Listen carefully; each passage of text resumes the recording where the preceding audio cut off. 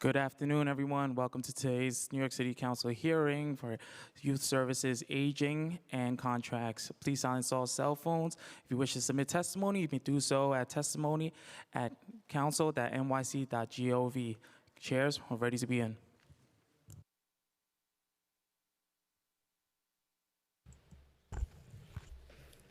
Good afternoon. I'm Councilmember Althea Stevens, Chair of New York City Council Committee on Youth Services. I'm joined by my colleagues, Councilmember Wan and Councilmember Hudson for today's joint hearing on nonprofit contracting and joint task force to get nonprofits paid on time. In addition to today's oversight topic, we will discuss the hearing bills. Intro number 510, sponsored by me, would establish a prevailing wage requirement for city contract human services workers. Intro 511, sponsored by me, would set to limit for the procurement process reporting on agencies' compliance and development on online platforms for managing procurement.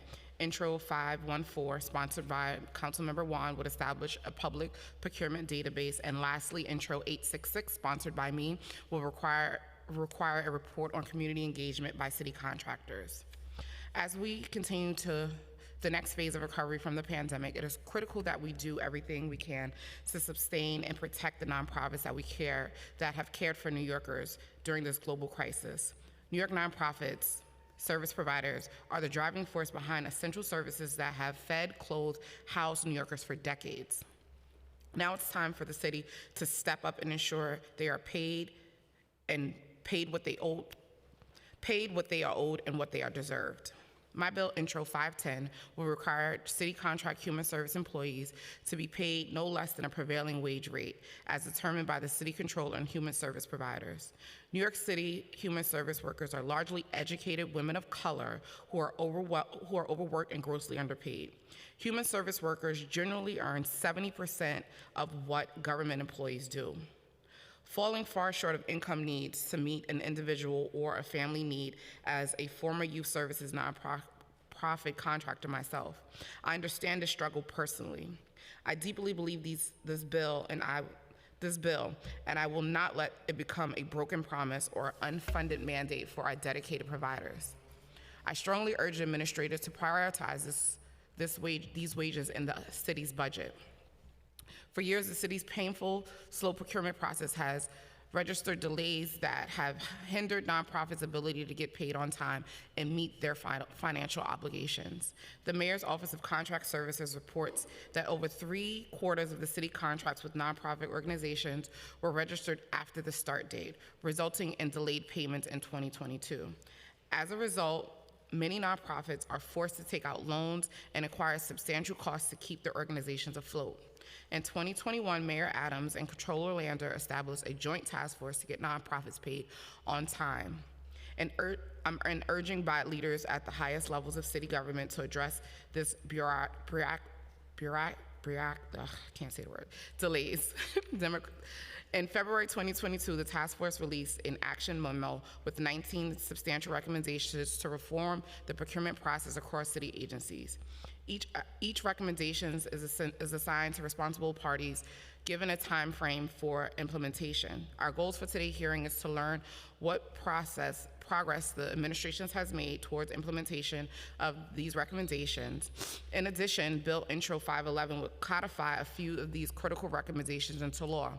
I look forward to the administration's feedback on this bill and learning how the City Council can partner with the administration to expedite the implementation of these further reforms. Lastly, Bill Intro 866 will require contractors to report quarterly on the organization's collaboration with valued community members in their programming.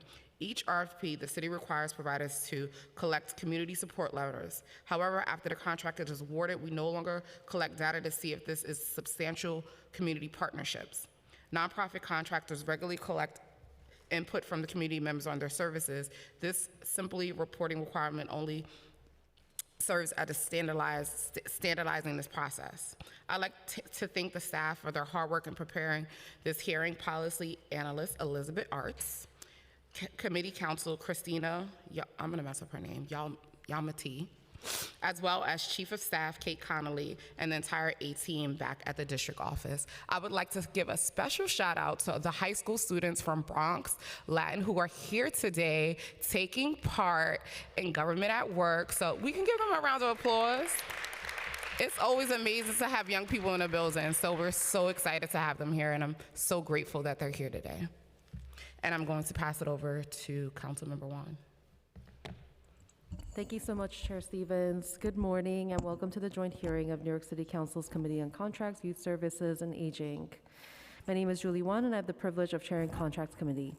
I would like to thank the members of all three committees for coming together to hold today's hearing, and I would also like to thank the city's Comptroller's Office, the Mayor's Office of Contract Services, and the Mayor's Office of Nonprofit Services for engaging with the council and nonprofits contractors and establishing the joint task force to get nonprofits paid on time.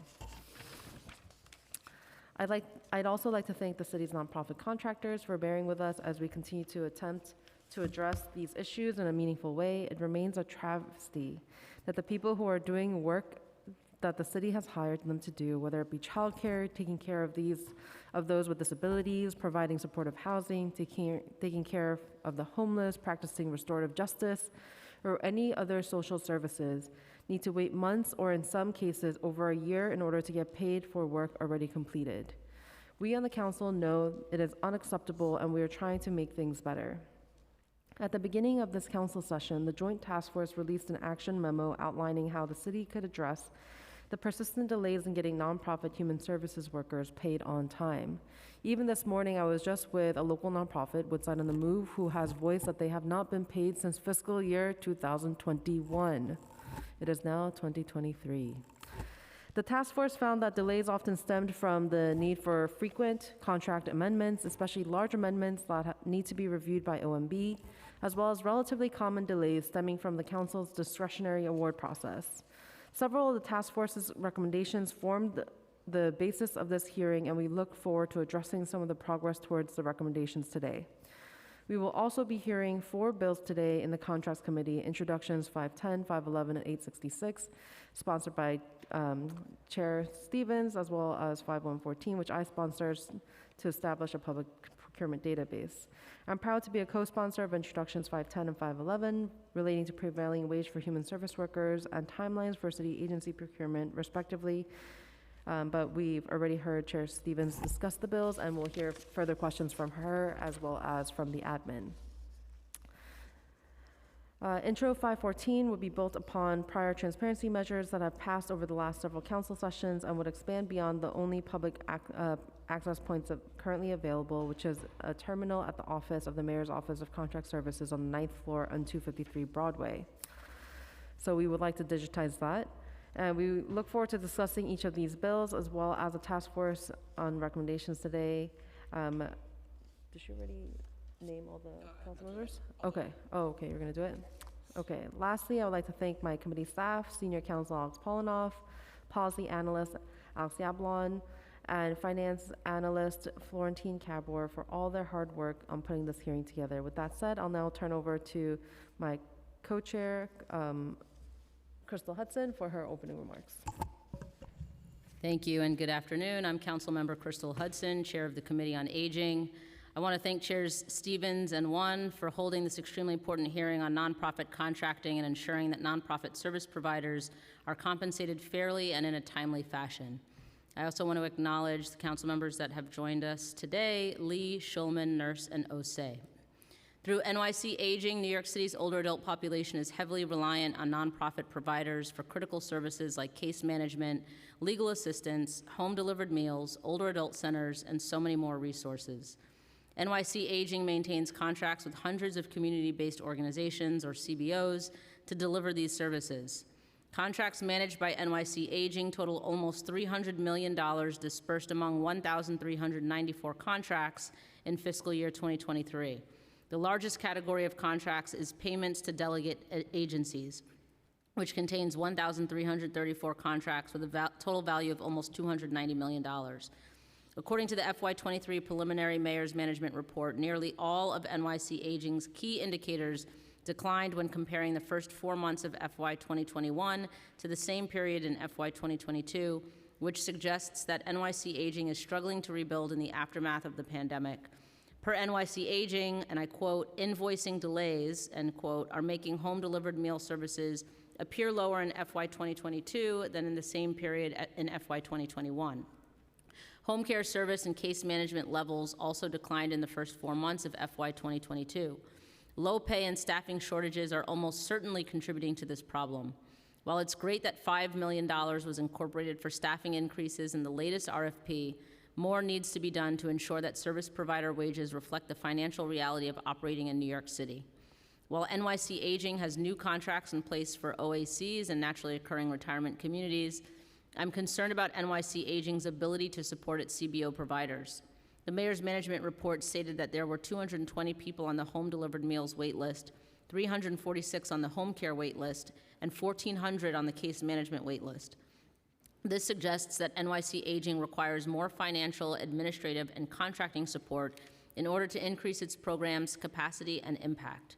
Despite this need, the planned programs to eliminate the gap contain a reduction in 12 vacancies from NYC Aging's headcount, which will reduce their ability to staff up and meet the need of CBOs for administrative support, including human services contracting. The Human Services Council currently indicates that there is a moderate to substantial risk for case management RFP applicants upon entering a contractual agreement with NYC Aging, and I look forward to working with the administration to identify ways that the agency can lower the risk factor for service providers and improve the application process moving forward. I do want to recognize NYC Aging for the improvements it has made in the contracting process, particularly cash advances, and bridge loans offered to providers so they can continue serving our communities while they wait for their contracts to be fully registered. Ultimately, however, these are stopgap measures that service providers should not have to rely on to operate. I know that aspects of this hearing topic might feel impersonal, but the services rendered through contractual relationships between NYC Aging and our city's nonprofits impact countless lives every day. Delays in payments, hiccups in the RFP process, and issues with Passport are detrimental not just to the nonprofits on which our agencies so heavily rely, but to our rapidly expanding older adult population that will only need more of these services in the coming decades. Nonprofit service providers need to be paid on time and paid fairly, and it's up to us to ensure that the contracting process is as efficient, equitable, and transparent as possible. We owe it to the nonprofit staff that work tirelessly every day for our city, and we owe it to our older adults. Thank you to the advocates and members of the public who are joining us today, and thank you to representatives for the administration for joining us. I would also like to thank my Chief of Staff, Casey Addison and Andrew Wright, and Aging Committee staff, Christopher Pepe, Chloe Rivera, and Astrid Chan. And now I'll turn it over to the committee counsel to administer the oath, but just before I do, I want to note that we have over 50 registrants, and I encourage everybody to stay to their limited time. In-person witnesses will testify before witnesses logged into Zoom.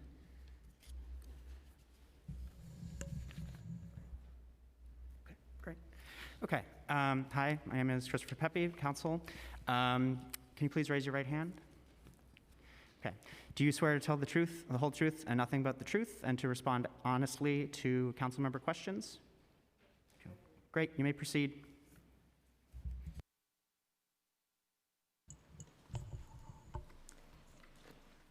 Good afternoon, Chairs Wan, Stevens, and Hudson, and committee members. My name is Lisa Flores. I am the Director of the Mayor's Office of Contract Services and City Chief Procurement Officer. Thank you for inviting me today to provide an update on the city's historic efforts to improve our contracting process for not-for-profits and make sure they get paid on time. I'm joined here today by Karen Ford, Executive Director of the Mayor's Office of Nonprofit Services, and our colleagues from DYCD and from DFTA will be available for questions after our testimony. MOX is an oversight agency for city contracting and places an emphasis on service, partnership, equity, accountability, and transparency. For many years, nonprofits have identified numerous challenges with the city's contracting process, and before this administration even began, we established a collaborative relationship with Comptroller Lander to conduct a wholesale review and reform in the city's contracting process for not-for-profits. The output of this collaboration was a joint task force to get nonprofits paid on time, which published a report near the start of last year based on a holistic assessment of the nonprofit experience, contracting with the city, and made an associated set of recommendations to guide the city's reform work. Many of the challenges identified inconsistent documentation requirements across different agencies with the city, unpredictable timelines for moving forward with procurement, and slowness of the council discretionary process will be familiar to anyone who has worked with the city for many years. However, this task force process allowed us to collectively triage and agree upon the pain points that this administration should prioritize addressing. The city tackled the issue widely acknowledged as the most significant pain point first: the backlog of retroactive unregistered contracts and amendments that had built up over several years and amounted to billions of dollars in funds that nonprofits had earned yet could not access. The administration made it a priority to clear this backlog first, which required a coordinated interagency sprint to make sure we provided the funding to these organizations that would help sustain their critical work. As we announced in August, over the course of this 12-week sprint, the city was able to unlock more than $4.2 billion for over 460 providers, a tremendous achievement for this initiative. We're now up to the clearance of $5.3 billion of the original $6.4 billion identified as part of the backlog. And we've learned valuable lessons, exchanged best practices, and set ourselves up to continue this reform work going forward. But the purpose of the Backlog Initiative was not just to unlock this immediate funding for service providers. It was also to identify the root cause issues that lead to delays in contracting in order to incorporate those lessons into future reform work. We're now at the next stage of implementing the task force recommendations, which involves discrete work streams across key areas such as rules and policies, technology, innovation, and our collective operating model to ensure we are surfacing the key reforms identified throughout the past year and setting them on a path toward implementation. Another key piece of this, as we've shared with the council, is reforming the city council discretionary contracting process. As an area with some of the longest cycle times, often caused by a large volume of small dollar contracts, we're eager to continue working with you to make this process work better for our providers. With regard to the bills presented today, MOX generally supports the goals evident in the legislation, enhancing transparency into the expenditure of taxpayer dollars and holding agencies accountable for community engagement and timely registration. But we have questions and concerns around implementation. While we appreciate the impetus behind Intros 511 and 514, when these pieces of legislation were introduced in the prior session, these bills currently propose to regulate work that the city is already doing. Intro 511 will require the Procurement Policy Board to set time limits on various stages of the procurement process, which was identified as a recommendation through the Joint Task Force. This is a valid goal to set for the procurement process. However, these time limits should be grounded in the practical experiences of stakeholders, the current reform work taking place, and reflect realistic best practices that balance risk and efficiency. Similarly, Intro 514 would require MOX to set up a database including public procurement information to foster greater transparency into how the city spends taxpayer dollars. Based on our initial review, most of the data identified in this bill is already available to the public, but more importantly, MOX is already committed to this work and taking action. Nearly a year ago, we released Passport Public Beta to bring transparency to our contracting data. This unprecedented public insight into the city procurement is just a starting point for taking the contract volume digitized through Passport and translating that into useful data information for public consumption. This is a huge first step to demystifying our opaque procurement system. We're committed to continuing this work, but want to harmonize any legislation with the current practice. We would like to also have further conversation with the council on the goals and approach under Intro 866. This bill would require city contractors to file a quarterly report on their community engagement efforts and set a similar reporting requirement for agencies to share information on the community engagement efforts by their vendors. MOX appreciates the effort to improve engagement on city contracts. We have launched a number of new initiatives, including new monthly training series, in-person events, and more to meet people where they are and to clarify the city's procurement process. But we also don't want to mandate that vendors comply with new documentation and reporting requirements, many of whom feel overburdened by the city's existing procurement process. As we learn more about this legislation, we look forward to thinking through more ways to expand community engagement efforts. Finally, through Intro 510, the Council is considering requiring human service providers to pay a prevailing wage on contracts with the city.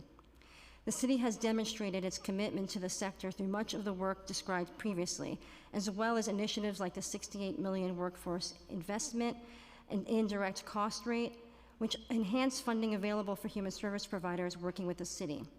While we understand the intent behind this legislation, setting this requirement would come with fiscal and operational challenges for both the sector and the city.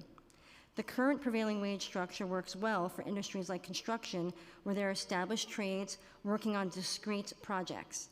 But identifying and establishing classification and rates for all of the unique services that our nonprofits provide to the city will be incredibly difficult. Overall, implementing such a prevailing wage program will come with significant administrative burden on providers.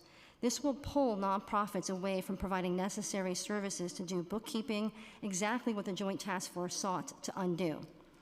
As a result of these issues, the legislation could ultimately drive up costs for providers. We're happy to continue the conversation with the sector and City Council to best find ways to ensure that the city is a better business partner for the providers carrying out essential work. Thank you for hosting this hearing, and thank you to many of the nonprofit providers in attendance and watching on the stream, and all of the young people participating in civic duty today. And we acknowledge the extraordinary work you've done for the city, especially over the past few years. And I hope I've shown today that the city is committed to making our contracting process work better for you and for all of the sector. It will take time for us to do this work, but it is absolutely a priority, and I'm proud of how much we've gotten done already.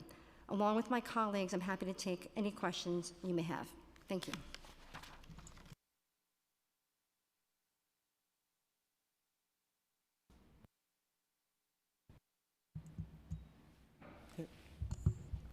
Good afternoon, Chairs Juan, Stephen, and Hudson, and the other honorable committee members. I want to thank Chair Juan for her time last week in helping me to understand the priorities of the committee. And I also look forward to spending time with you, Councilmember Stephen, as well, understanding your priorities as well. I want to acknowledge any council member, including Farah and Lewis, for sponsoring the legislation that created this office. My name is Karen Ford, and I am the inaugural director of the Mayor's Office for Nonprofit Service. Thank you for inviting me today to speak on the vision and the primary focus areas of the recently created office. Recognizing my colleagues, Lisa M. Flores, Director and Chief Procurement Officer for the Mayor's Office of Contracts, and our colleagues from the Department of Youth and Community Development and the Department for the Aging. I would like to first start by sharing a little bit about myself that will shed light on the perspective that I am fortunate to bring to this office. Today, I stand before you as a thriving New Yorker. For the past 25 years, I've worked in city, state, and federal government and prominent nonprofit agencies serving in varying roles, beginning with entry-level homeless street outreach and case management work to mid-level management to senior and executive leadership. Although I am extremely proud of my accomplishments today, the message I want to highlight is what it took for me to get here. I'm sure everyone in this room has a story, but for me, mine is extremely personal and it's relevant to this meeting today.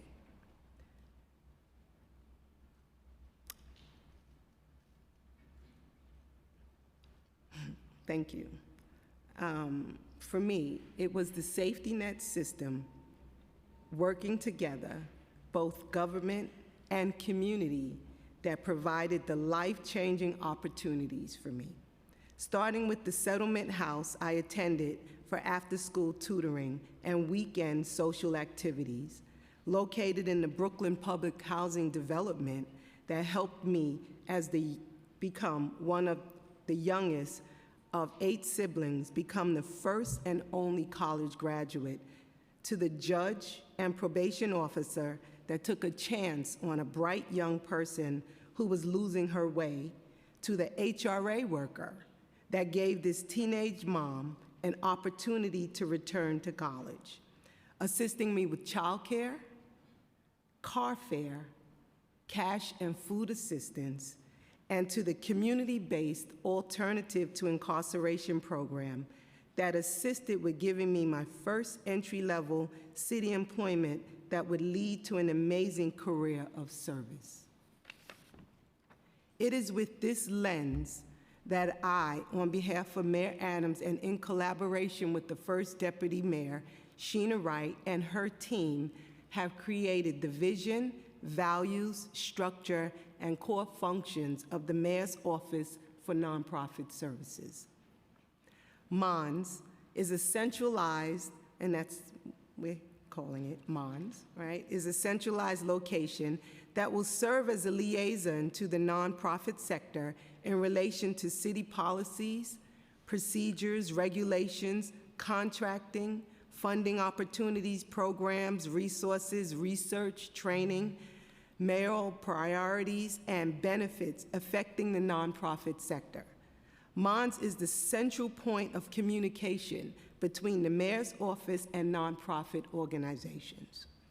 The vision of MONS is to transform the city's approach to working with nonprofit organizations from a human service model to a human partnership model centered on equity, mutual respect, transparency, accountability, and standards of excellence.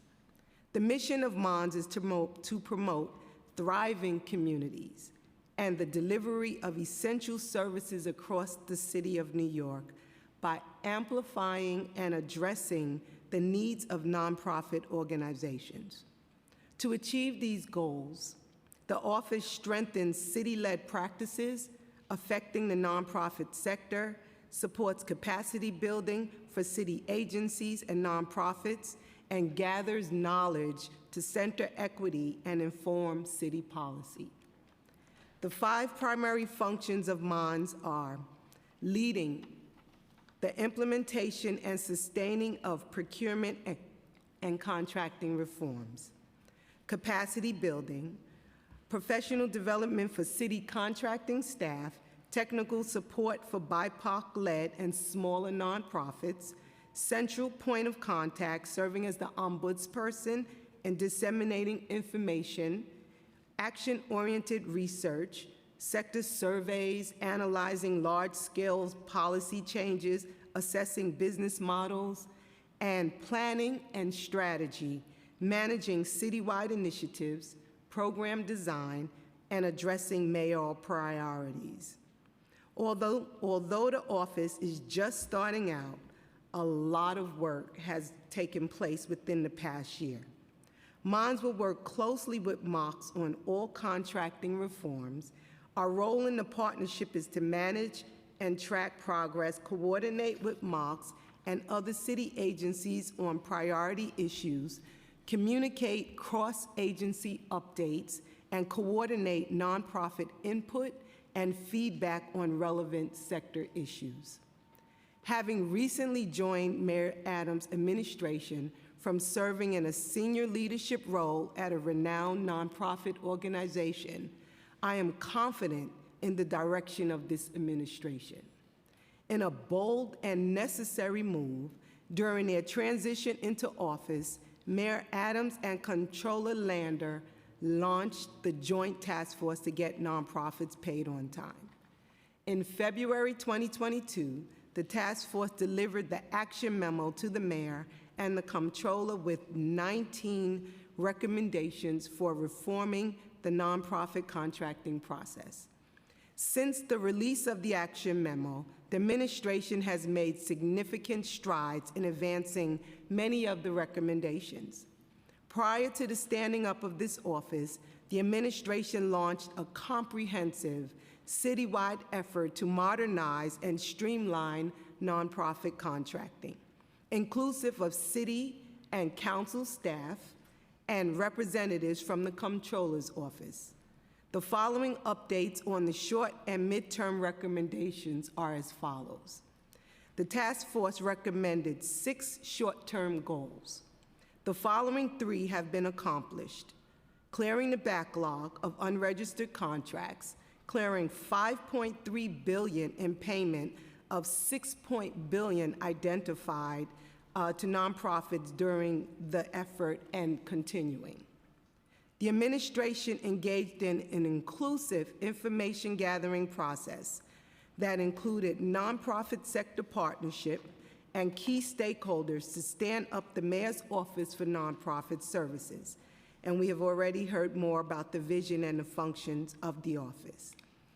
Creating transparency in the contracting process by enhancing the functionality of Passport to allow providers to see the status of their contracts.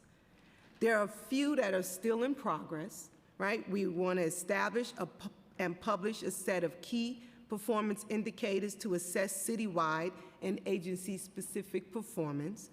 We're looking at standardizing documentation templates across human service agencies. And then there were 10 medium-term recommendations, recommended goals, and that we're on course for FY23.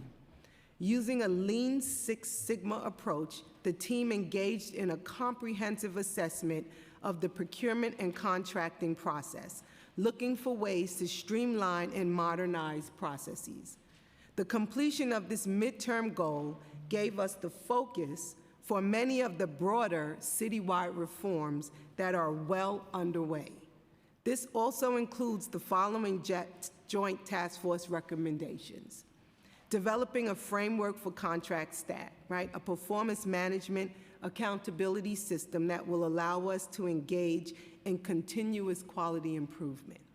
Further enhancements to Passport to allow for a fuller integration and citywide usage. We want to thank the City Council finance staff for their insight and participation in the work stream dedicated to focus on discretionary reforms. And we are also looking at ways to expand access to and available financing to the returnable grant fund administered by the Fund for the City of New York.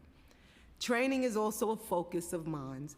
The capacity building function of the office will create a structure to support skills training for city agency workers and nonprofit organizations with MOCS, as the MOCS being the content expert. In the near future, we look forward to returning to provide additional updates on the priorities of the office as we continue focusing our efforts on the few remaining goals. Thank you for your time, and I look forward to working closely with each of your offices, and we are available to take questions at this time. Thank you.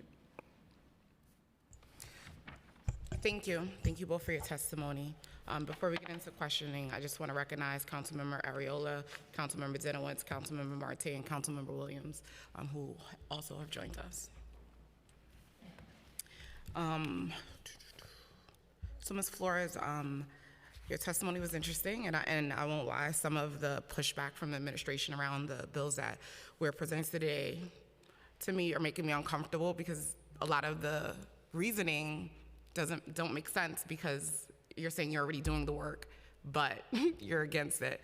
But let me get into the line of questioning because maybe that'll help us understand, because right now I'm not understanding some of the pushback.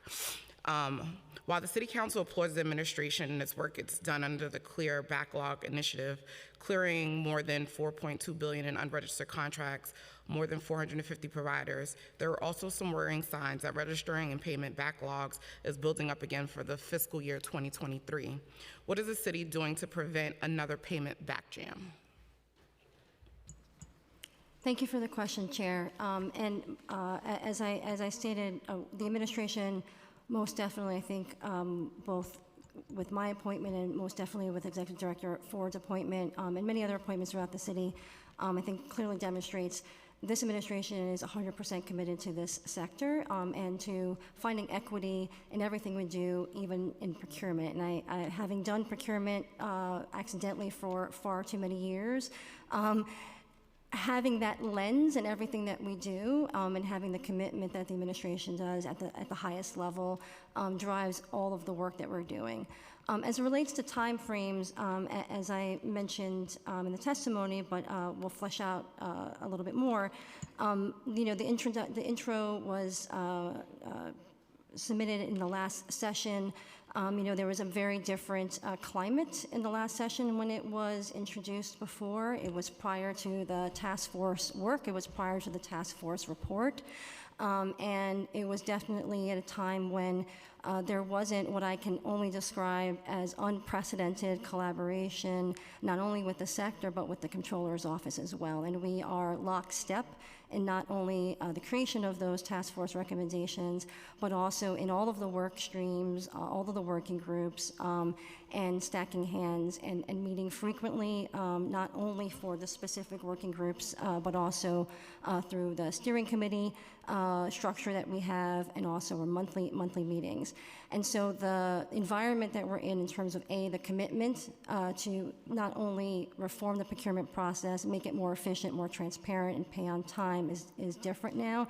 And we're also in the middle of doing a lot of sort of sequential work and work that will build upon one another in order to hopefully have not only a completely different procurement system when we're done with all the reforms, but also that you will continue to see us improve on our registration numbers, and most importantly, which is why we started with the backlog, it's you have to pay on time, right? We understand that the sector cannot function without having payment in order to provide the services that we expect of them.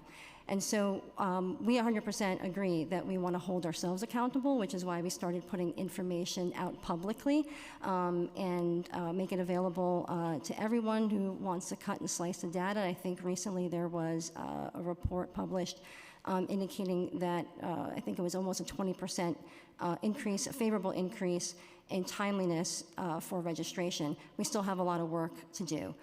So with that, Chair, I think we're definitely looking forward to working with you, seeing what other updates we can provide to you as we're working through our reform work, how we can better accomplish your expectations. So, so then that's why I'm even more concerned, right? You're saying that the climate is changing, one. So then why wouldn't we want to codify these things into law? Like it's unacceptable to say that we're doing this work. And so yes, you're doing the work, and now we want to make sure this work continues long after you're gone and long after I'm gone. So everything that we're doing is about making sure that the nonprofit sector can continue to function. And so we cannot wait on your commitment and the work that you're doing because it hasn't been done. And so yes, it's happening, but a lot of the things we're recommending are just codifying into law the things that you're saying you're doing. And so pushing back to me doesn't make sense. So I think that it's important that we're making sure that we're not just saying that it's changing. Yes, the climate is changing, and no one's saying that the work isn't being done, but this is about codifying these things into law and to make sure that that commitment is happening moving forward. So I just want to make sure that we're clear on that. But you also didn't answer the question, how are you guys making sure that this backlog is not happening? Because I'm still not very clear about that. Thank you, Chair. Again, just to reiterate, 100% agree that it's important to hold ourselves accountable. Some of the language in the intro is written now. Again, I would welcome an opportunity to sit with you and work through that language. Some of the language currently exists in administrative code and or in the PBB rules, and so we have the ability to sort of do that work in the current structure. But I completely hear you and do not want there to be assumption that there is a misalignment with the commitment. So definitely would look forward to working with you on tweaks in the language if amenable. In terms of the next round of contracts coming up, it is 100% our charge not to allow another backlog to exist and to create a backlog, as we found when we came in, and as I mentioned in my testimony, was not just a backlog from the previous year, it was a backlog from many years. And so we've done a significant job with all of the commitment of the agencies working tirelessly to get through that backlog in a short period of time. And we've already started the kickoff with all of our agencies. And Executive Director Ford will be part of that process, holding MOCs accountable and holding the agencies accountable, working from now and keeping everyone on task. And identifying areas that we need to jump in and make sure that we're providing the resources and support for agencies to be able to register their FY24 contracts on time. That is front and center of this administration that we will be held to, and that I know that you will hold us to as well, of significantly improving. That is a commitment that I make. I will say this, talking to providers, they said the backlog was done in an expeditious way. However, I don't want to give kudos for people getting the money that they owed, right? Like, we're not going to make it seem like this was a good thing because they should have gotten the money anyway. And in addition, currently, I'm hearing that it's happening all over again. So it's like we cleared out a backlog so we can be backed up again. So this is not saying that you're not doing the work, but the work still needs to be done in a much more expeditious way because it's not happening currently. My next question is, MOCJ receives budget information from Passport, including salary information on every human services. Has MOCJ, MOCS and synthesizes information to share the average human service wage with city pays on contracts? Pardon me, Chair. The question, if we review MOCJ's... MOCS, I'm sorry. I'm sorry, Chair, can you restate the question? Yes. MOCS receives budget information from Passport, including salary information on every human services contract. Has the office synthesized this information to share the average human services wages with city pays on contracts? Thank you, Chair. Some of that information exists in Passport, and much of that information also exists in Accelerator, which is still standing, and much of the budget process and invoice process for the human service sector happens in Accelerator. We have not recently done an analysis. I believe we have actually been in communication with the Comptroller's Office and their request for that information for analysis that they're conducting, and we participate fully in providing any information requested, but definitely would be open to looking into that information and how it could be useful for any of the intros presented here today. Yeah, I think that information is definitely needed and will be important. We know that fair wages help retain qualified staff. Is raising wages for human services work a priority for the administration? What challenges does the administration foresee with the implementation of 510?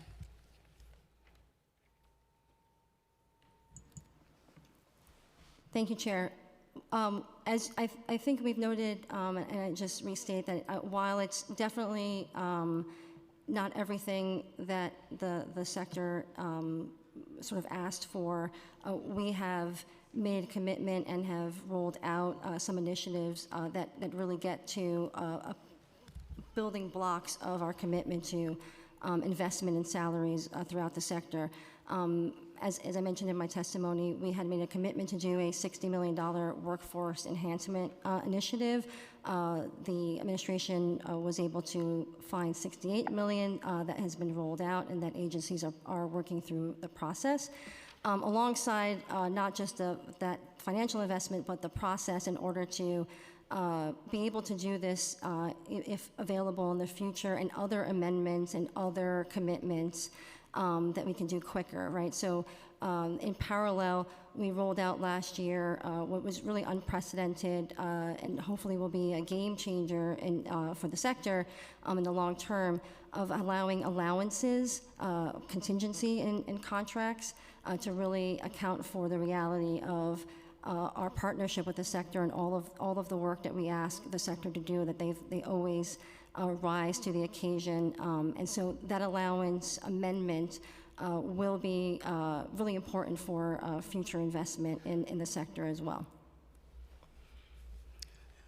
I don't know if they would agree, but I hear you.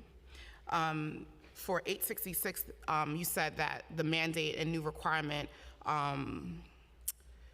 the mandate of having them to do reporting on community engagement would be burdensome.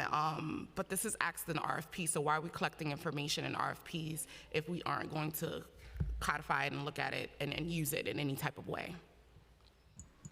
Thank you, Chair. We believe, obviously, that across all of our contracts, where required, that community engagement is fundamental to ensuring the success of the programs and really an essential part of our commitment to our communities.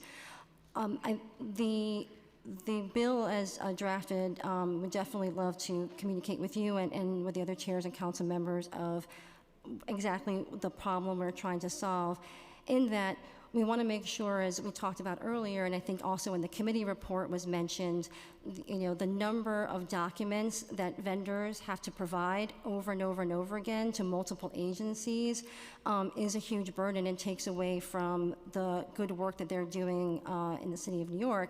And so we just want to be cautious as we're working through the task force recommendations, which include standardization of documentation, ensuring that we're actually doing a deep dive of what is many years of built-up processes and standardizing that across the city so that each vendor or not-for-profit provider that does business with us really should feel like they have one experience. It's one city. And right now, whether it's community engagement documents provided in the RFP process, it's the audit process, there is still too much of a burden and a disconnect for many of our providers across all of the agencies they contract with. So I agree with you. If we ask for something, there should be a purpose to it. I think we would love to work with you on sort of where we are now with our Lean Six Sigma process and where we hope to be in the near future, and so that we don't have unintended consequences of adding additional burden and documentation on the vendors.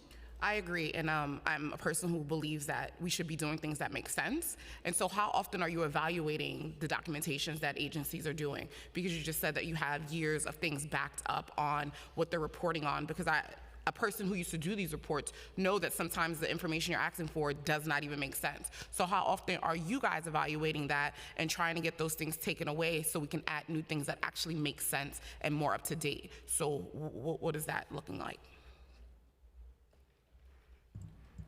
Thank you for that question, Chairwoman. Right now, we are... Stevens. Thank you, Chairwoman Stevens. We are engaging in a process, taking a look at all of the documentation. That's one of the task force recommendations. So we would be very happy to get back to you, as I mentioned, to give some updates later on in this process as we move further on with the process. But we understand and we recognize that it is an issue, and that's something that's a part of one of the work streams that we are leading. Yeah, so thank you. It's good to hear that you guys are looking and evaluating what we were asking agencies to report on, but I think we should also then not say that things aren't necessary because you're still in the process of doing that, because I think that this is something that is necessary, especially because it's asked in RFP. So Intro 511 codifies some of the recommendations in the Joint Task Force report. Would the administrator recommend codifying any of the other recommendations into law rather than relying on administration policies and willpower?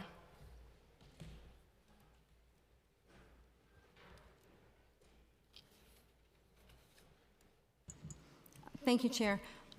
Just to go back to your other question really quickly as a follow-up, I agree with you again. Having done procurement for many years, I can't speak to previous efforts or frequency of reviewing processes, but there are decades of rules, laws, and reporting requirements, and some requirements, that had good intentions but are not necessarily used as intended anymore. So we're building up through decades of rules and regulations and processes that we're committed to really making more efficient, and more importantly, efficient on behalf of the nonprofit providers.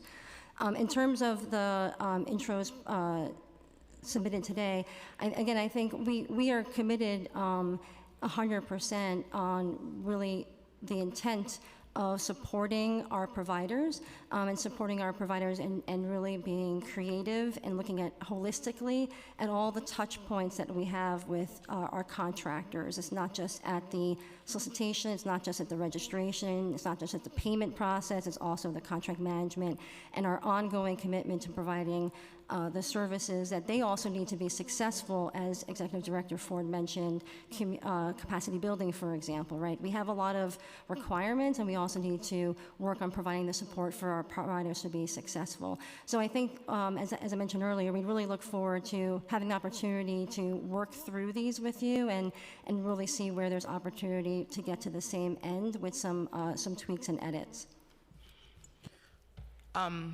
So thank you for that. Just thinking about, council always wants to work in partnership with all the administrations to see where we can work together and where it makes sense. And also just thinking about when we're evaluating, documentation and things like that, and you're doing these things, I'm always here to be in partnership as well as my colleagues. We say that often, but I don't think sometimes you guys believe us, but it's true.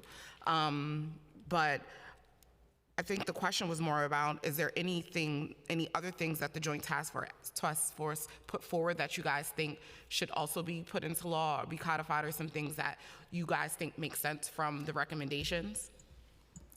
Thank you, and I will say, I can speak for both of us that we will take you up on on your offer to come to your office and roll up our sleeves and work through, line by line and really talk through this. This is our life's work, and it's really important for us to get this right and really have an impact on this sector that has, again, time and time again, through every emergency, through every new program, has stepped up to the plate.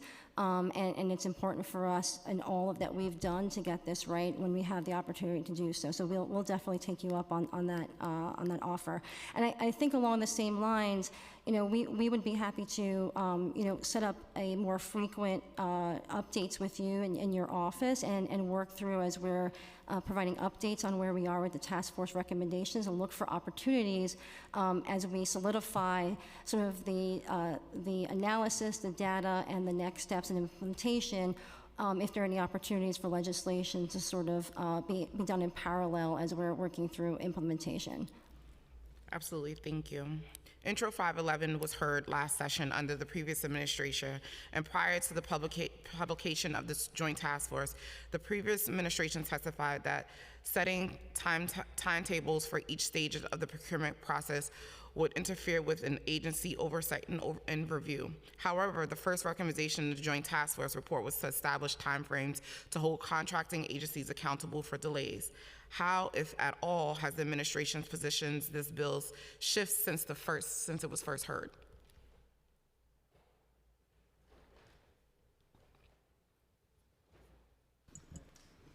Thank you, Chair.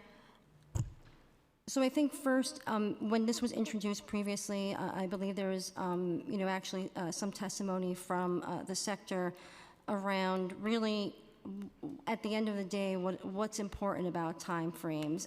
And I would say the way I would describe it is, if it takes 3 months or 1 month for a stage of the procurement process, that's not necessarily a indicator of being on time or not on time. It's really about getting the contract registered and paid on time, right? And so they're establishing time frames for each step of the process may take away the ability and the flexibility for the administration in partnership with the sector, especially when we're doing new programs, when we're changing programs, particularly around programs where we really want community engagement, for example. It may be logical and appropriate to have a longer time period for the RFP proposal period so that we can have engagement, Q&A sessions with the sector so that it can really inform the RFP and have a better program at the end of the day. So establishing sort of an arbitrary time frame for that point of the process may take away the ability to have the best program and really be engaged with our partners. It's really about getting the contracts registered on time. And so where we are now in terms of looking at how we can establish and hold ourselves accountable with time frames is that we really need to have data that we can hold ourselves accountable to, data that is transparent, and data that both the sector can hold us accountable and taxpayers. And so some of the work really is sort of to building blocks that are necessary for the next step to have the appropriate recommendation. So we're making progress now on first stages of contract stat, working very closely with the Comptroller's Office and our partners to establish what we think are the right KPIs, and being able to analyze that data in conjunction with the Comptroller's Office and reporting back out to the sector, I think will put us in a better place to inform what the appropriate timeframes are. So help me understand. So what you're saying is you don't think that a time frame will make sense, but you need data to help you analyze what's going on? So specifically to your question, Chair, earlier around specific timeframes for steps of the process, what I'm saying is individual steps of the process are important, but ultimately the goal is to make sure that we register a contract on time and that you get paid on time. Yeah, but putting timeframes in place would help it be registered on time. Because the problem right now is that there is no time, and because there is no time frame, you guys get to take your time and it's all over the place. And even when you look in Passport, no one knows where it's at in the process. So it's not making sense. So you don't need the data, you need a time frame so people can say, you got 90 days to register the contract, and that's it. And then that's how we can get you guys to move it forward. Right now, that's not what's happening. The controller has a time frame. You guys also need a time frame. The controller has 30 days from once it gets to their desk to get it done. Why don't you have a time frame? Thank you for the question, Chair, and for the feedback. So we've made some steps, and they're building block steps in terms of what's available to providers. One of the recommendations that was in the task force report that's been completed is that we now do have in Passport, as a provider, you can see the milestones, so you can see where you are in the process, which didn't exist previously, and we continue to hope to build upon that. And yes, as previously being in the position as Deputy Controller for Contracts, I understand the 30-day clock, and it has an impact on the end of the process. And so just to clarify, it is important for us to establish the correct parameters and timeframes that actually accomplish the intended goal. And we have to have the ability to then look at the information, have performance dashboards, and hold our agencies accountable. And so we need all the tools in place to do that. And so I think we would be looking forward, if possible, to walk you through in more detail than we'll be able to do today at this hearing, of sort of where we are with some of the recommendations, particularly around data and particularly around how we're looking at timeframes. I would also say that, as mentioned earlier, some of the language in the introduction is similar to what exists in the current PBB rules. Previously, the Procurement Policy Board, I think, last met at some time in 2019 before the Adams administration. That is an important body, an important government body that really is intended to be active and looking at rules, looking at timeframes as appropriate, and being informed by data so that the board can act upon ensuring that we have timely registration. And so we've already had, we've formed the PBB, we've had our first meeting, and we've already planned out the schedule for the full year, and we intend for that PBB to be extremely active, and this will be one of the topics that will be discussed in that board. Yeah, I think that the sector has waited long enough where we have seen that this office has not been able to do this in a timely manner, and we need to move forward with figuring out establishing timeframes. I don't think that we need to wait additional time to figure out data and analyze it, because the data has shown that it has not been able to happen currently. So I hear what you're saying, but I think that we need to move forward. I just have a few more questions, and then I'll be passing it over to Chair Wan. In 2022, DYCD released a Compass contract with 1,414 participant rate. which had no increase from the prior year. What factors or matrix does DYCD consider before issuing an RFP with no rate increase for providers?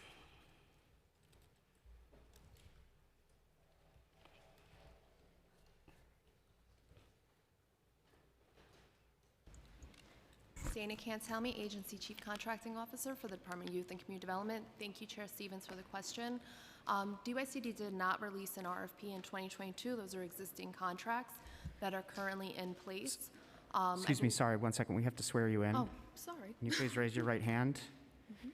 Do you swear to tell the truth, the whole truth, and nothing but the truth, and to respond honestly to council member questions? I do. Thank you. So that rate that you're referencing, I believe, is the summer rising rate. Yes.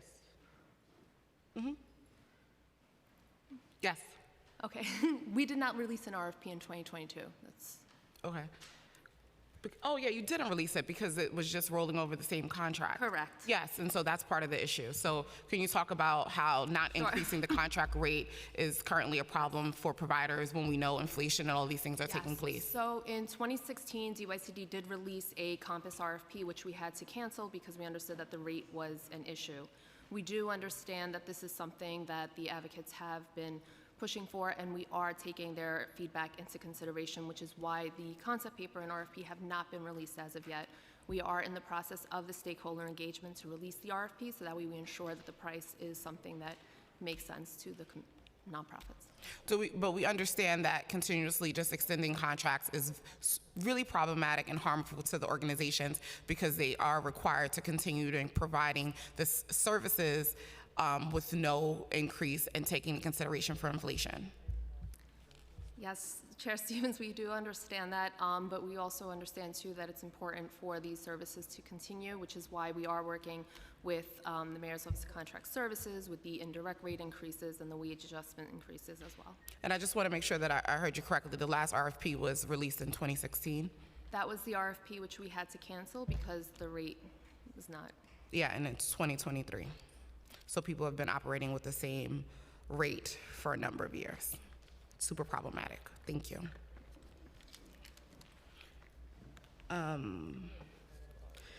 Does MOX or Central Clearinghouse review RFPs to ensure fair rates and wages are included? If not, how's the city working to ensure fair wages for contracts?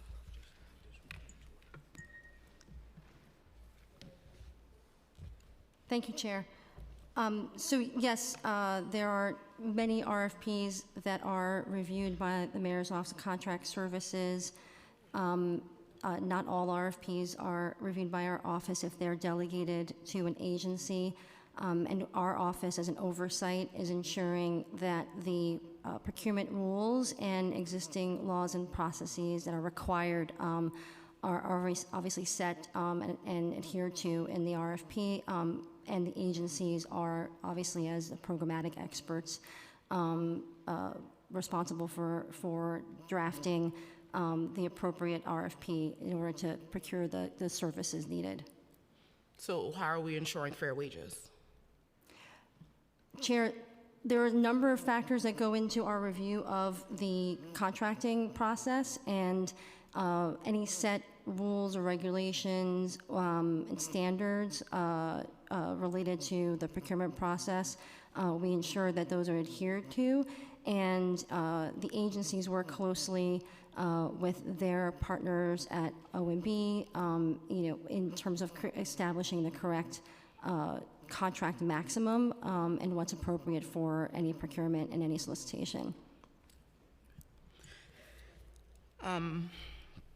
Many providers are having trouble filling roles due to low wages, yet providers with 3 or more vacant positions are now being put on corrective action plans by DYCD and DFTA. Can we clarify the purpose of consequences of a correction active action plan?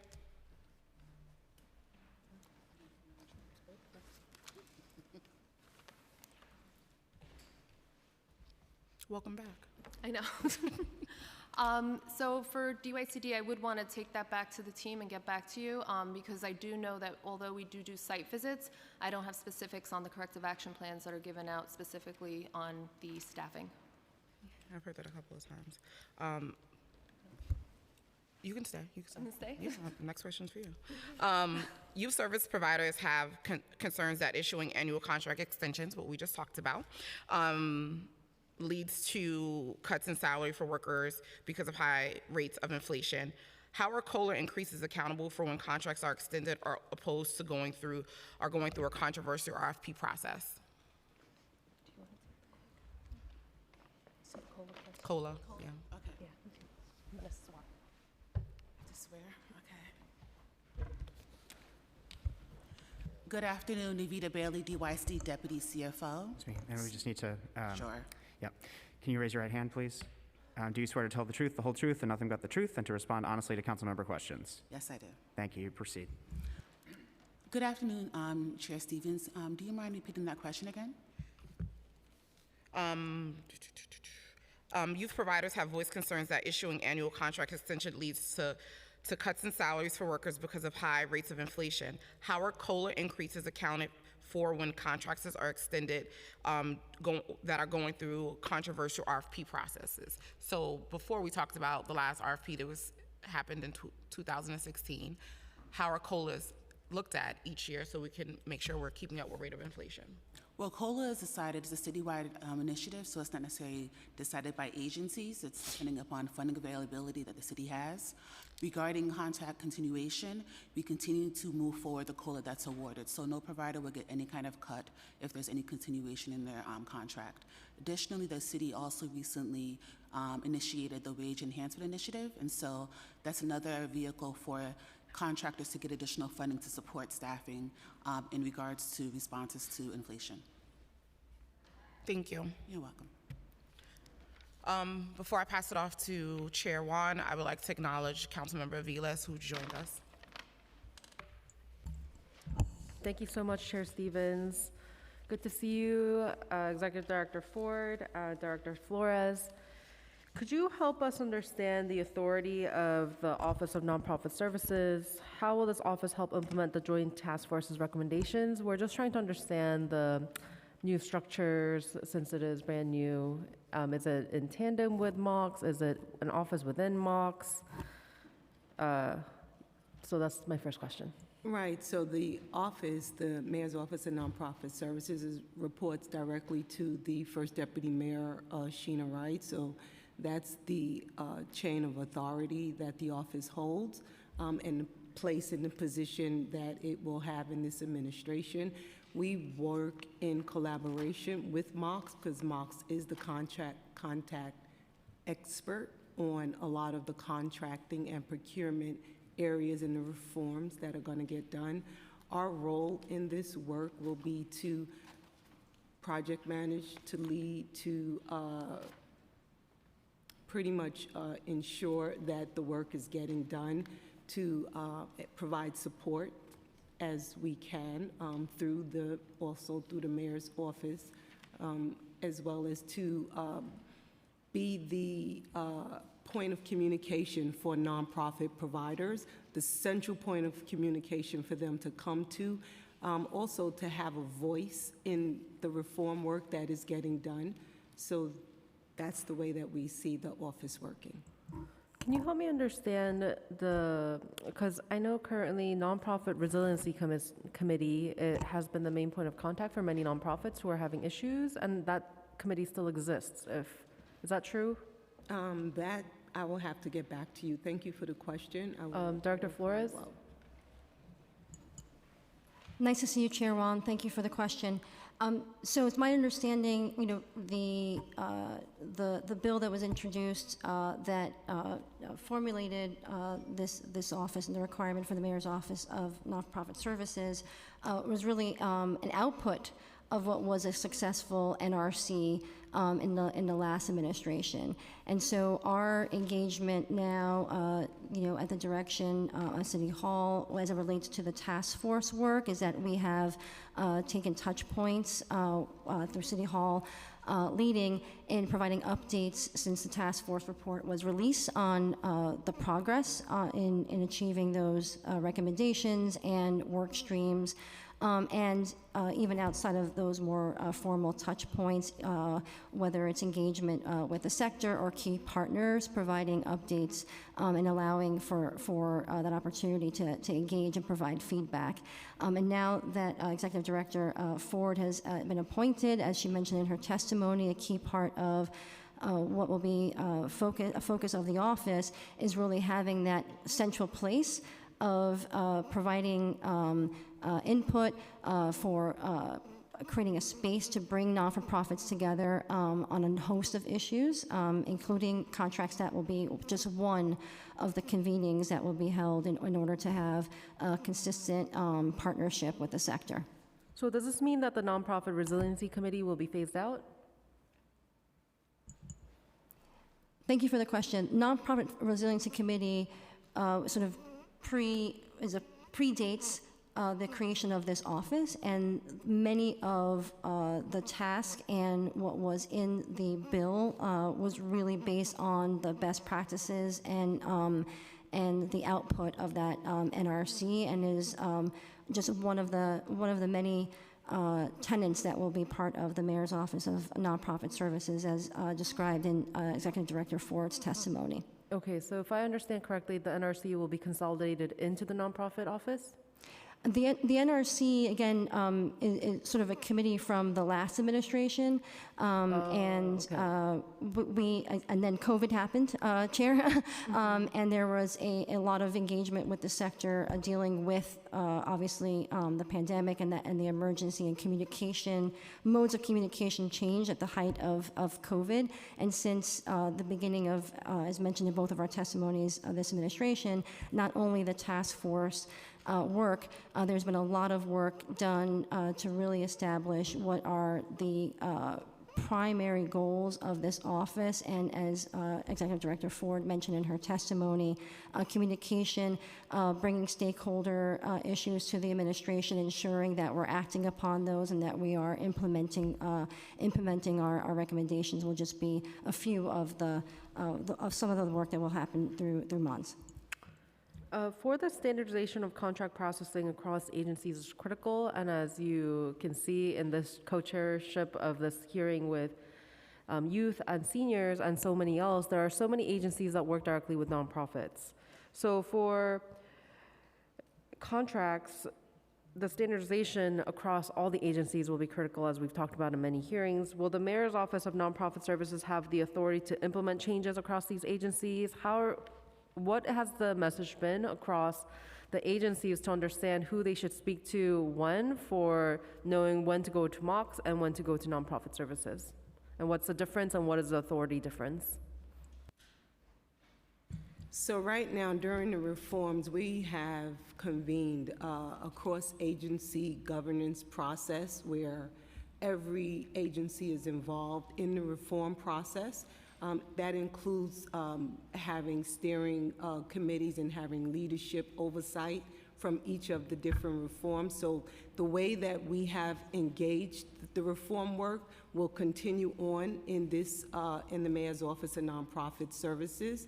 One of the areas also, just to also kind of double back, Chairwoman Wan, is that I forgot to mention that we are going to have an advisory board of nonprofit providers that will participate in, again, helping to look at the reforms, help set policy, help make recommendations that will go forward towards the Mayor's office.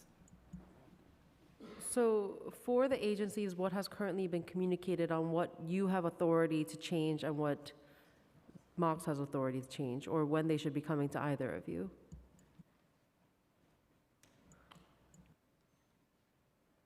So the office is new, right? So we are still in the process and phasing of moving forward with meeting with all of the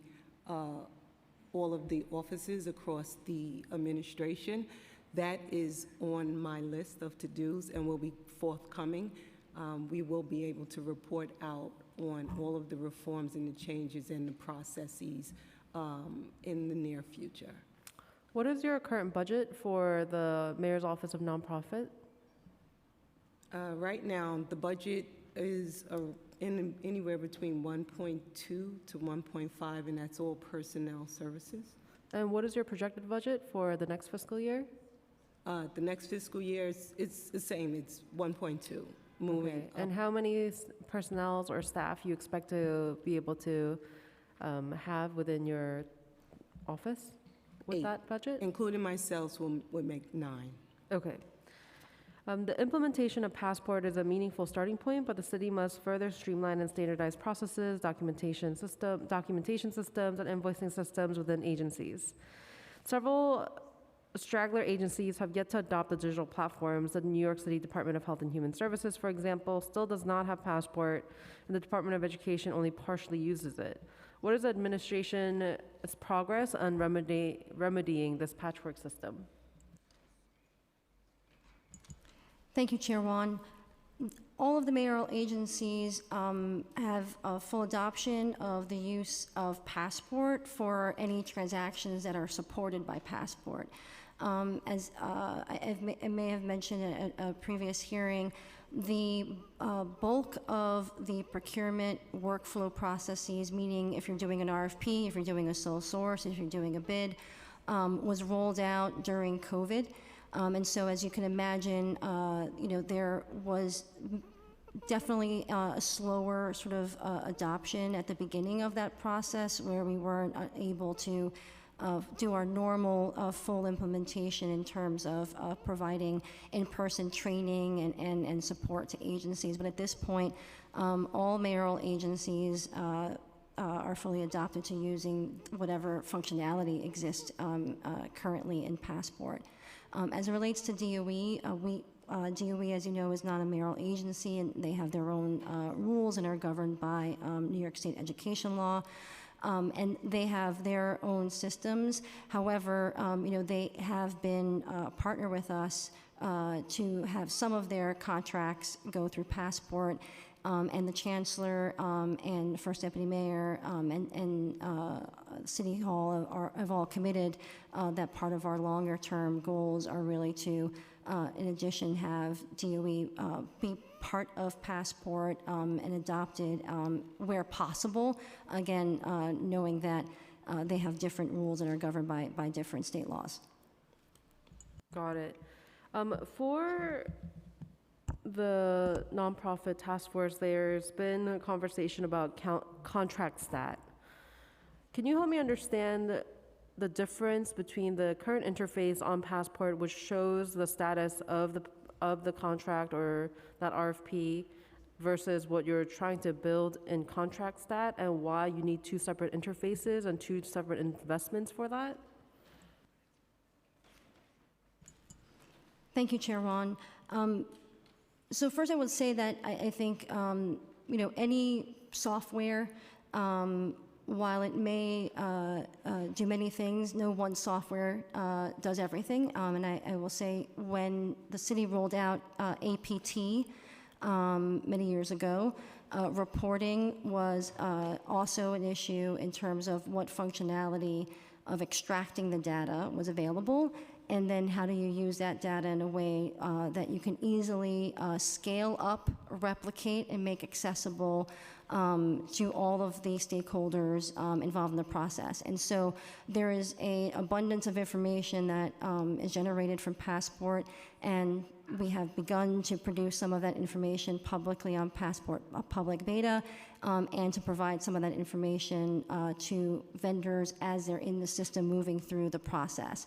Contract stat really is an accountability tool above and beyond just I am moving through the process in Passport and where am I in the process, right? It's about having the agility to establish KPIs, review those KPIs, and have those dashboards be accessible to multiple stakeholders, and to mine that data in a way that holds us accountable. And so while we have the ability to run information, data, and queries in Passport, we want a tool that is very agile, very accessible, and that provides all of the stakeholders, including the not-for-profit sector, the ability to hold us accountable. And it'll be something that is continually phased with additional data as the steering committee, as the advisory board, reviews data together as a team, side by side, including sector partners, and determine additional KPIs and data that we should be held to, and we'll be using contract stat for that. That would simply just be another user interface that uses contract information from Passport as the back end. That is very easily doable in contract stat. How much do you expect to pay for contract stat? At this point, we don't have a finalized budget for contract stat. We're doing our due diligence and ensuring with our partners at OTI and looking at all of the possibilities. To your point, it's not our intention to create a whole new system. It's our intention to be flexible and ensure that we are using sort of best practices on the front end visualization of contract data that is pulling from our Passport system in the most cost-effective way, and looking at all of the tools that are used across the city so that we are lockstep with performance dashboards that are used for other purposes across the city at the direction of OTI, and ensuring that we are providing, even internally when we're looking at dashboards, and again, externally, this is sort of unprecedented that we're going to have a process like CompStat, but bringing in providers as well to look at this data, that we're have this one city experience. So we're finalizing with our partners at OMB and OTI the final price tag. But again, this is we're not building a new workflow system. We want to ensure that we have the appropriate tool that's as efficient and cost effective as possible to visualize the data that is usable for performance management purposes from the huge amount of data that is produced from Passport. A dashboard is just data visualization on a user interface that is very easy to build, very cheaply, even on Airtable, that can save the city a lot of money, which is what I recommend. And for best practices, research has shown time and time again, user research shows that it's better to have one user interface instead of having 15. So I really recommend that you try to work within Passport and that vendor for contract stat, because the idea itself in essence sounds good and it's very easily implemented, but I just do not want to see any more millions and millions of dollars wasted building another user interface with another contractor for another contract that may take us another 8 years to get it done. The next question I have is for the Joint Task Force acknowledged the exponential cost to nonprofits created by the city's delay in contract registration and payment. Is it feasible for the city to reimburse the interest on private loans borrowed to cover operating expenses for unregistered retroactive contracts as referenced in the report?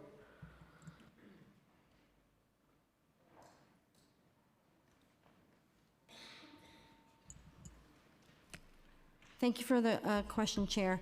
I was not participant in all of the Joint Task Force conversations, but I believe that was part of many recommendations that were discussed as part of the task force before issuing the final recommendations. At this time, we are working really hard on all of the recommendations that did make it into the task force report. And obviously with our partners, again, at the Comptroller's Office and the sector, I would welcome ongoing conversations through the advisory board of anything else that we need to investigate with the sector. Will you be able to expand the returnable grant fund? It was one of the recommendations. As I think was mentioned in Executive Director Ford's testimony, that is actually one of the work streams that we're working on. And so we are working with the sector and our partners across city government to look at the appropriate expansion and where is the best place to focus our efforts. Obviously, there are lots of options. You could focus on small vendors, large not-for-profit providers, providers that are in a certain phase in the contracting process, and there's active discussions in the work streams around the expansion and the appropriate, where it's appropriate to lean in with that expansion of the returnable grant fund. So that 100% will have updates in the near future. Thank you. And I want to acknowledge we've been joined by Councilmember Riley. And next, I'll turn it over to Chair Hudson for her questions. Thank you so much, Chair Wan. I got it. Thank you. My first question is the city planning to increase funding and contracts to address inflation?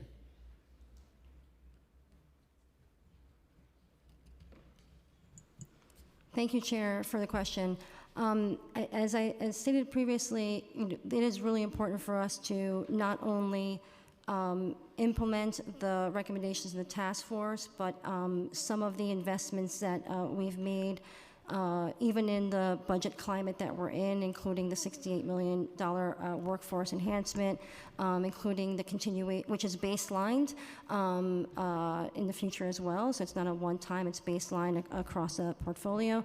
In addition to the continuation of our indirect cost rate, which sort of dovetails on Chair Wan's question earlier. That was an output of the previous NRC, which we have continued to commit to and working with the sector to make sure that every provider accesses that RCR rate in their contracts, and looking to additional work, whether it's investments or some of the task force recommendations of getting things done quicker so that you can get paid on time and not have that burden, an unnecessary burden on nonprofits as they're doing the work that is required in their contract. So we're looking at all possibilities, not only the ones that are in the task force, and again, through the advisory board, I'm sure there'll be additional recommendations that will be discussed.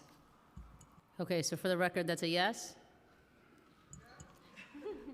Chair, for the record, as I said, everything is on the table. As you know, the council will be engaging with the administration soon on budget negotiations, so I would defer to those who would participate in those conversations. Okay, so it sounds more like a no. I just want to be clear for the record. Thank you. I appreciate wanting to have clarity for the record, and the clarity is the budget negotiations that are outside of the function of executive director and myself. If that's on the table for those parties in the administration to have the discussion, then I'm sure they'll be open to having that discussion with you. Okay, I'll take that as a no then for the record. Are subcontractors eligible for cash advances, bridge loans, or other benefits available to lead contractors? And how does the city support subcontractors? I'm sorry, can you repeat the question, Chair? Are subcontractors eligible for cash advances, bridge loans, or other benefits available to lead contractors? And how does the city support subcontractors?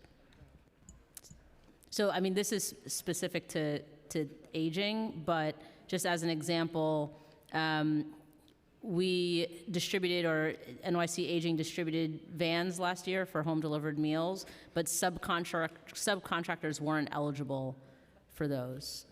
So I'm just trying to get, the difference of treatment between, or available resources for subcontractors versus lead contractors.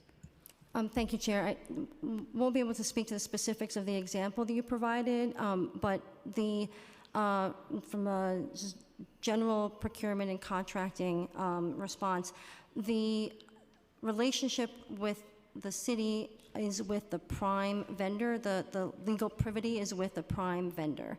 And so in terms of what is available through the Standard Human Services contract, which again was many years ago an output of a different committee that was not called NRC, was called something else, where there was the creation of the Standard Human Services contract and the creation of advances, which now is up to 25%. And that advance through the Human Service contract also no longer requires, which was instituted, I think, during COVID, no longer requires the initiation of documentation from the not-for-profit provider in order to access the 25% advance. It happens automatically. But that privity in terms of the contract is with the prime vendor. And that's just the legal relationship. Okay. In terms of loans, again, there's sort of a general structure and requirement of the loan program of what type of contract and to whom we can provide loans. There have been instances in certain circumstances where we've sort of been as creative as possible to support a particular program or need beyond what is sort of the prime relationship. But the privity in the legal relationship is with the prime vendor.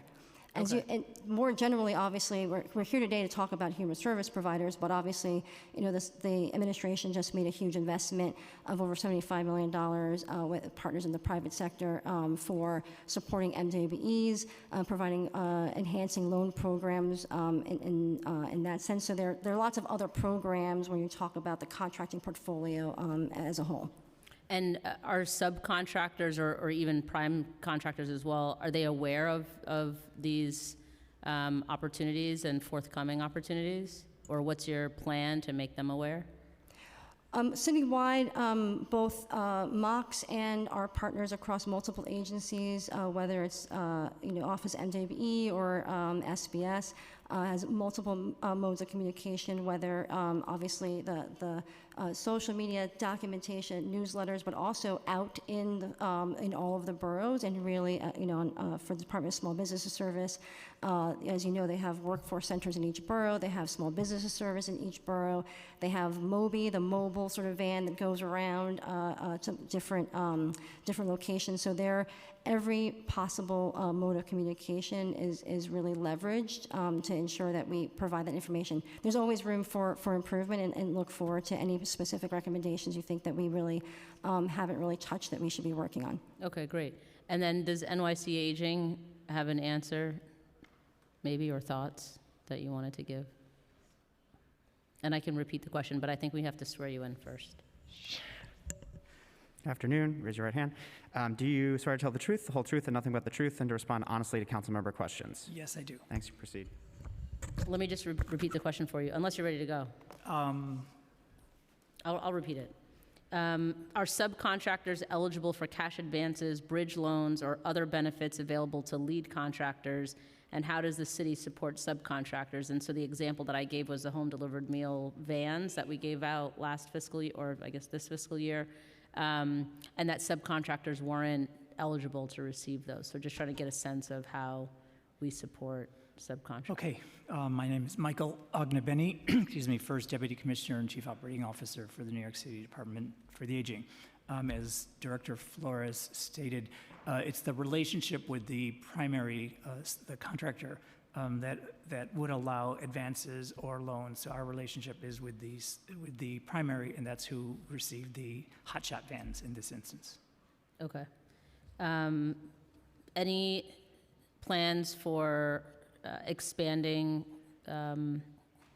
eligibility or the relationship and allowing subcontractors to get access to some of those resources, or is it a legal It's issue? probably beyond NYC Aging's decision.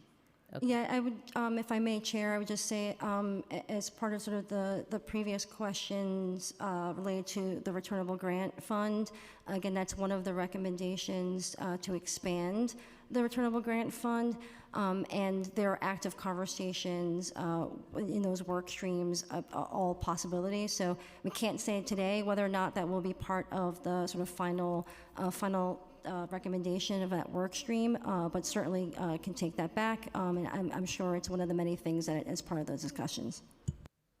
Thank you.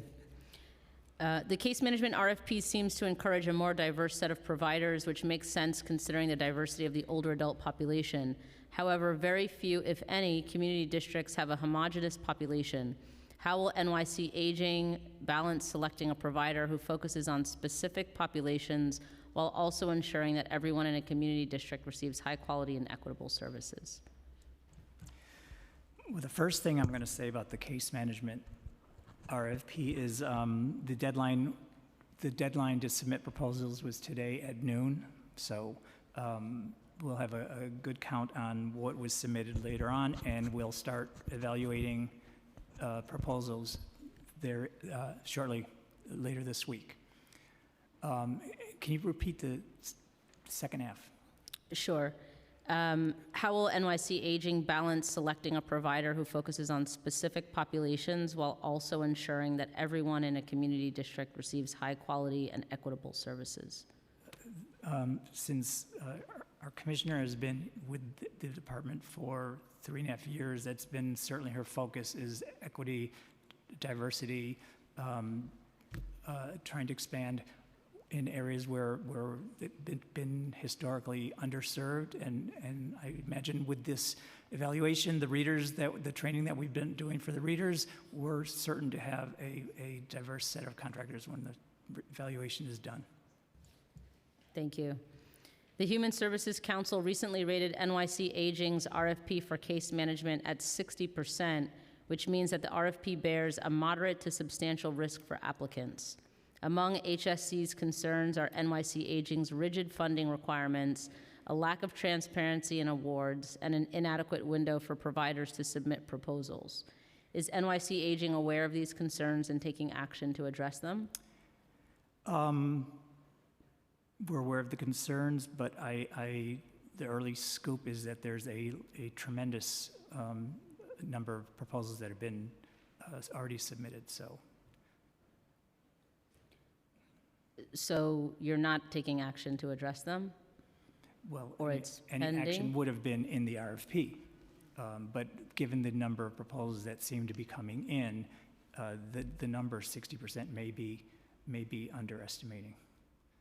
overestimating the risk, but underestimating the response. Okay. NYC Aging established a maximum reimbursement of $75.31 per hour of service provided. Although the RFP states that the rate and staffing levels were established by an analysis based on FY22 expenditures and case management hours, it is unclear in the RFP how this rate was established in order to cover the full cost of services. How was this rate established, and why not communicate that information to providers? I'm going to defer to our CFO. Sure. Okay.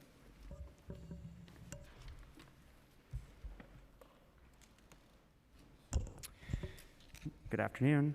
Please raise your right hand. Do you swear to tell the truth, the whole truth, and nothing but the truth, and to respond honestly to council member questions? I do. Thank you. Proceed. Jose Mercado, Chief Financial Officer. We did, as you pointed out, we did look at the actual expenses for FY22, but you also got to factor in that there was additional money added, about $5 million to this RFP as well. Sorry, how much? $5 million. $5 million?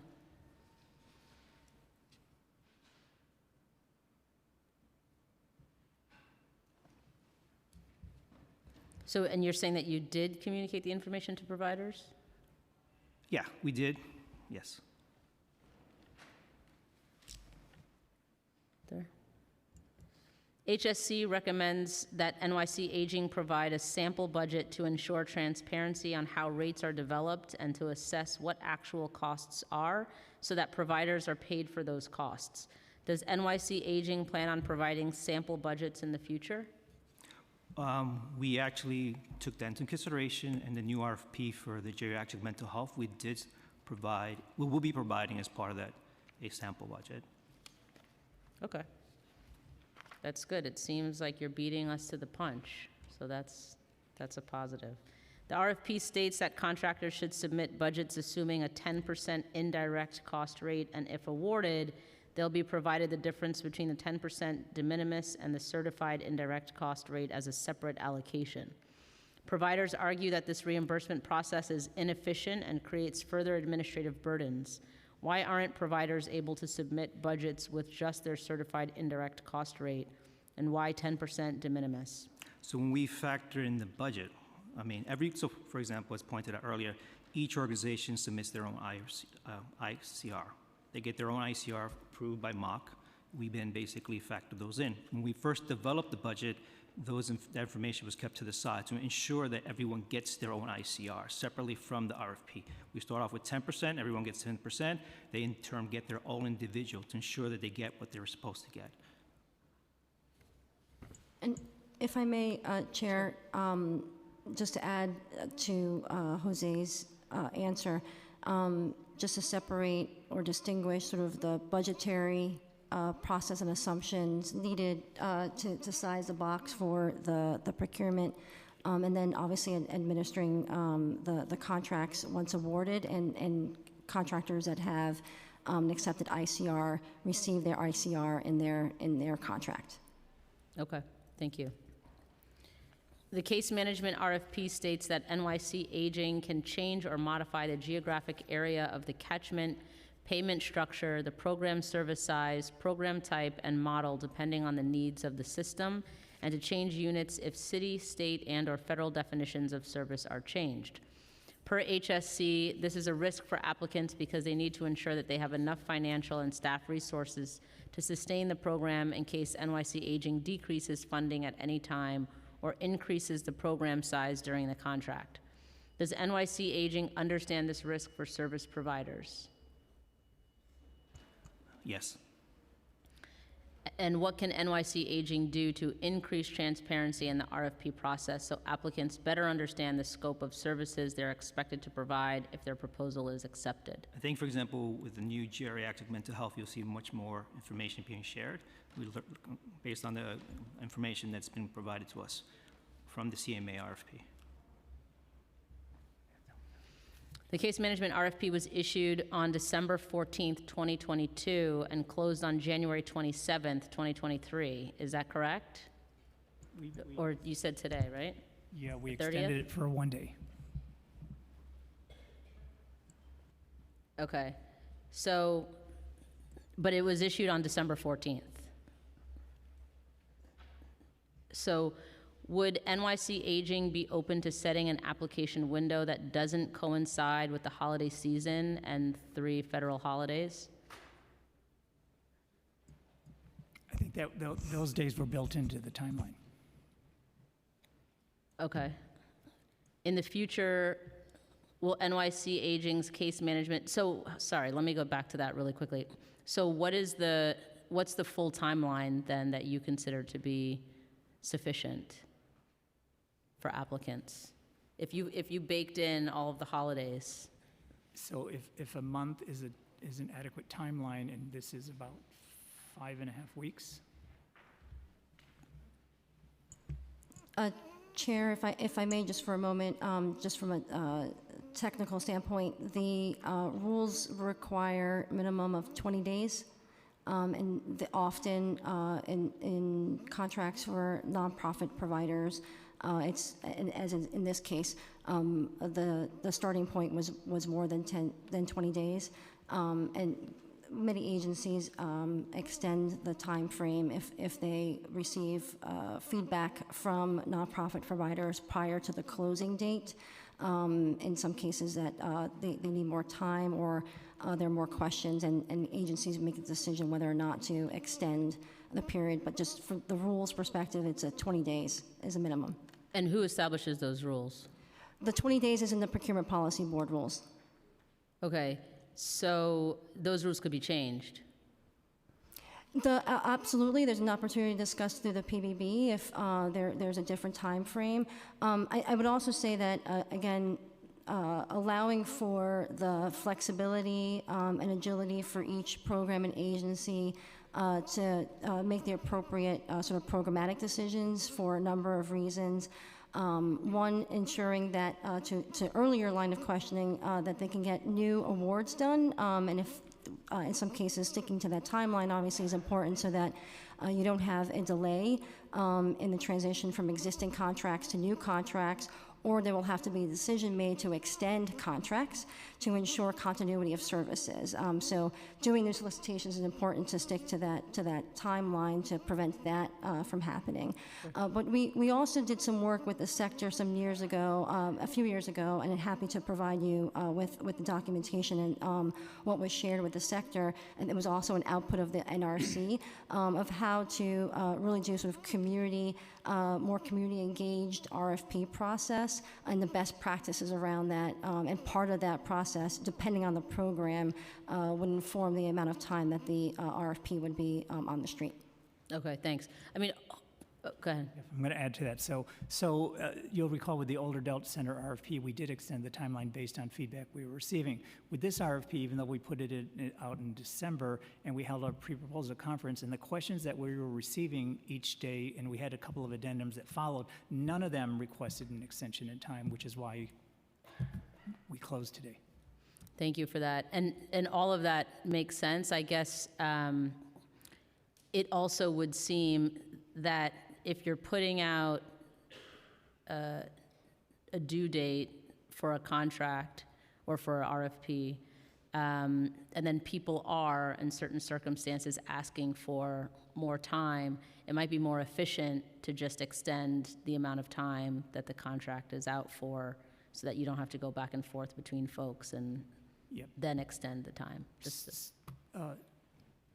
To Chair Stevens' point earlier about timelines, knowing that these contracts start July 1st, we back up a year ago and started thinking about this RFP. So we would hit the July 1st timeline as opposed to extending, and then July 1st becomes a problem. So I think that we're dead on. We're going to have time to review these proposals, and if there's changes in the awards, be able to get those new providers up to speed for a July 1st start date. You've got to stick to some type of schedule, and that's the schedule we chose.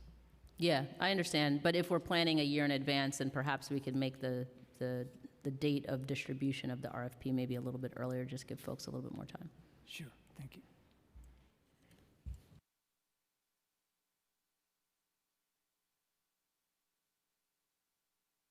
I'm going to go to my colleagues for a couple of questions because they're on time limits. So we're going to go to Councilmember Schulman, and then followed by Lee. Okay. We're going to go to Councilmember Schulman for a moment. Thank you very much, and thank you very much for this really important hearing. I've worked with HSC and in many iterations, and all of these intros are very important. So I have a question for Ms. Ford, I think it is. So how much of I know you're relatively new and welcome. How much of a backlog is there? Like, how many organizations are still owed money right now?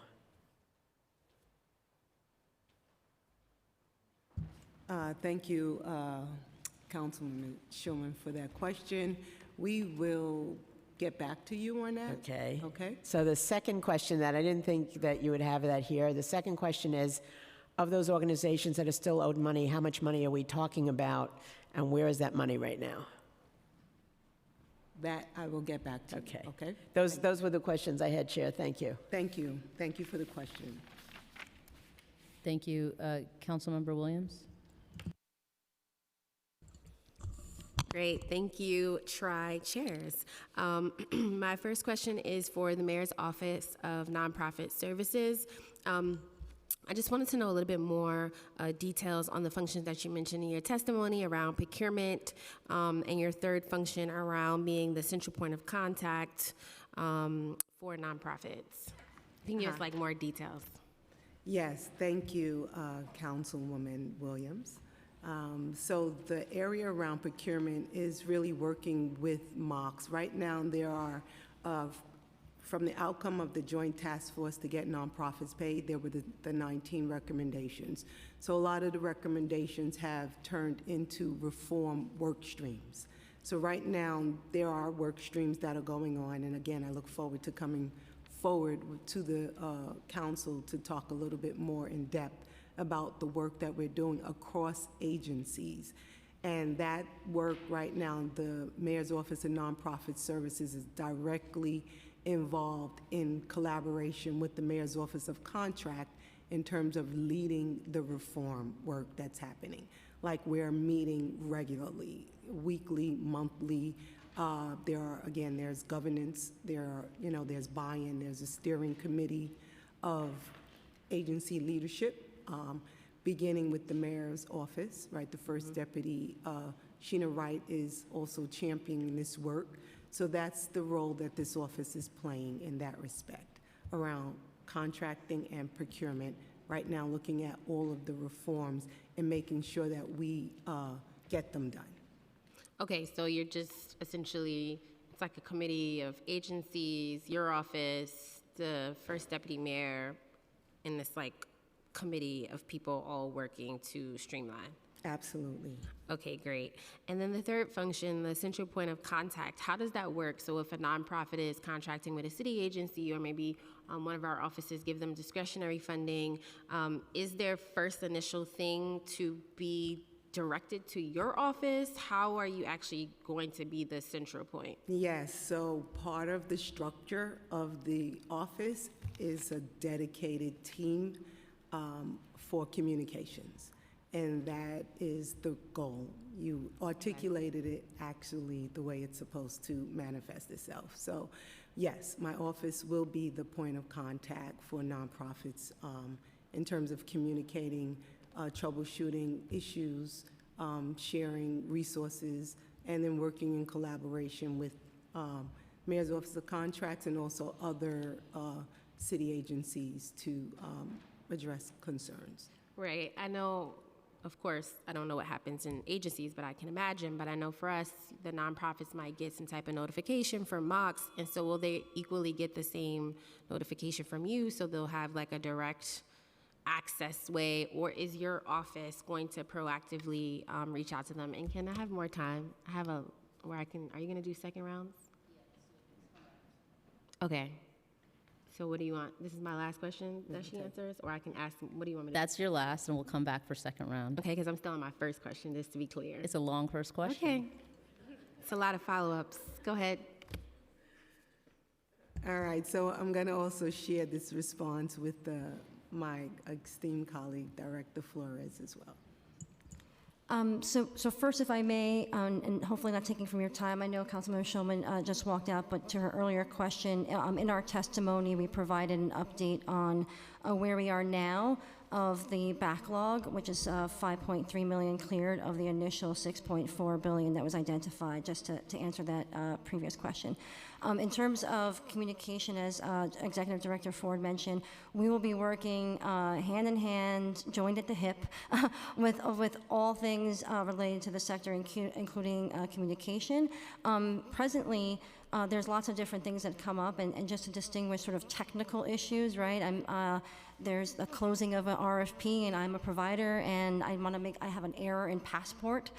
We have a full service desk that takes issues both by phone and takes tickets and responds to those and is able to triage depending on the severity of the issue and the timeliness of the issue, and that will continue to be a function of our office that will take in not only questions from the sector, but all contractors. In addition, there will be communication around updates, whether it's task force or other actions that we need to communicate to the sector. And also we have a learning and development staff that will be working closely with MONS on creating content and using the sort of communication vehicles that we have as well, leverage those communication vehicles of providing training and access to information to providers. So we will be working in tandem as Executive Director continues to build out her team, and that we leverage the staff and the function and expertise that we have at our office as well. Thank you. Looking forward to my second round of questions. We are too. Thank you, Councilmember. The case management RFP does not specify how much money will be awarded to the two citywide providers, as the funding for those programs would come out of the pool of funds available for applicants to specific community districts. How will NYC Aging determine how much to take from those awards? And how will NYC Aging decide which community district grants should be decreased? Did I say two what? Oh, yeah, 2 citywide providers. I can repeat the question if that's helpful. Yeah, good. The case management RFP does not specify how much money will be awarded to the 2 citywide providers, as the funding for those programs would come out of the pool of funds available for applicants to specific community districts. How will NYC Aging determine how much to take from those awards, and how will NYC Aging decide which community district grants should be decreased? I think, for example, it depends on how many awards we get, and then we evaluate which way we're going to go with that. Sorry, it depends on how many awards. So right now, as Michael mentioned, we've received about 50. Sorry, Mike didn't say 50, but anyway, there was about 50 that was received today. Sorry about that. That's okay, I didn't hear it. Yeah, you didn't hear it. So anyway, so yes, it depends on exactly what we receive. And then we'll make determinations based on that. The goal is to actually try to hit every single district. Okay. NYC Aging recently announced that staff in the case management program would have mandatory salaries that generally represented a significant increase, and the RFP requires those minimum salaries for additional staff in that program. This is truly amazing for the staff in the case management program, but now creates deep disparity between the staff in this program and that of NYC Aging's other programs, including but not limited to staff in the caregiver program, elder justice, and older adult centers. Does the department plan to make similar changes to those programs?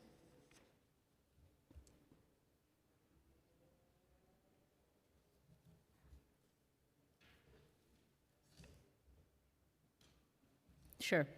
NYC Aging recently announced that staff in the case management program would have mandatory salaries that generally represented a significant increase, and the RFP requires those minimum salaries for additional staff in that program. So that's the plus. The plus is that you've increased the salaries in the case management program. What I'm asking is, essentially, does this create it does create a deep disparity between the staff in this program and other programs, including NYC Aging's caregiver program, elder justice, and older adult centers. So does the department plan to make similar changes to those programs and bring everybody up to the same? So it's recommended. That's the recommended salaries. I mean, I think we would look at each RFP individually and see if we can set these recommended salaries across the board. Okay, so just to be clear, you have implemented those salaries for case management, or you have not? We have not. I mean, these are recommended for the RFP. Okay, so I take away my plus then. And then I wanted to, Director Flores, just go back to your testimony. You mentioned that you've cleared $5.3 billion of the total $6.4 billion originally identified as part of the backlog. So what about the other $1.1 billion that's remaining? Thank you for the question. We are working diligently with agencies that have contracts that remain unregistered. And I would just like to say, I think the backlog, again, which was built over many years, really was intended for multiple purposes. First and foremost, we have to pay our contractors, right? And so that's why that was one of the first things out the gate that we doubled down on and applied resources citywide from all agencies and had a very strong accountability structure to the commissioner level and all the way to the mayor.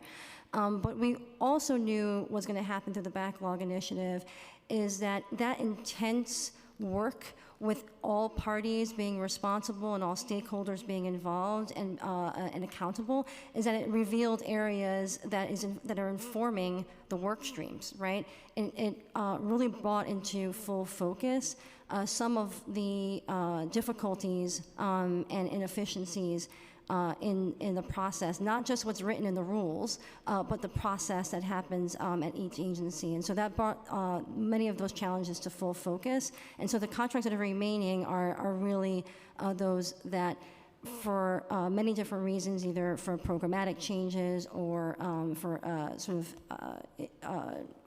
areas of improvement across the process that still need to be done. But we actually, in those cases, have and will continue to do so, have pulled resources from other agencies to assist in getting those contracts through. And so while they're delayed, and we would have hoped that they would not have been delayed, our eye is not off the ball in getting those through the process, and those protracted problems, while also making sure that we don't create a new backlog for next fiscal year.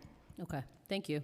And I just wanted to go back to the pay rates or salaries that were recommended, and just encourage you all to think about, the impact that those rates would actually have on the workforce and who the workforce is, predominantly women of color, immigrants, and making sure that we're actually paying people what they should be paid.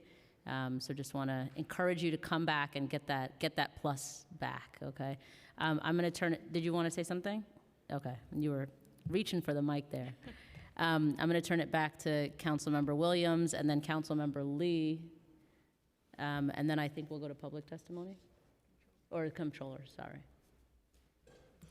Thank you so much, Chair Hudson, for your generosity. You mentioned actually about the staff, and you're going to have a comms person, and you have upwards of 9 people you can hire. How many people do you currently have in your office? And then if you can tell me your intended roles, like what type of roles will people have in the office? So I am the only person hired for now. Have been onboarded for 8 weeks. Okay. But I have identified, again, the key roles and the positions and the skills that are necessary in order to support the work of the office. So I am moving ahead, in trying to recruit and post for the positions. I'm looking forward to having staffing at least through the beginning of the new fiscal year. Okay, can you tell me the different type of positions? So you said communications? Yes, so you roles? have communications. There's a deputy director for procurement and contracting, a deputy director for communications and research, and then a deputy director role for strategic initiatives. Okay. And then policy advisors to support those positions. Got it.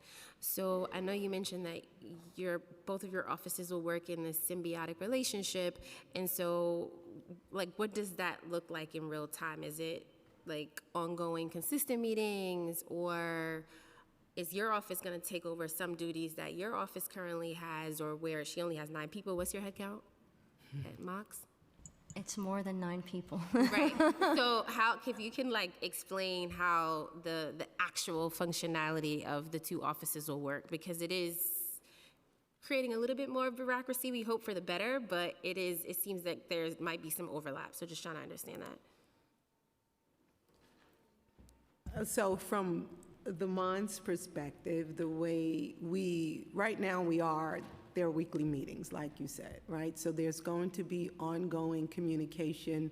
The deputy director of the, contracting and his team, they will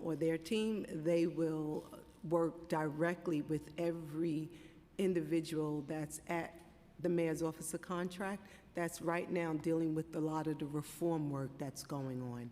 Director Flores and I also have almost daily communication around the work that's needed to get done. So that's the internal structure for now that I anticipate seeing. And then we have a lot of work to do, right? The administration, the council, the Joint Task Force has charged us with some heavy lifting. And that's going to require that we communicate and we stay in support of one another's office.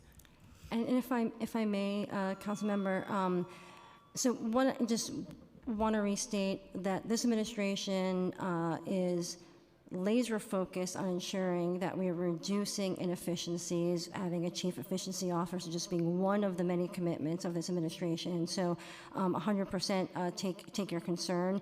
We do not intend to have overlap or duplication of efforts. and a lot of the work that was done over the last few months in informing, and with Executive Director Ford's input, what are the right positions, what's the right focus, is also intended to ensure that we are leveraging our resources appropriately. And so we'll continue to be a contract oversight agency, right? Through the charter, the PBB, the administrative code, we will still be overseeing the contracting process. And as Executive Director Ford mentioned, a lot of the work will be symbiotic, and it will work together to ensure that we're providing sort of a holistic response. And we have staff in our office that are charged with being a ombudsman for this office, so that again, that we have direct lines of communication, and that we are going to be working together very closely on not only the task force recommendations, but our communication and all of the activities citywide related to the sector. And I just don't want to lose the fact that this office provides the nonprofit lens, right? And that's the key piece here. That's the difference, right? The whole entire office is structured around ensuring that the nonprofit voice is amplified, right? That their perspective is included in governance, and that's the role of this office. I'll ask one more question because I know I'm out of time. And I'll just follow up with you guys individually. But the task force noted that the director of MOX is also the chief procurement officer, but that you lacked authority to actually resolve disputes or break up payment bottlenecks. And one of the things that always boggles my mind with bureaucracy, I think it's just my own personal passion to cut the red tape, is who actually can do the thing, who can make the decision. So if you are unable to resolve disputes or alleviate some of the bottlenecks, who is that person? And similar to your office, I feel, I'm sure Councilmember Lewis, I suppose, would agree, as it was her bill, is the intent of this office was to support the nonprofits, but also to be able to internally provide voice and some type of authority over a lot of the longstanding issues that are at the crux of this hearing. And so if you could talk about who actually is the person that can resolve these issues in real time, and what other protocols, and maybe this is a conversation for other people in administration, what other protocols are in place for your office to actually have more teeth and to be able to alleviate some of the issues that we're discussing today in real time? Because it seems like it's just more of a partnership, we're all working together. But if it's not like that, and you do have more teeth to sort of hold MOX accountable, as well as the agencies, right? Because the agencies, people mostly complain about the agencies. Sorry. Who's really holding them accountable in a real way, and not just we're all colleagues here trying to figure it out? Who has the real teeth to sort of address a lot of the issues? So I want to thank you so much for the reframing of the question and it really clearly explaining it. From what I have experienced and what we have experienced, first of all, this administration is taking a moment to really acknowledge the fact that there's problems, right? That's the first thing, right? Acknowledging that the system and the structures and a lot of the processes that we have, and I'm saying we because I've been on the nonprofit side longer than I have been in this seat, right? A lot of those issues and areas are complex, right? And some of them may be dysfunctional, some of them may not even be necessary. So what we wanted to do was take a moment, right, to really take a look at an in-depth look, a thorough look, right, and not just do performative work, but let's look at the root causes, as Director Flores mentioned, and then put forth the appropriate recommendations from all aspects, right? We have to look at it from a legal perspective, from the laws that are governing some of the decisions and the actions that happen in contracting and procurement, from a operationalized perspective, right? Taking a look at it from technology, and then taking a look at the reforms from the lens of innovation, right? And whether or not we really have to. This is a process. It's going to take a collaborative effort and relationship in order to get this done.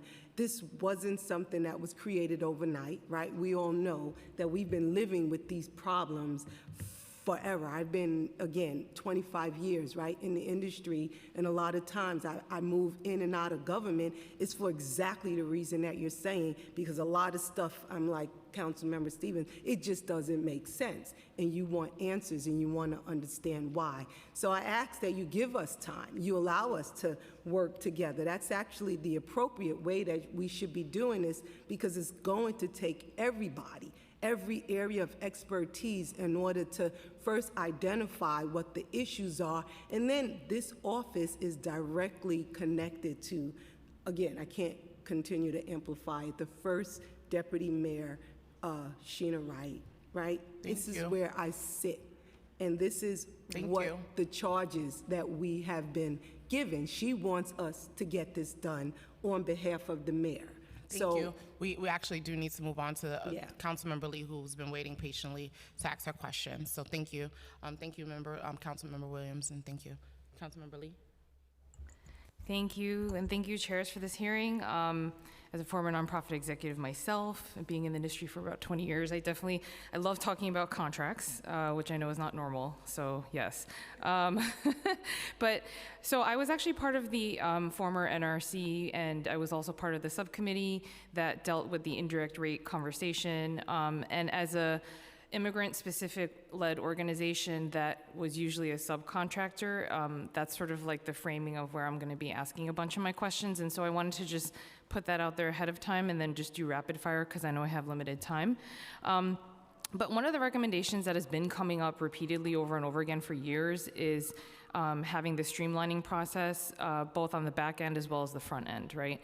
So is there a way to alleviate the burden on nonprofits when it comes to both the requirements of the contracts as well as the RFP processes and the documents that are required? Because that's something that is a holdup. Like as a nonprofit that had multiple city contracts with different agencies, I have to say it takes up a lot of time, energy, effort, and money. So where has that conversation gone in terms of the streamlining of the documents, which has gotten better with Passport, but Vendex, HHS Accelerator, AKA now Passport, is supposed to alleviate with the document vault and all of those things, but it seems like there still is that administrative multiple steps, so. Thank you for the question, Councilmember, and I'll try to answer that quickly and hand it over to Executive Director Ford as well. But that is clearly one of the recommendations and part of our work streams, and there is active participation from all parties in that work stream, which again includes stakeholders across the city, including our office, OMB, Law Department, the Controller's Office, and really digging into standardizing documentation across all agencies so that there is a one city experience. As it relates to the documents, I can't speak to why the functionality that exists in Accelerator was not built yet into Passport as it relates to document vault, but that is one of the priorities that we are working on pricing out to see if we can build that functionality. We are going to be in the future decommissioning Accelerator, and we really want to make sure that even without a decommissioning, that some of the hard-fought recommendations that were built into Accelerator, like Document Vault, that we don't lose that functionality that is really helpful, and expand upon that functionality to use documents across the system. Also, I know that depending on the size of the contracts, because oftentimes with the size of the contracts, for example, $5,000, $10,000 contracts versus $100,000 plus usually end up being the same amount of paperwork. And to be honest, I think the folks that have the hardest time are either new nonprofits or nonprofits that serve specific languages and cultural needs. And so how has the support changed, if at all, when it comes to maybe creating different tiers and requirements of documentation depending on the funding amount? Thank you for that question. There has been active communication across the work groups, and particularly also reporting up to the steering committee, which again has executive level City Hall participation from the mayoral side and the controller's office about looking at a risk-based approach to contracting. And at this time, we've been really digging into risk-based approach for future state around sort of the integrity review process. But that is the framework that the future state is what our goal is, sort of in blue sky across the whole entire procurement process. And to your point, $5,000 contract versus a $30 million contract, we have to be able to sort of leverage data and documents to have a risk-based approach. And we also just want to say that we really are excited about the partnership and continued partnership with the council around discretionary reform, since, as you know, in terms of the number of transactions, while it may not represent the highest dollar value, it often represents a significant portion of the transactions that agencies move through, and is such a burden, which was in the committee report and other reports to the sector. And so we really look forward to continuing that partnership for much needed reforms in that space. Okay.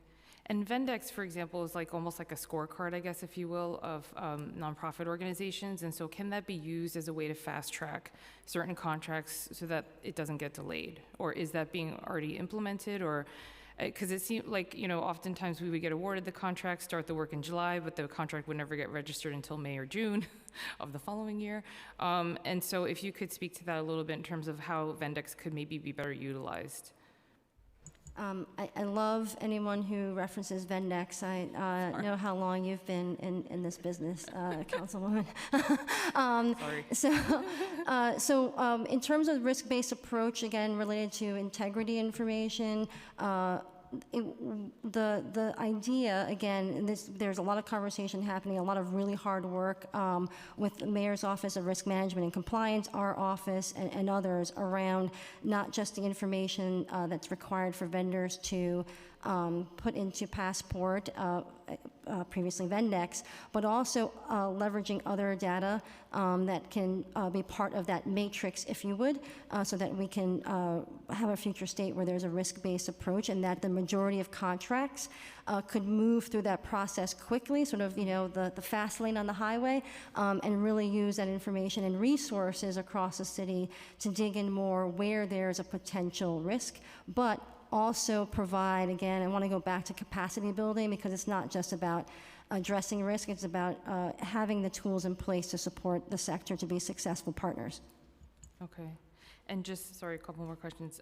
In terms of the rate increases and also the indirect and enhancement, I almost feel like, yes, that's good, but it's almost like playing catch up with a lot of the nonprofit sector industries who haven't gotten rate increases in a long time. And I just wanted to emphasize the point about the subcontractors, because oftentimes the subcontractors, that indirect rate increases, or sometimes those rate increases don't get passed down to the subs. And as a former sub, I get it, because there's just not enough funding overall. I think that's the big issue, right? And so is there a way, though, to specifically codify, I guess, to what Chair Hudson was saying, is there a way to, in a more formal way, put something in the RFPs that say, number one, you have to subcontract with folks that speak in specific languages or serve people that are from different cultural backgrounds. And then also the second thing, which is that if you are contracting with a sub, they should get X amount of rate, because honestly, it's the same work. What we're doing is the same work as the main contractors.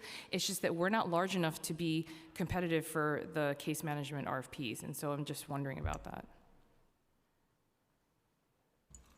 Thank you for the question. As it relates to languages and/or cultural competency and many other factors, such as sort of established relationships with particular communities, that is definitely something that is in many RFPs. I think in some of the examples earlier with New York City Aging, for example, and it continues to be leverage across all of the not-for-profit, all of the human service agencies with the lens of equity, right? And really building into the proposal process and the review process that we commit and that we expect our partners to commit to to those goals. And so you'll continue to see that leveraged in RFPs in the future.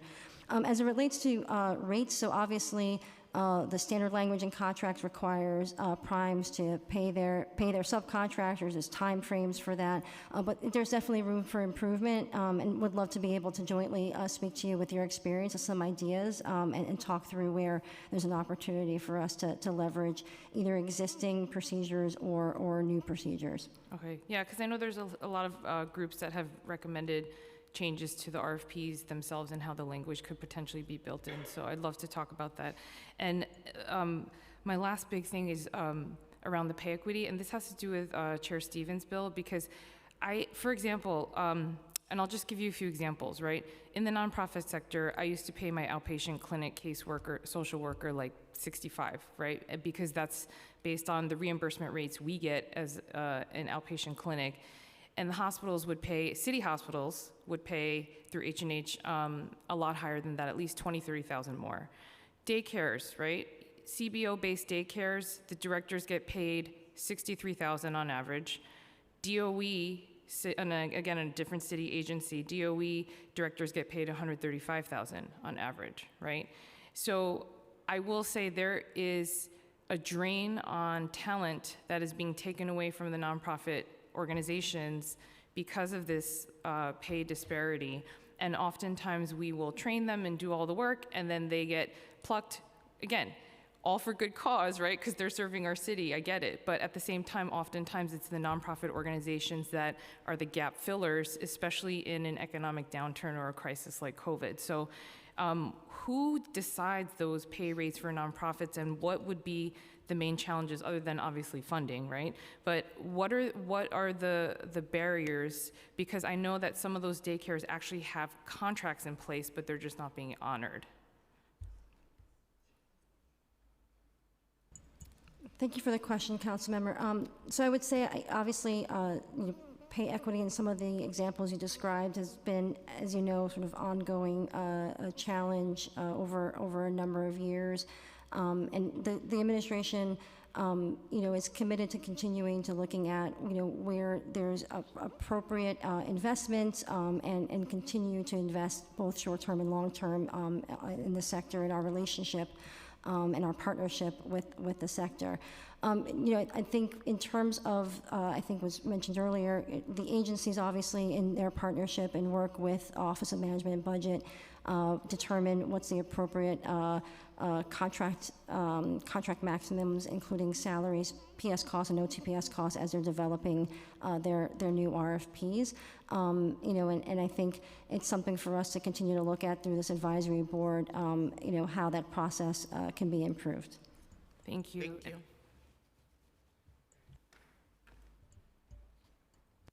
Thank you so much. That concludes administration testimony. And now we are going to transition to testimony by the New York City Comptroller. And the Deputy Comptroller, excuse me.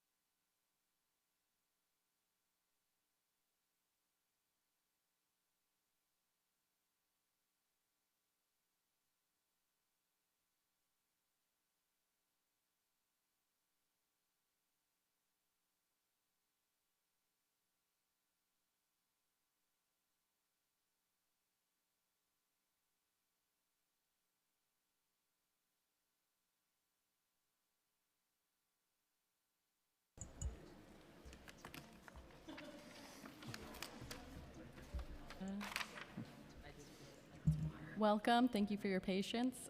You may begin when the sergeant starts your clock.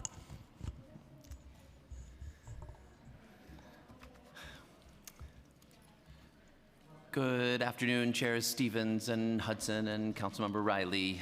It's great to be with you this afternoon on a subject that I feel very deeply and passionately about, which you have already explored extensively in your dialogue with the administration. And I just want to say, as they're leaving, that we're working very productively with MOC's Director Flores and new nonprofit Director Ford, and look forward to continuing with them. As you guys know so well, nonprofit organizations are essential to the functioning of our city in every neighborhood, every day. Our libraries, our homeless service providers, our hospitals, our senior centers, our community-based arts groups, our daycare providers, our after-school providers, environmentalist groups, on and on and on. Sadly, the one thing all those groups have in common, as diverse as the services are that they provide, is that they all have to wait far too long to get paid by the city for the work that they do. On average, nonprofit service contracts take over 300 days, that's 10 months, from the date they're awarded the contract to be processed and registered, so they spend an enormous amount of time in retroactivity. Imagine if we said to a school or to a police precinct or to a firehouse, how about you start providing the services on July 1st, and sometime around next May, maybe we'll get to paying you. They couldn't and wouldn't do it. Yet that is what we do to thousands of nonprofit groups. Dramatically improving the system has long been a top priority of mine. So even before I was sworn in, I reached out to the then mayor-elect to put this task force together, and I was pleased that whereas in past administrations there had really been this kind of cross finger pointing, it's their fault, we decided to roll up our sleeves together and form the Joint Task Force. And then we were fortunate on our side to hire our Deputy Controller for Contracting and Procurement, Charlotte Hamamjian, who's been working so closely with City Hall, with MOCs, with city agencies to try to make change here. She's going to talk a little about what we've done so far and where we're going next. Thank you, Comptroller. Other way. Thank you, Comptroller, and good afternoon, Chairs. So a little bit about what we have accomplished so far. Over the past year, City Hall, MOCs, city agencies, and our office, working closely with nonprofit organizations and in regular conversation with the City Council as well, have made meaningful on several of the recommendations that are in the Nonprofit Task Force report. Our joint Clear the Backlog initiative, as discussed earlier, which was a months-long all-hands effort across agencies last summer and fall, cleared over 4,000 backlogged contracts, unlocking over $5 billion of long overdue payments. MOCs brought Passport Public online, making it possible for the first time for organizations and members of the public to see where contracts are in the processing and registration process. I know that frustration remains and that there is work to be done to be able to enable Passport to fully achieve its goals, but the difference it makes to have the data in a unified, more visible system is significant. Agencies have been empowered to add an allowance of up to 25% to account for potential changes such as COLAs, which are cost of living adjustments, or indirect cost rate increases that have been discussed here today. Previously, these post-contract additions required contract amendments, which are processed through the same lengthy process as the original contract and which froze payments during that time. Now these additions can be drawn from the allowance without a contracting amendment taking months. And to date, our office has registered over 1,000 of these allowance amendments. We sought and received approval to raise the threshold for contracts requiring what's known as FCB, which is Financial Control Board approval, from the New York City Office of Management and Budget, from $5 million to $50 million. To be honest, I think the Comptroller and I both wish that we could eliminate this step entirely, since OMB reviews most city agencies' contracts anyway, but this change eliminates the step for 90% of the contracts that were previously covered. Our office, through my bureau, the Bureau of Contract Administration, has been registering contracts in record time once they reach us. While we have a deadline of 30 calendar days per charter, which is the only part of the process that has any time frame, our average for human service contracts has been half of that, while we still preserve our critical work to ensure that procurement rules have been followed all along the way. We also identified several hundred grants to small community-based arts organizations that were being submitted to our office for registration where this was not required. And last month, as was discussed earlier, Mayor Adams appointed Karen Ford as the first executive director of the Mayor's Office of Nonprofit Services, created by Local Law 164 of 2021, which the Comptroller was the sponsor of that local law when he was a council member. And we look forward to working with the Mayor's Office of Nonprofit and Director Karen Ford on the continued work. But there is, of course, still a very long way to go. This is a problem, as Director Flores spoke about earlier, that has built up over many years and that results from dozens of separate process steps. There is no one silver bullet, but instead many steps we must still take to achieve the goal of a reasonable timeline for contract processing and registrations. Some of the key next steps include Contract Stat, which is a performance management system designed to hold agencies accountable and is projected to launch in the coming months. This is a critical next step for identifying bottlenecks, both for individual contracts, but especially systemic ones. This will allow us to see how long each contracting and oversight agency is taking to perform its work, and then to set and monitor clear goals for improvements. Working with City Hall and members of the Capital Reform Task Force, we will be seeking legislative changes in Albany this session, some of which will benefit nonprofit contracting as well. The most significant of these is legislation that would drastically reduce the number of contracts that require a public hearing. Hearings that more than 99% of time no one goes to, but that still require nearly a month to prepare for, schedule, and hold. In place of these almost always empty hearings, we would be able to share information about the contracts and post them online. The public would actually get more timely information about contracts in the pipeline, and the process could be sped up by several weeks. In the interest of time, I'll summarize the rest of our testimony, but I really do want to emphasize this next session because we see discretionary funding as a huge opportunity for partnership with the council, with City Hall and Mox, and with our office. And obviously, I have a lot of passion for this as a former council member and for the frustration that you all have funding these wonderful groups for whom this is often such critical funding, and yet it often is such agony for them to get the award that they are not even sure whether they wish they had applied for it in the first place. Discretionary awards are only 3% of the total dollar amount of human service contracts, but they're 40% of the contracts in Passport because they're smaller and often agencies don't see them as necessarily as high a priority. So we've got a lot of work to do. We have started conversations with Speaker Adams, with Chair Wan, and with Council Central staff about a few changes that could make a big difference here, and I'll just mention a couple. One is multi-year contracts. Even though the awards are year to year, you don't have to give the dollars for the second or third year to create a 2 or 3 year contract, which you could then fund next year. But then they wouldn't have to go through the whole contract registration again. You could simply exercise the renewal without requiring an additional contract. Wouldn't help in the first year, but would help enormously in years 2 or 3. Second, we could align the application process so that what groups are giving you when they're applying at this time would just already be in the same system that the agency would then have, as opposed to now where you guys make the award in June and then come fall the agency reaches out to the group to start the whole process over and over again. That could either be by aligning the two systems that you have or by bringing the council into Passport to do it in the first place, and that would save an enormous amount of time. None of that will be easy. It is hard work to change systems, but it really would make a big difference, and I just hope that we can continue the good work together that has been done.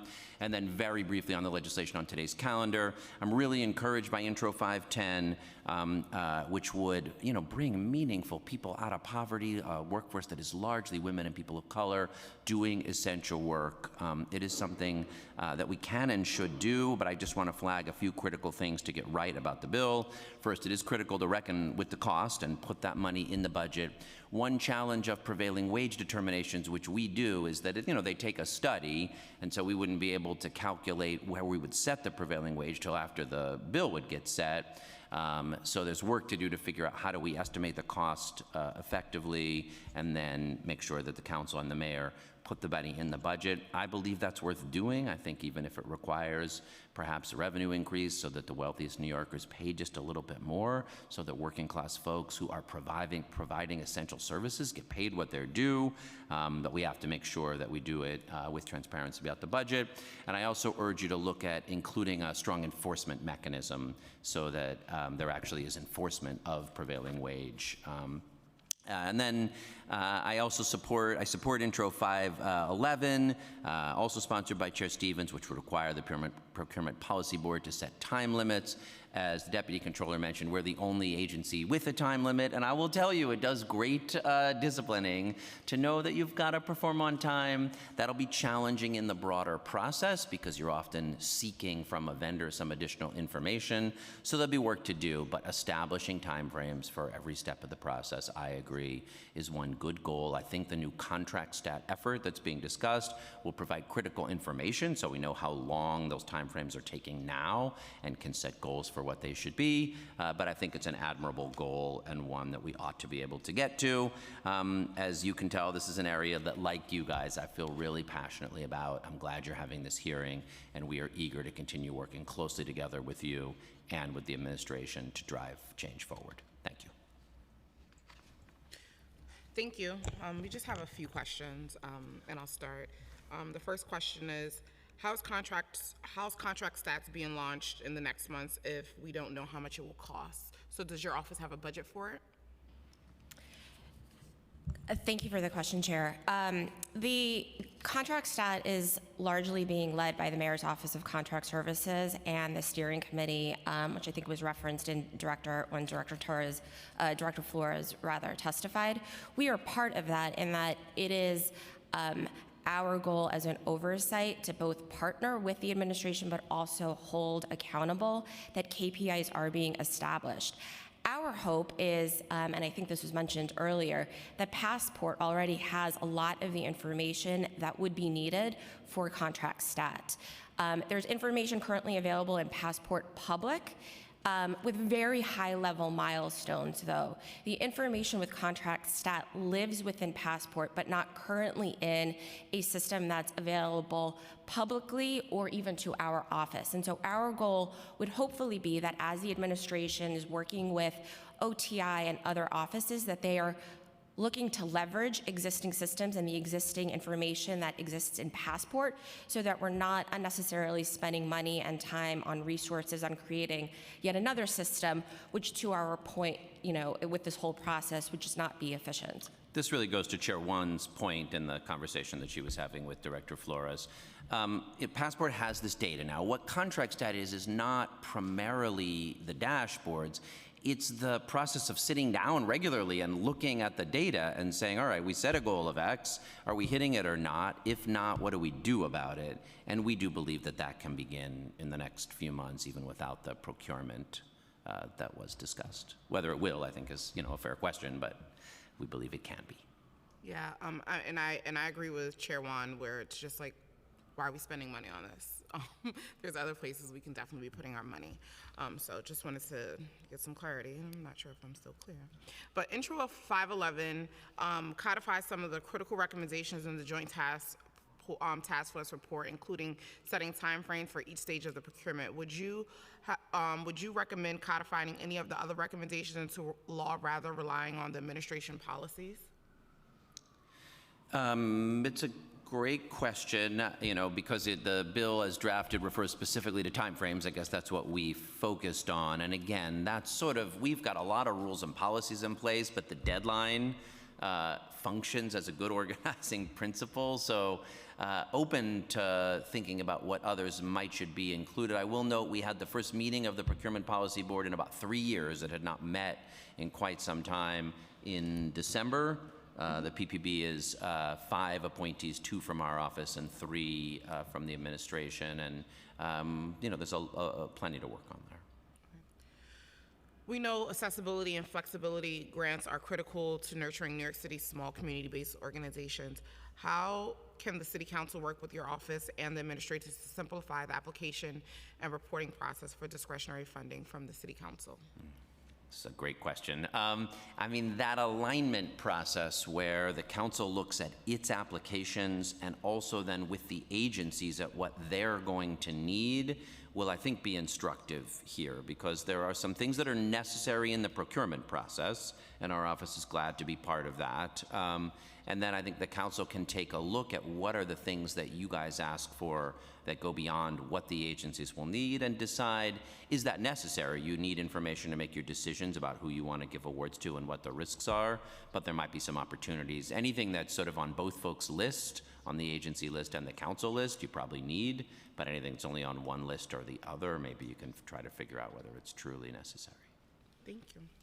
A report issued this month by the city, by the Center for Urban Futures titled Strengthening New York City's Not-for-Profit by Reducing Administrative Burdens, identified excessive auditing as a drain on nonprofit staff and government resources. Additionally, the Joint Task Force recommended shifting the oversight function of the Controls Office towards auditing a small number of contracted post-award. What progress has the Controls Office made towards this shift? So this is one we're still at the earlier stages of, I'll be honest. And I was not going to wait till the end, but I will say we're going to give you today just the first hot off the presses copy of the annual report that's required by the Controller's Office.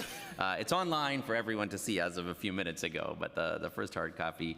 So this provides a look into like what are the largest contracts. It's got a great primer on every one of the various methods of procurement that Charlotte and others have taught me, and we are trying to use it to say, if what we need is a real risk-based approach rather than subjecting, kind of everyone to front-end scrutiny, how can we identify where problems might exist and then dig in to find them? So that's something you rightly point out we said we want to do in the task force, and it's something that we'll spend some time focusing the coming months on. Thank you. The Mayor's Office of Nonprofit Services has established, as recommended by the Joint Task Force report. The report also states that there is no official empowerment procurement executive for New York City to coordinate and plan procurement activities or resolve systematic issues, including directors of MOCs. Do you believe this new office will have the authority and capacity to resolve these bottlenecks within city agencies? Charlotte, I think, was in the ACO shops at 4 of them, so I'm going to let her take this question. Thank you for that question, Chair. It's a very important one. I think your earlier questions to the administration about what the separation of functions are going to be between the two mayor's offices is really critical. We definitely want the nonprofits supported. We want them to have a voice and a strong advocate who's actually going to have authority to effectuate the change that's needed to support them. But we are also mindful that creating another mayor's office might end up being confusing to the sector. And so I think, the administration has spent quite a bit of time, as they alluded to earlier, on developing what the roles and the responsibilities of the new mayor's office is going to be. We are, as part of the steering committee, continuing to work on the implementation of the recommendations, happy to support and offer our strategic thoughts on how best the office can position itself so that it actually does have the authority and isn't just another mayor's office that makes it confusing for the sector who already is struggling to stay on top of the bureaucratic process. I'll just add, I think this speaks to the value of your bill because there's goodwill here, right? Everyone wants the contracts to move faster in the agencies, in the oversight, definitely at MOCs, and I don't doubt Director Ford as well. There's a lot of hands needed to work across, and you can't, it's not going to work for just one person to kind of keep an eye on it all, but the value of deciding what the KPIs, the number of days should be, and then publishing what hits and what doesn't hit so that, everyone can see a little more transparently.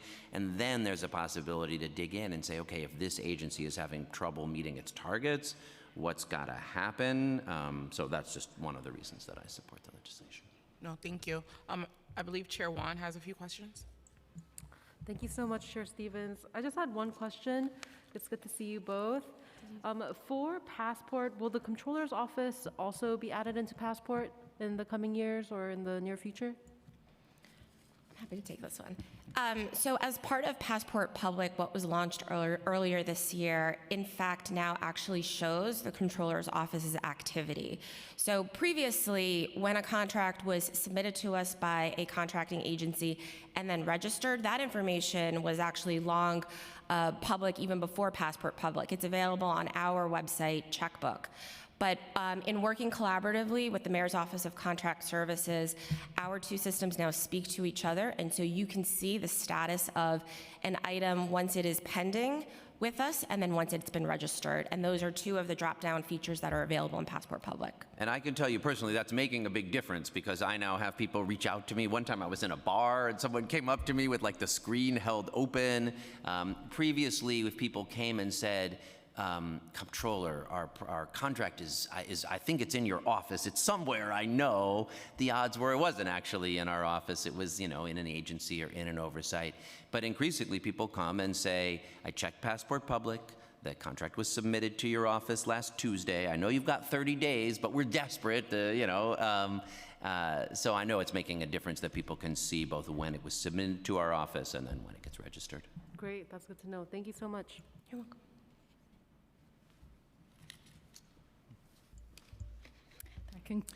That concludes testimony from the Controller's Office. Thank you so much. Thank you for the opportunity, really. Appreciate your guys pushing hard on this critical issue. The nonprofits and the millions of New Yorkers who depend on them are grateful. Thank you. And I'll bring the report. Thank you so much. We're now going to turn to public testimony. Each panelist will be given 2 minutes to speak. For panelists testifying in person, please come to the dais as your name is called and wait for your turn to speak. For panelists who are testifying remotely, once your name is called, a member of our staff will unmute you and the Sergeant-at-Arms will give you the go-ahead to begin. Please wait for the Sergeant to announce that you may begin before delivering your testimony. Now I'm going to call our first in-person panel, Justine Olderman, Naila Amru, Catherine Trapani, Lisa Schreibersdorf.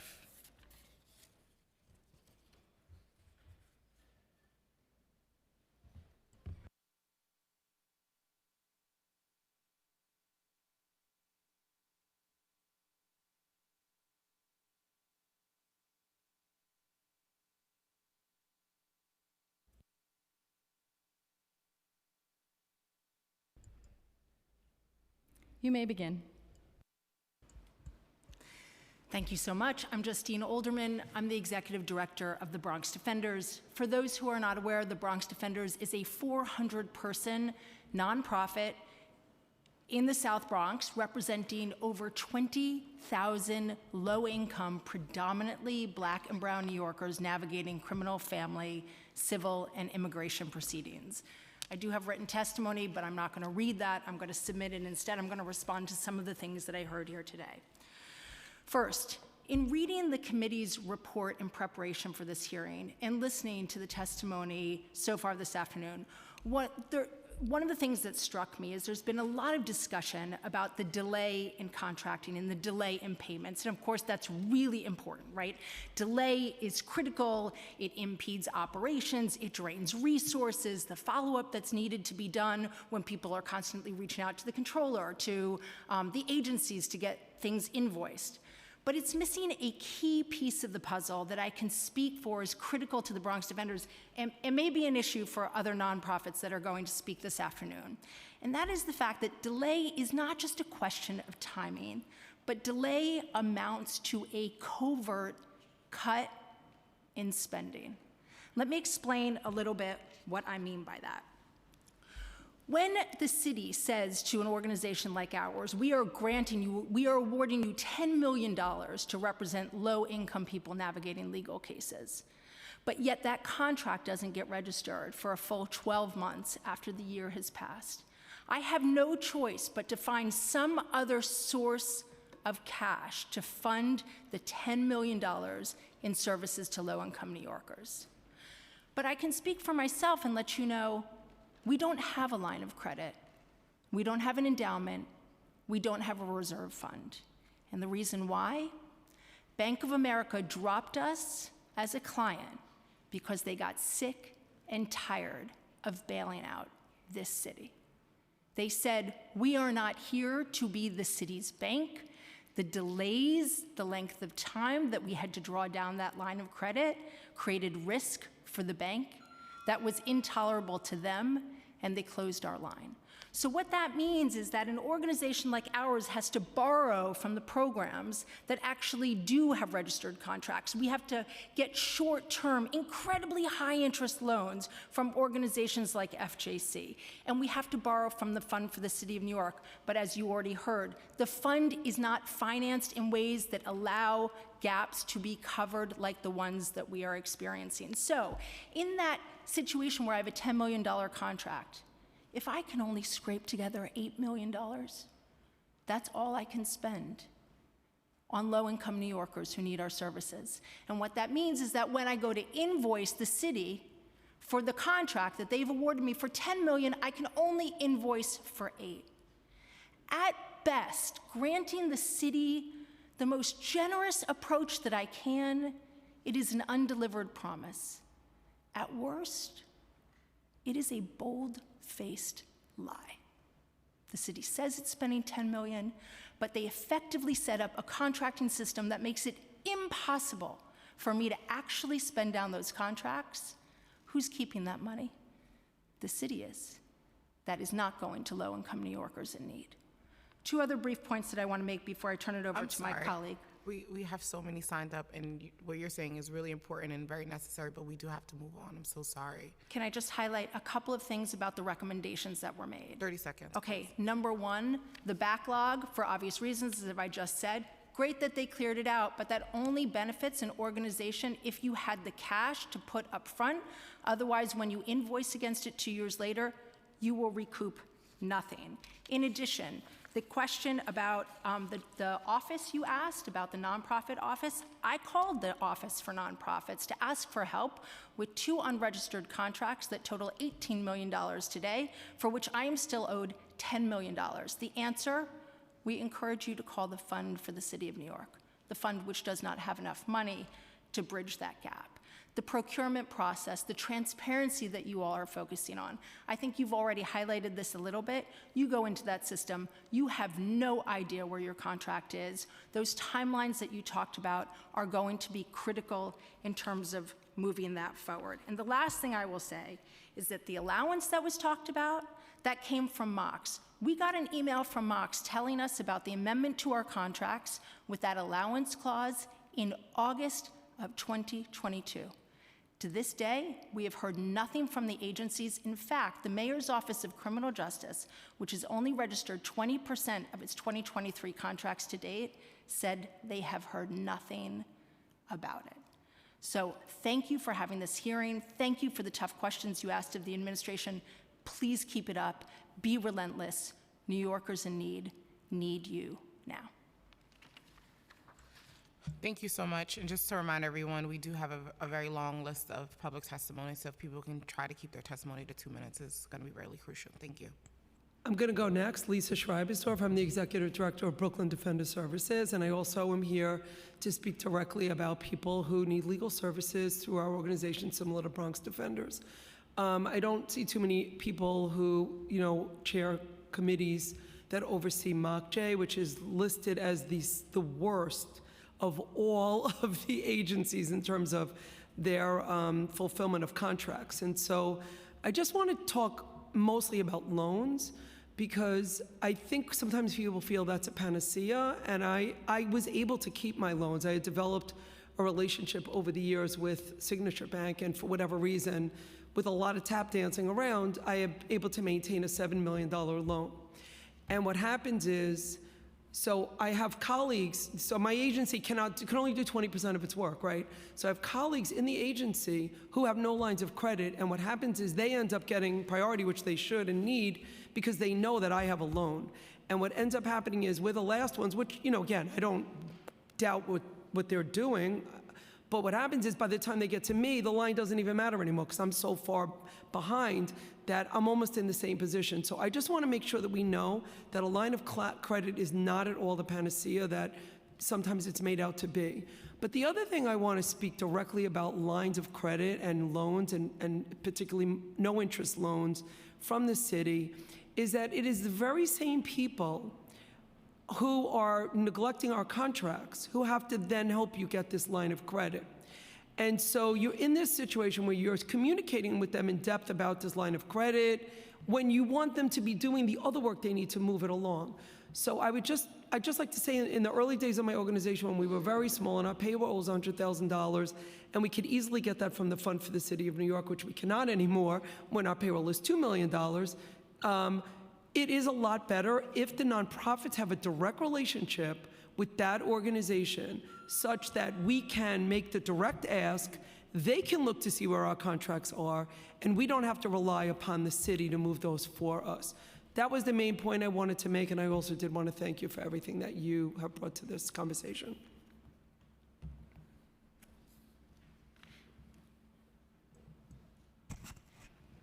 Good afternoon, Chairs Hudson, Wan, and Stevens, and members of the Council Committees on Aging, Contracts, and Youth Services. I am Nayala Amaru, Director of Policy and Campaigns at the Human Services Council, a membership organization representing nearly 200 human services providers across New York City. We help our members better serve their clients by addressing matters such as government procurement practices, government funding, and public policies that impact the sector. The Joint Task Force to Get Nonprofits Paid on Time demonstrated a commitment by the mayor and comptroller to address the procurement challenges that nonprofits face. Together, they cleared a significant backlog of contracts. However, much more needs to be done to advance the task force's recommendations and to codify changes in practice so that the good work continues. Providers have seen changes before, but when there is a change in administration, in staffing at agencies, or anything that pulls the city's focus, all the good practices fall by the wayside. And this is why HSC supports both Intro 511 and Intro 514 as they address key issues to the procurement process. By setting time limits for contract registration, reporting on agency compliance, and establishing a procurement database, the financial burden suffered by nonprofits would be eased and allow the sector to provide critical resources to better serve our communities. HSC also supports Intro 510, establishing prevailing wage requirements for city contracted human services workers. Government is the predominant funder of human services that sets the poverty wages. The practice of reducing salaries by 30% compared to similar government jobs has created extreme pay disparities and racial and gender inequities for a workforce that is 55% women of color. Salaries start devastatingly low and remain stagnant due to inconsistent COLAs that, even when given, do not keep up with the cost of inflation. A COLA is not a permanent solution to closing the pay gap and compensating poverty wages. This results in increased staff turnover as underpaid staff leave nonprofits for better paying jobs in government and the private sector, depriving New Yorkers of services from the most experienced, well-trained staff and jeopardizing high-quality services. For these reasons, we support prevailing wage legislation. However, prevailing wages must be funded on all city contracts. This needs to be a mandate on government contracts to pay these wages and should be limited to city contracted workers. It is also critical that during the rulemaking process, the wage and benefits schedule does not codify poverty wages, but lifts wages comparable to government and the private sector. This includes extensive research and documentation on job titles, classification, and wages. For example, DFTA's Older Adult Centers and Naturally Occurring Retirement Communities RFP recommended salaries of $34,000 for a case manager and $36,000 for a social worker. These low salaries perpetuate pay disparities, which have important consequences for race and gender inequity. In conclusion, city contracted human services workers were thrown onto the front lines of a global health crisis and are now assisting these seeking asylum with little to no resources. It is time to step up for them by ending poverty wages under city contracts. A fully funded government-mandated prevailing wage is fundamental to supporting our workforce, and procurement legislation tackling delays in the procurement process is key to ensuring nonprofits are paid on time. Thank you for providing me with this opportunity to testify. We greatly value our partnership with you and the City Council and know you stand with us in our call to support the human services sector. Thank you. Thank you all for your testimony today. I don't believe we have any questions for this panel. Oh, Crystal has a question. Councilmember Hudson, sorry. Thank you. I just wanted to ask you a question, Ms. Amaru. So earlier we had the administration, representatives from the administration here, and I had asked NYC Aging about the maximum reimbursement of $75.31 per hour of service provided. I guess my first question for you is, do you think that is a sufficient rate? My second question is, I had also asked them how that rate was established and why they didn't communicate that information to providers. They claim that they did provide the information to providers. Would you agree that that statement is correct? And, well, I'll start with those two, and then I have a third question. Thank you for that question, Chairwoman.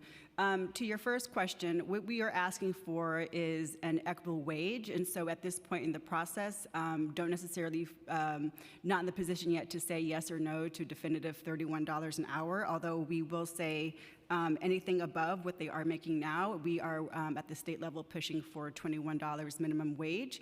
What we want, again, is equitable wages comparable to what government is paying. Again, as I said before in my testimony, when government outsources a social services job, unfortunately, those wages are cut by roughly 30%. And so we want those wages to reflect to reflect a reduction of that gap of 30%. And can you repeat your second question, please, Chairwoman? Sure, and I just want to clarify, the $75.31 per hour is the maximum reimbursement per hour of service provided, but that would include not just wages, but also,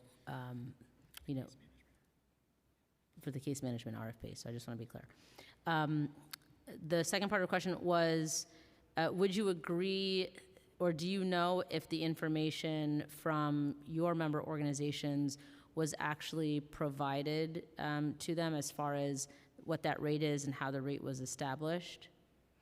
At this moment in time, I'm unsure as we're in that process. That information is not being shared with our members, but I can certainly follow up with more clarity with that information. Okay, great, thank you. And then I just wanted to ask another question about the length, that the application window for RFPs.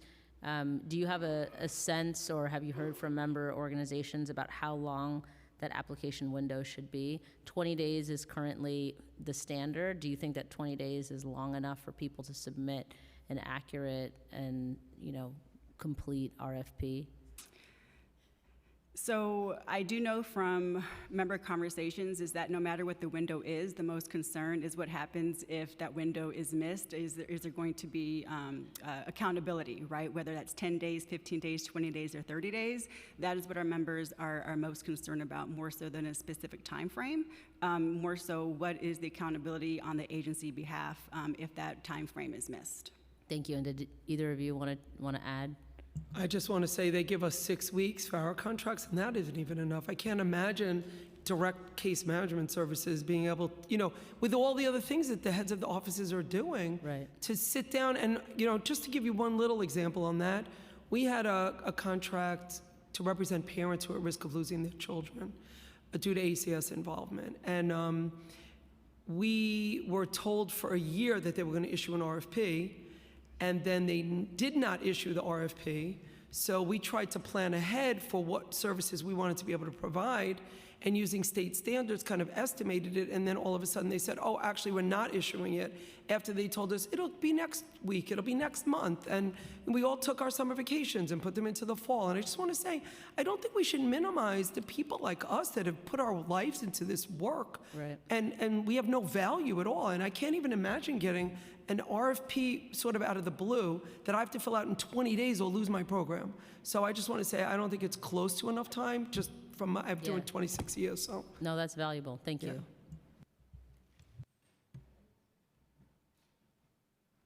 Thank you to this panel. Thank you. We're going to transition to our next in-person panel. Nicole McVinua, Paula Magnus, Elizabeth Bird, and Liz Roberts. If you could please come up.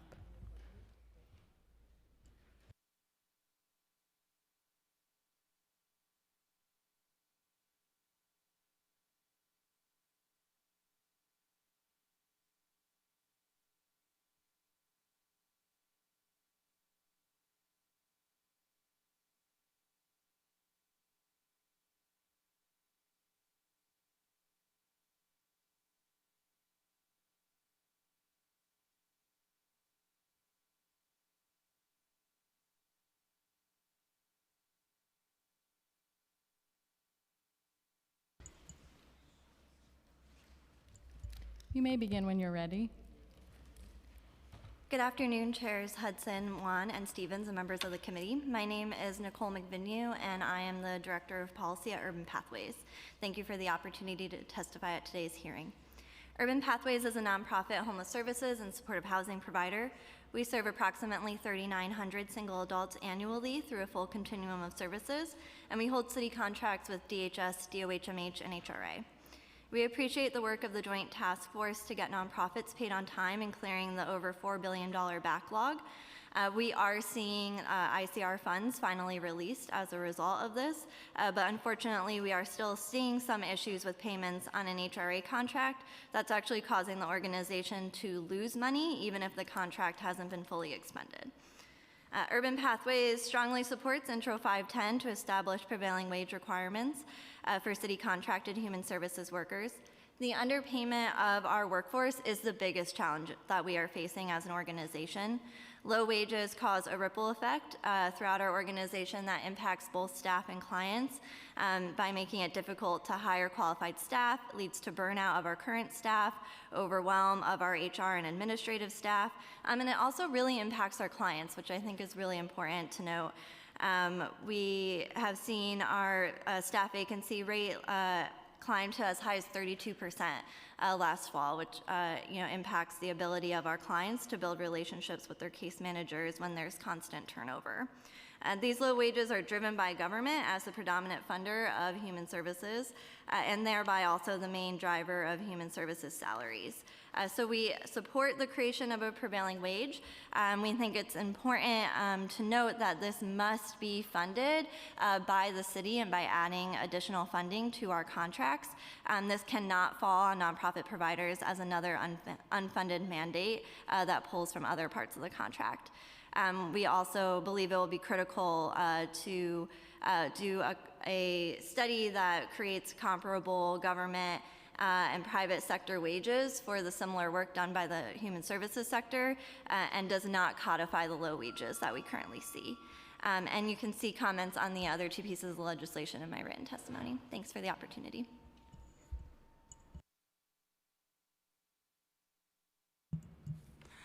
Good afternoon. I'm Paula Magnus, Deputy Director and CFO of Northside Center for Child Development, a family mental health and educational center serving at-risk children in Harlem and throughout the city. Again, thank you for this opportunity to speak before you, especially about the late payments. And here in the discussion, again, keep them on task because some of the responses are not accurate information. You've heard that from others. I do want to make the statement that Northside and other agencies are floating cash for the city. And I can speak to Northside alone. One agency, we have $1.6 million from 2017 that is still outstanding. So very, very important to understand how it's affecting agencies and to be able to do the service. And we know you don't want the services not offered to the community and for us not to be financially supported. So again, we thank you. I do want to say that the slow contracting process, which we heard about, and I heard some suggestions on how they're going to standardize or centralize those forms. There's like, 12 or 13 different documents every year, same document. We have 9 contracts. We have to submit it 9 times to 9 different contracting agencies, which actually makes no sense. So I'm hoping that they will centralize so that it's not being pulled from everyone else. Also, the liability insurance certificate is also being required, many times submitted to the city for various departments. So it's, again, a waste of time. The financial budget modifications, when we have to admit or submit a request for budget modification right away, we're back and forth as though we're having an argument with the city versus supporting the community of the city. So I just want to say that some of the positive things to keep up, the electronic pieces of signing documentation is helpful. So we don't have all that paper going back and forth. That's really helpful. But again, I stress, one organization owed $1.6 million from 2017.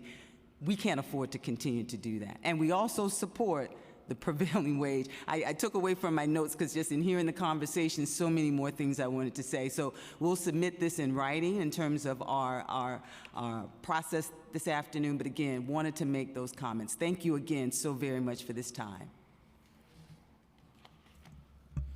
Good afternoon, and thank you for the opportunity to provide testimony before the Committees on Contracts, Youth Services, and Aging. My name is Liz Roberts. I'm the CEO of Safe Horizon, the nation's largest nonprofit victim service organization. Safe Horizon, as you probably know to some extent, offers client-centered, trauma-informed help to 250,000 New Yorkers every single year. So we're so grateful that this hearing is happening today. And to be frank, as others have shared, the nonprofit human service sector really is in crisis. So I hope this hearing will be a meaningful step towards righting the historic wrongs that have impacted our staff and our clients over so many years. We are grateful to the council, including Chairs Stevens, Hudson, and Wan, for presenting the prevailing wage bill, and we fully support it. It is long since time that we reject this idea, which the city, continues to reinforce through contracts that do not cover the full cost of service delivery, that the efforts of those who feed, shelter, and protect the safety of vulnerable New Yorkers can be purchased at a discount. It has to stop. The fact that the lowest wages in our sector are paid for positions that are overwhelmingly filled by people of color and specifically Black and brown women is a stark example of systemic racism, and it's built into our government contracts. I know you know this, and it feels important to say it again. At Safe Horizon, we've made a real commitment to pay equity, and we are prioritizing staff salaries and doing everything we can within our resources to invest in our frontline staff. But we can't do that without the support of our partners in government. So there must be adequate funding attached to this bill so that it doesn't lead to another unfunded mandate for human service organizations.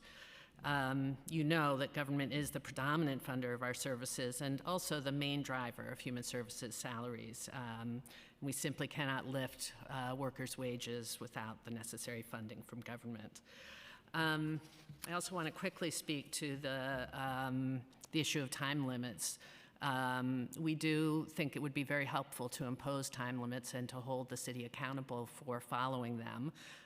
It's not unusual for us to wait a year, 2 years, or even much longer to receive payment for work that we have already done. We have seen movement in the past year thanks to the efforts of the Adams administration. I need to give them credit for that, and we're grateful, but it's not enough. We need systemic changes that will be lasting and will greatly improve and greatly speed the process of establishing contracts and paying their bills.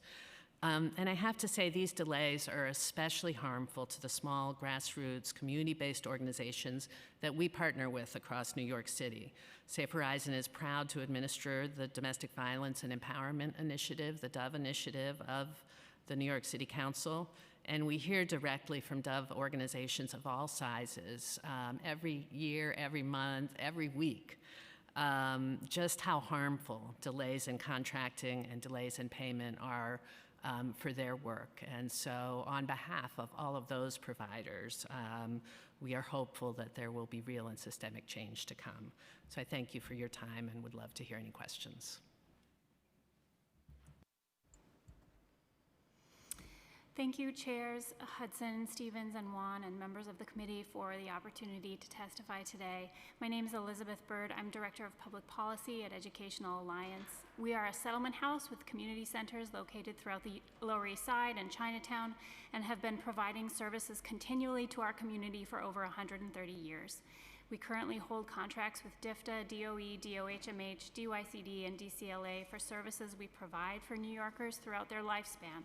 From our early childhood programs to our older adult centers in Newark, we have a long and strong track record of excellent service delivery. Last year, Educational Alliance was a participant in some of the conversations around the Joint Task Force to get nonprofits paid on time, and many of the challenges we experience with city contracting are reflected in the task force's report. Today, we urge the city to recommit to achieving the goals established by the task force, particularly those related to establishing timeframes for each stage of the contracting process, holding city agencies accountable for their own performance, and streamlining procurement and contract registration processes. Many of these priorities would be addressed in the legislation. In the last few years, excessive contract delays have required us at Educational Alliance to float as much as $4.5 million over the course of a single year to cover payroll and expenses while waiting for payment from the city. The strain is extraordinary and unsustainable for any organization and impacts our ability to provide services. These delays force us to consider whether we can afford to pursue new contracts with the city. I do have some additional comments in my written testimony on procurement reform and budget modification, but I'd like to quickly talk about Intro 510. Educational Alliance is very grateful to the Council for its commitment to establishing prevailing wage requirements for city contracted human services workers. To clarify that commitment, we would only urge the Council to make clear that this legislation represents a mandate on contracting agencies to pay a prevailing wage on all existing and new contracts. Thank you so much for the opportunity to testify today. Thank you so much. I just have a question because I know you guys talked about the time frame. Are you guys required to be on time frames when you're doing paperwork with the city?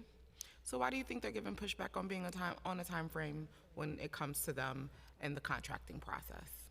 Love to hear some feedback from some providers around that. We're certainly held accountable to timelines by all of our city funders, and I think the issue of RFP timeframes that you were speaking about earlier is a good example that the city takes as long as it takes to issue an RFP, but always gives us a short turnaround time to respond, and that's exactly the kind of unevenness that really makes it very difficult to do our work. Can I just comment?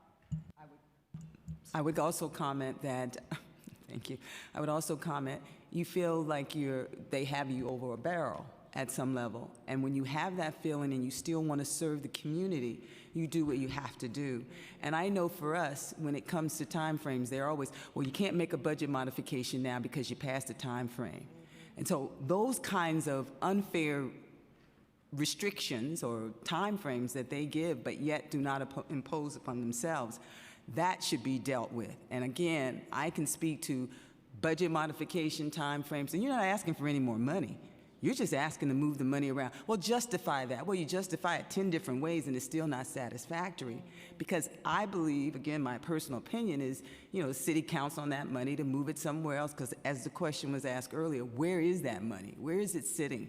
So I don't know what's going on, but from a financial perspective, the longer you hold the money somewhere else and cause those other folks to have to figure out how to float it, it becomes a financial burden on that agency. And again, we feel our hands are tied when you're trying to do the work for the city. Yeah, and if I could just add very quickly, if it's a contract renewal, are you going to close a program because your contract isn't registered? So, we had an HRA contract for permanent supportive housing. This is a place where folks are living that wasn't registered for 18 months. So we were fronting that funding, but to close that program would have meant having to relocate vulnerable folks. So that's certainly not the business that we're in, but you're sort of tied between a rock and a hard place because you don't have that contract registration, and it creates a lot of risk for the organization as well. I will say when I was working in nonprofit, I used to always say this feels like an abusive relationship because I am abused, and I know I am, but I can't walk away because I love the work that I do. So I asked the question in the sense of knowing the answer, but really wanting to make sure that it's on record of the hardship that you do face and the reason why a lot of nonprofits continue to work, because it does affect people's lives, families, and communities. So thank you so much for your testimony today. Thank you.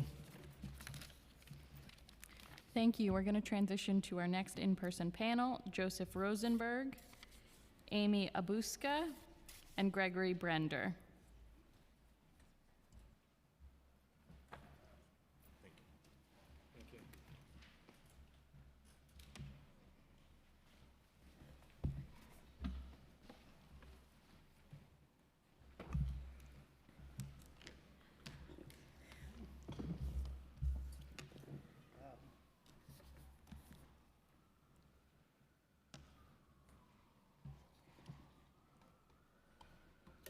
Thank you so much for the opportunity to testify.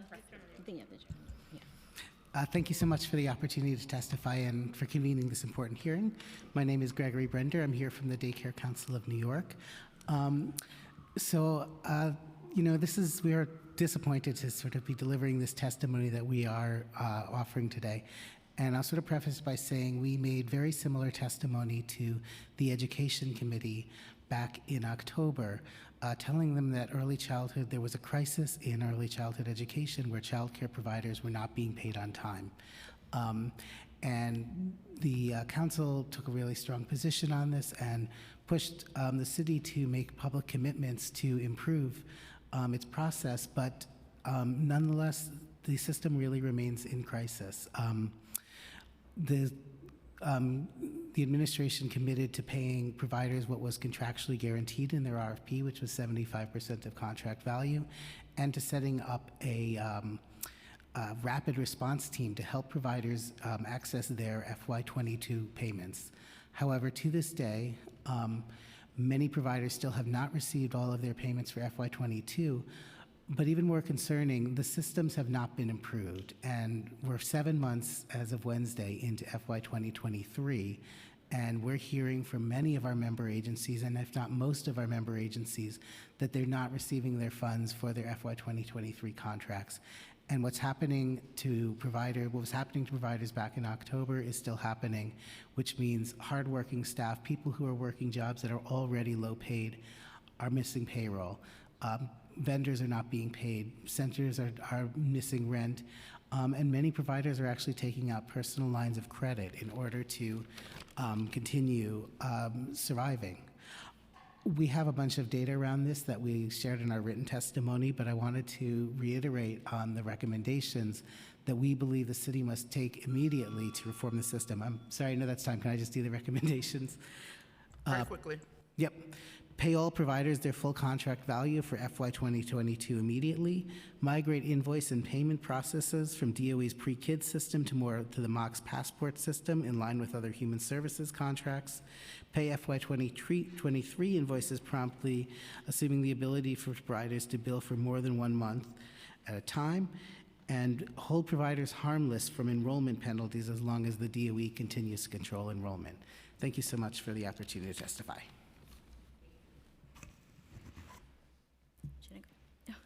Okay, good afternoon. Thank you for allowing me the opportunity to testify on behalf of JCCA.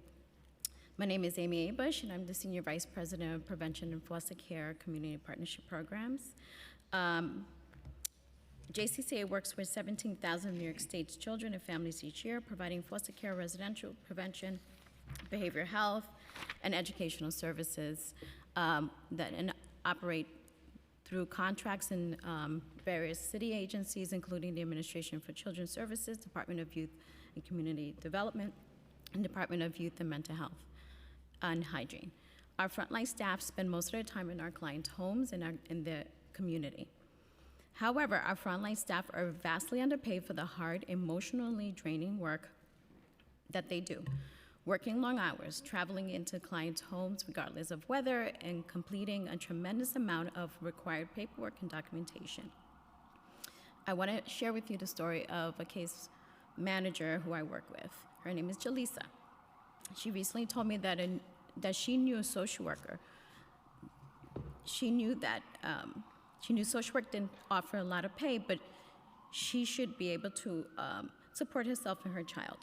Jaleesa is one of many who describe relying on the same public benefits as her clients. The low pay, especially current inflation, is demoralizing for professionals.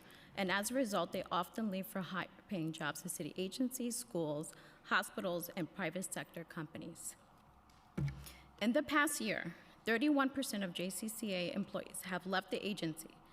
48% of those from our foster care services, 36% from our preventive programs.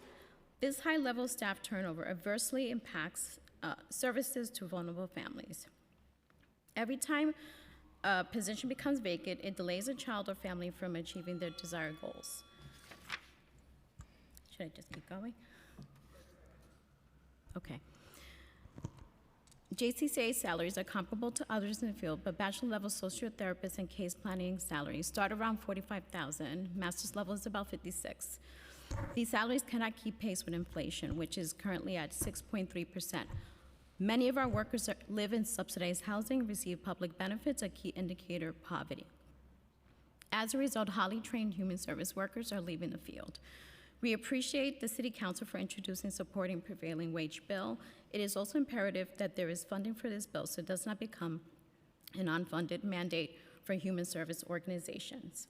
Thank you for taking the time to hear from community providers about the importance of prevailing wage bill for frontline human services and mental health workers across New York City. Thank you. Good afternoon, Chairs Stevens, Wan, Hudson, and Councilmember Williams. I'm Joseph Roseberg, Executive Director of the Catholic Community Relations Council, representing Catholic Charities of the Archdiocese of New York and the Diocese of Brooklyn and Queens. New York's contract procurement process needs to be reformed, and we strongly support the passage of Intro 511.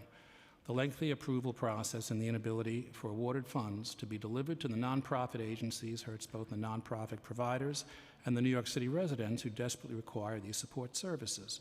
This bill would go far in allowing monies awarded by city agencies to flow to service providers and their clients.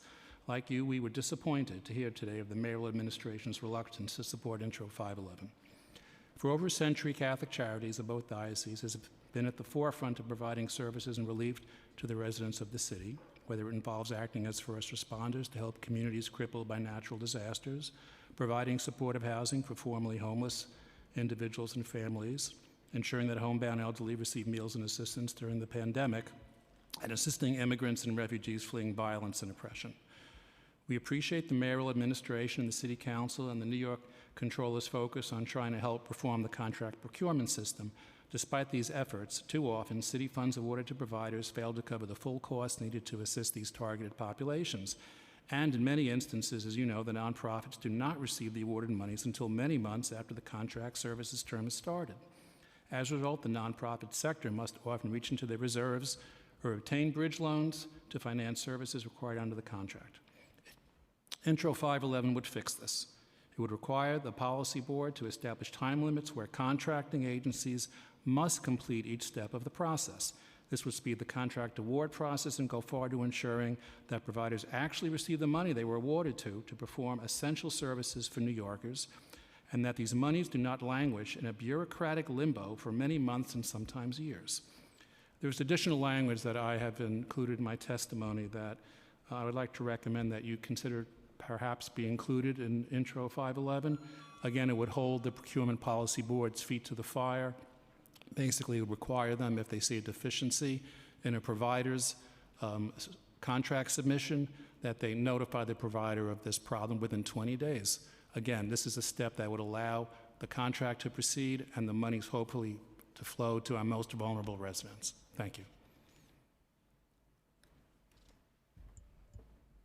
Thank you very much to this panel.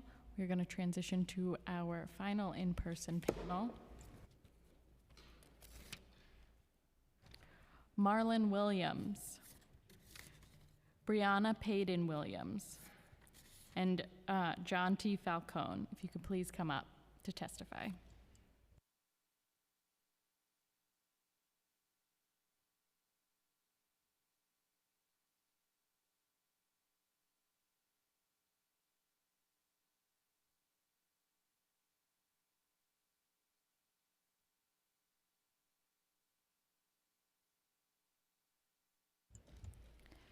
You may begin when you're ready.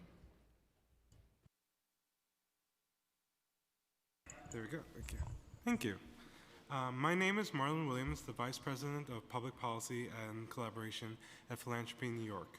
We are submitting testimony to demonstrate our support for recommendations that strengthen New York City's nonprofit ecosystem by reducing or eliminating several unnecessary administrative burdens. Burdens that the city agencies impose on nonprofits in the contracting process, and also around advancing wage equity through the proposed legislation. Philanthropy New York is a membership organization consisting of nearly 300 grant-making institutions within the region. Collectively, our members make about $7 billion in grants each year. We believe that supporting our members' philanthropic efforts must also include supporting a vibrant ecosystem within which nonprofits that we give grants to are able to work and thrive. In addition to the critical funding that our members provide to New York nonprofits, we know that government funding is in many ways is often the larger and critical part of the contracting process. So it's essential that this resource stream that goes to nonprofits is done in a way that is efficient and effective. Through our public policy work, we are supporting efforts such as those cited in the Strengthening New York City Nonprofits by Reducing Administrative Burden report that was authored by the Center for the Urban Future. Efforts like those outlined here will drastically improve the broken contracting system and ensure that critical government and philanthropic dollars are used effectively. In June of 2022, the Philanthropy New York partnered with the administration in figuring out ways in which we can do some of the reductions, and became a platform for them to have conversations with nonprofits and other organizations around this work.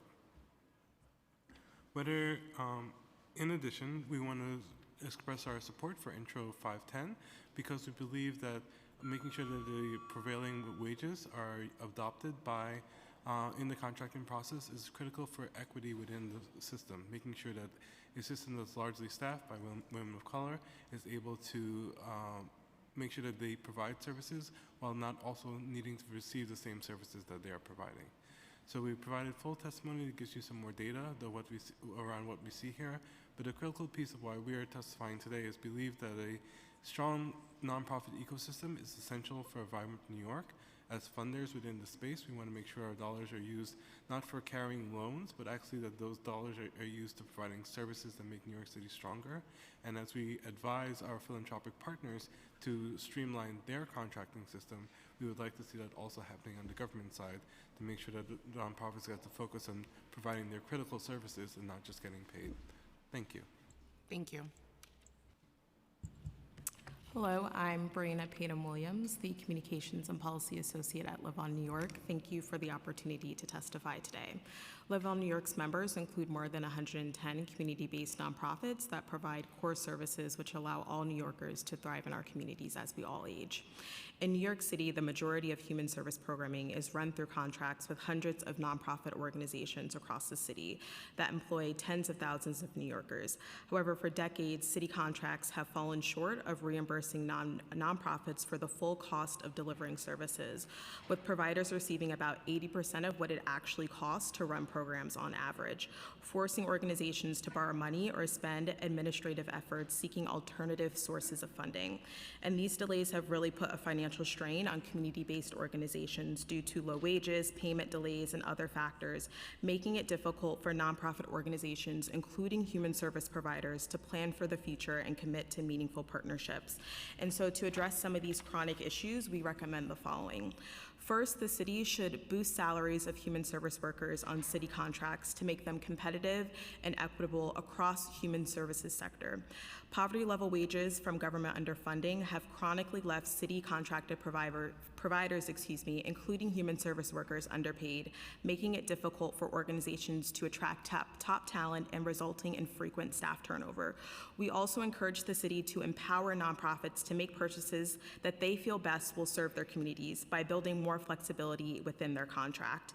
And as providers emerge from this pandemic, many community-based organizations with contracts are now facing new challenges in comparison to a few years ago, especially for the needs of older adults. And so we encourage the city to assess how flexibility can be built into city contracts to allow providers to adapt to the evolving needs of older adults.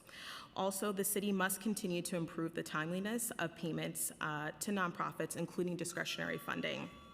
We also encourage the city to, within the request for proposal, the RFP process, the city should ensure that providers have 30 days to respond following the final addendum released, really to ensure that providers have the adequate information to complete the RFP process. And last point, I want to thank Contract Chair Juan and Youth Services Chair Stephen for introducing the following legislation. And just for one last point, we support the intent of Intro 510 that would ensure human services workers are paid a prevailing wage. However, we encourage the city to assess the necessary funding for this bill, but more information can be found in my written testimony, and thank you for the opportunity to testify today. Hi, I'm JT. I work for United Neighborhood Houses, membership organization for settlement houses in New York City and New York State. One of the better things about going later on the panels is that I can say what everyone else has said is true for us as well. We support 510. Funding is important, but the reality that we are facing on the ground right now is that wages are so low, vacancies so high, that there's probably not a whole lot of providers out there who are fully fulfilling their contracts anyways because they're having so much trouble recruiting and staffing. We fundamentally need to address salaries for human service workers, not just because it's right, but because it will help the system continue to function. We're on the precipice of crisis where we're really barreling off that cliff already. The other big thing that I wanted to talk about, we appreciate the city's investment through the contract enhancement. And I also I want to add some percentages to this dialogue because I think $64 million can sound like a lot, and it is, but in the context of a budget that we're talking about, and in the context of workers who are in many instances starting out at minimum wage or $30,000 a year, $40,000 a year in New York City, one of the most expensive cities, we're talking about 1.5%, 2% of a contract enhancement per contract for human services. And yes, all of that money is meant to go to salaries, but that's fundamentally insufficient. Even year over year, over year over year, if we're increasing by 5%, if you start at $15 an hour for 5 years, a 5% COLA, you're still sitting under $20 an hour. We need an infusion of cash to address wages, get things right after years of neglect, and then from there, COLAs are great, and that can help us to sustain, but COLAs can't fix where we're at right now. Thank you. Thank you. Thank you for that testimony. I think it is important for us to talk about percentages, and I think when we talk about data, that's why I always say we have to be careful because people can use the numbers that sound bigger and what they need. And so I think putting on record that it's literally only 2% of the bigger overall budget is super problematic. So thank you for bringing that up. I just had a quick question around Intro 866 around the community engagement bill. And I know that the administration said that this would be overburdensome for providers and it'll be too much for them to do. But one, I think that they should be evaluating things that they're asking providers to submit for reporting because a lot of it is outdated and isn't relevant sometimes. But could you talk to me a little bit about, or have you heard from your organization providers, UNH, around this being so burdensome that they wouldn't be able to do this and the reporting part, please? Thank you. Thanks for asking the question, Chair Stevens. If you are having community conversations, community collaboration, community engagement, you should be taking notes, you should have sign-in sheets. I think one of the challenges that we have when we introduce new things that we're tracking and paying attention to is that New York City agencies don't often step back and ask their contractors, what would be the easiest way for you to report to us on this? If there is a portal where we're uploading basic documentation, you have it or you don't. Do you have a sign-in sheet from a meeting? Do you have minutes or notes that you already took for a meeting? I think if folks are going to be writing into proposals how they're going to work real hard with the community and they're going to be really involved with the community and they're going to go out there, okay, yeah, they should be evaluated on that. I think that's right. And I think that if it's a matter of having a minute taker in a meeting when you didn't before, that's probably good organizational practice. I do think that a bigger point that you've brought to this hearing and brought up a number of times, I think of reporting requirements for city contracts sometimes like a zip tie. We keep tightening it and tightening it and tightening, asking for more and asking for more. Sometimes it's because a council member asked a commissioner a question at a hearing 14 years ago, and ever since then, nonprofits have been asked to fill out that box every single year, and no one really remembers why. Let's have honest assessments about what's valuable to track and what's not. What information are we using and what are we not? This 866, we support it. I think that I added some suggestions in my testimony for a definition of collaboration. I think people play that word a little fast and loose, so we might want to say exactly what we're trying to get at. But it would be important, it would be really, we need to move in the direction of asking ourselves more often why we're asking the questions that we're asking of nonprofits. And I think this is a good one to ask. And to kick it off the curb because folks are already overburdened, but not go back and ask why they're overburdened in the first place, I think is a missed opportunity. No, I really appreciate that because I think that that's what I was trying to allude to. And I also want to give some clarity around the bill itself because I think people think we're asking for community engagement in the sense of how are you working with the community, but we're actually asking about community engagement with your community partners. When folks write RFPs, a lot of time they are asked to get letters of community support, and they get these letters and they say they're going to work with them and this is how the partnership is going to be, and then no one ever a contract is awarded and that conversation is now null and void. And so for me, I believe if we're asking for this information on the front end, we should be tracking it because obviously this is important. And so I just want to make sure that we clarify some of that because it's not just around community engagement. It is about a question we are literally asking in all of our RFPs and actually making people do the legwork to do because getting community support letters is not easy. Literally was part of my job before. And so it's important that we are tracking that and how's that look because I think sometimes even when some of the bigger agencies say that they're gonna work with a smaller agency, the smaller agency might be excited and like this is a good partnership and it can really help them, but then they don't hear from them again. And so hearing from some of the smaller agencies, wanted to make sure we had some feedback from that. But thank you so much, I really appreciate it. Thank you to this panel. We're going to transition to our next panel, which will be a hybrid panel. The first in-person panelist will be Patricia Marthone, followed by two virtual panelists, Cynthia Silva and William Perez.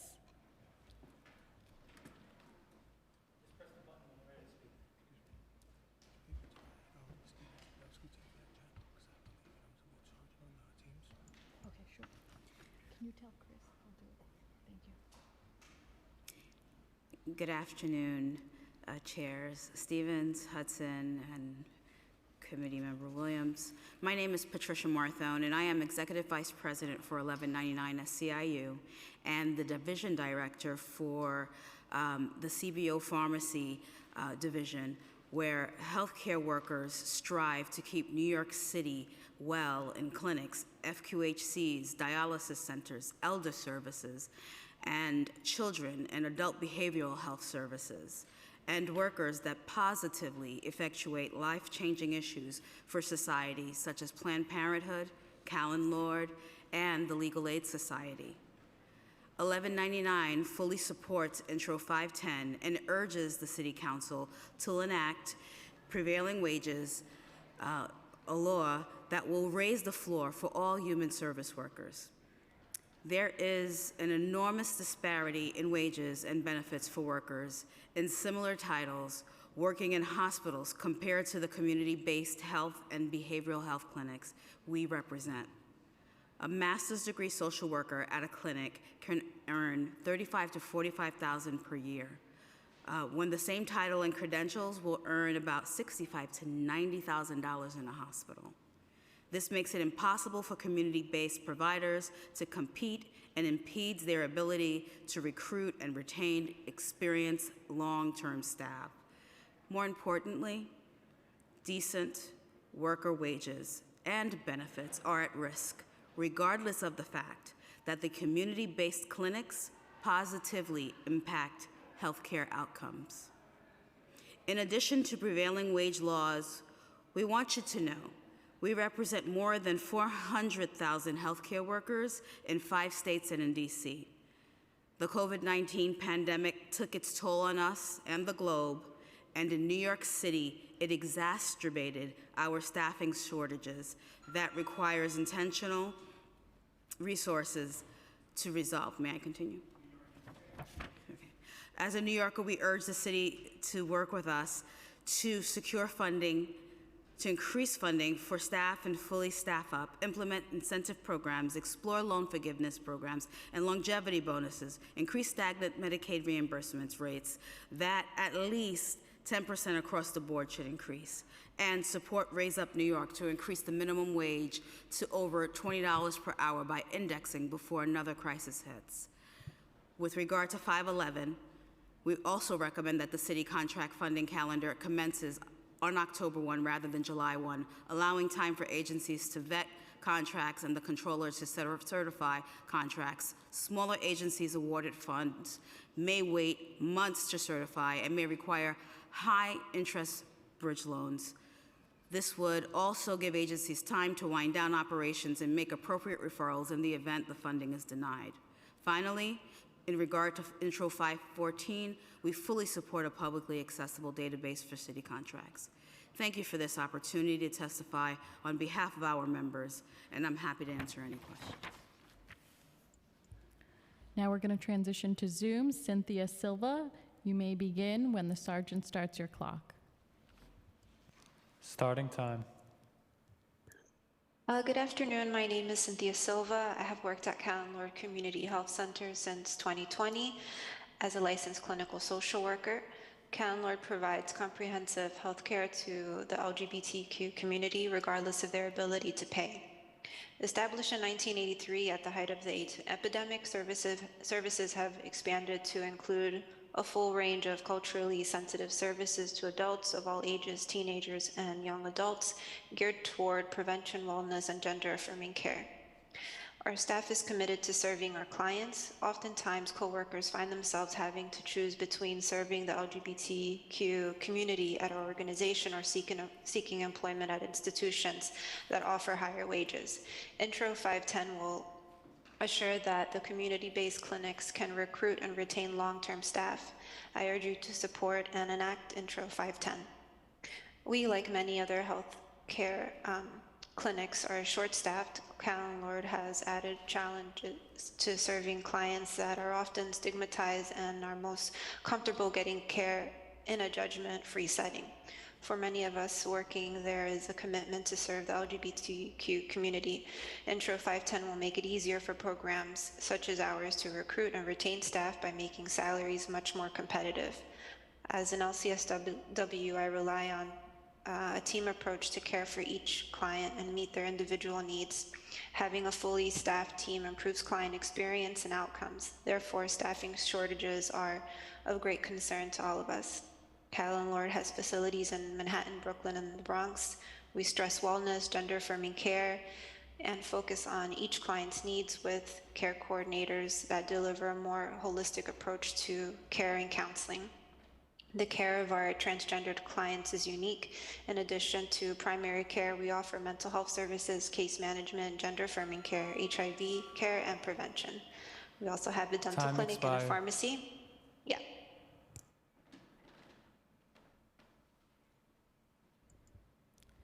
Thank you, and our final panelist will be William Perez. You may begin when the sergeant starts your clock. Starting time.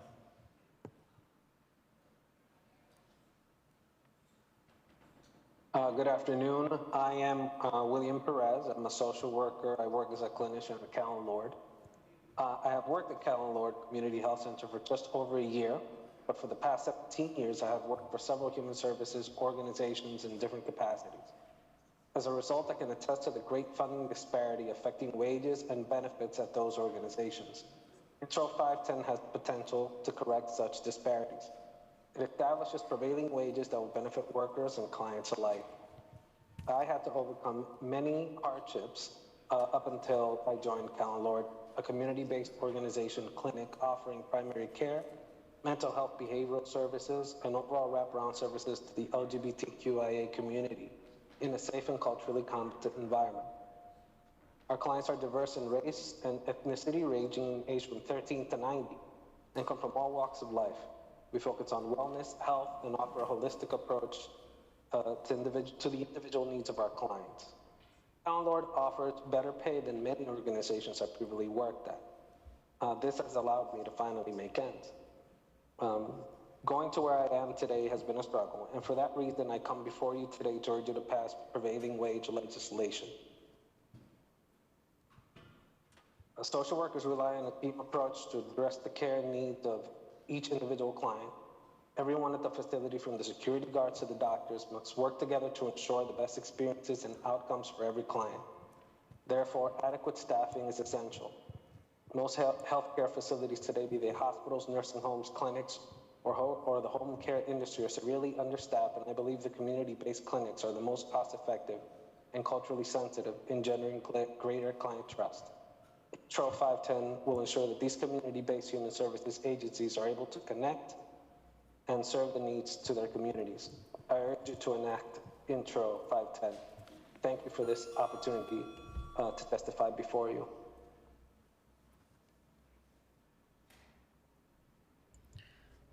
Thank you very much for your testimony. Thank you to this panel. We're going to transition to our next Zoom panel. Jeff Chang, Malini Kohara, Lily Shapiro, and Paul J. Lee. Jeff Chang, you may begin when the sergeant starts your clock. Starting time. Hello, good afternoon, and thank you to the City Council and the Committee on Youth Services, Aging, and Contracts for this opportunity to testify. My name is Jeff Chang, and I'm the youth organizer at the Korean American Family Service Center. And KFSC provides social services to immigrant survivors and the children who are affected by domestic violence, sexual assault, and child abuse. All our programs and services are offered in a culturally and linguistically appropriate setting. The model minority myth is in direct contradiction to the fact that many APA students from immigrant families display serious emotional, social, and behavioral difficulties. Our APA children require additional support from school counselors to mitigate and reduce stressors in the school environment that hinder not only their academic performance, but also their social, emotional development, self-esteem, and development of healthy communication skills. Our counselors and teachers at KFSC work with the families in our Hidori after-school program to specifically address the gaps in our education system that overlooks our APA immigrant student population and the failings of student educators and administrators to fund and resource proper protocols for families to address their child's unique needs and challenges. Oftentimes, we find ourselves left outside of city funding as an organization located in Queens. Flushing, Queens is home to one of the biggest APA immigrant populations in New York, and it is important to provide the support to the nonprofit organizations that are on the front line in serving these underserved communities. With the increasing number of unfunded mandates appearing on the RFP and lacking funding to pay appropriate wages to staff, we are put under growingly unrealistic demands with a lack of support. Thank you for your time. Thank you. Malini Kohana, you may begin when the sergeant starts your clock. Starting time. Good afternoon. Thank you. My name is Malini Khorana, and I am the Director of Finance and Operations at Sakhi for South Asian Women. We exist to represent the South Asian diaspora in a survivor-centered movement for gender justice. For 34 years, we have been the only organization explicitly addressing gender-based violence in New York City's South Asian community. And over the past year, we have seen a significant increase in our caseload, like 35% increase in cases, 25% increase in our helpline. And just as a result of the COVID-19 pandemic, there has been an increased demand in addressing housing, food, and economic insecurity. So really, there has been such a significant increase in the work that we're doing, and we have had to maintain all of our operations through the periods of grave uncertainty. So just looking at New York City Council, we are very appreciative of the support that we get from City Council. The grants comprise about 10% of our annual operating budget, but we spend anywhere from 15 to 20% of our time just processing these grants. So just as my colleagues, I'm not going to go through the entire testimony that I had. It has been submitted, so I don't want to be repetitive, but very similar to what my colleagues at Bronx Defenders and the Northside Center for Child Development indicated. Every part of the contract process, whether it's the contract requirements, contract registration, invoice submission, payments, every part is burdensome and riddled with delays. And so I'm just here to kind of really offer support. I know the controller talked about a cross-functional team, working on trying to figure out how to make the process better. Time expired. Sorry, there be any representation from end users like us to participate on the?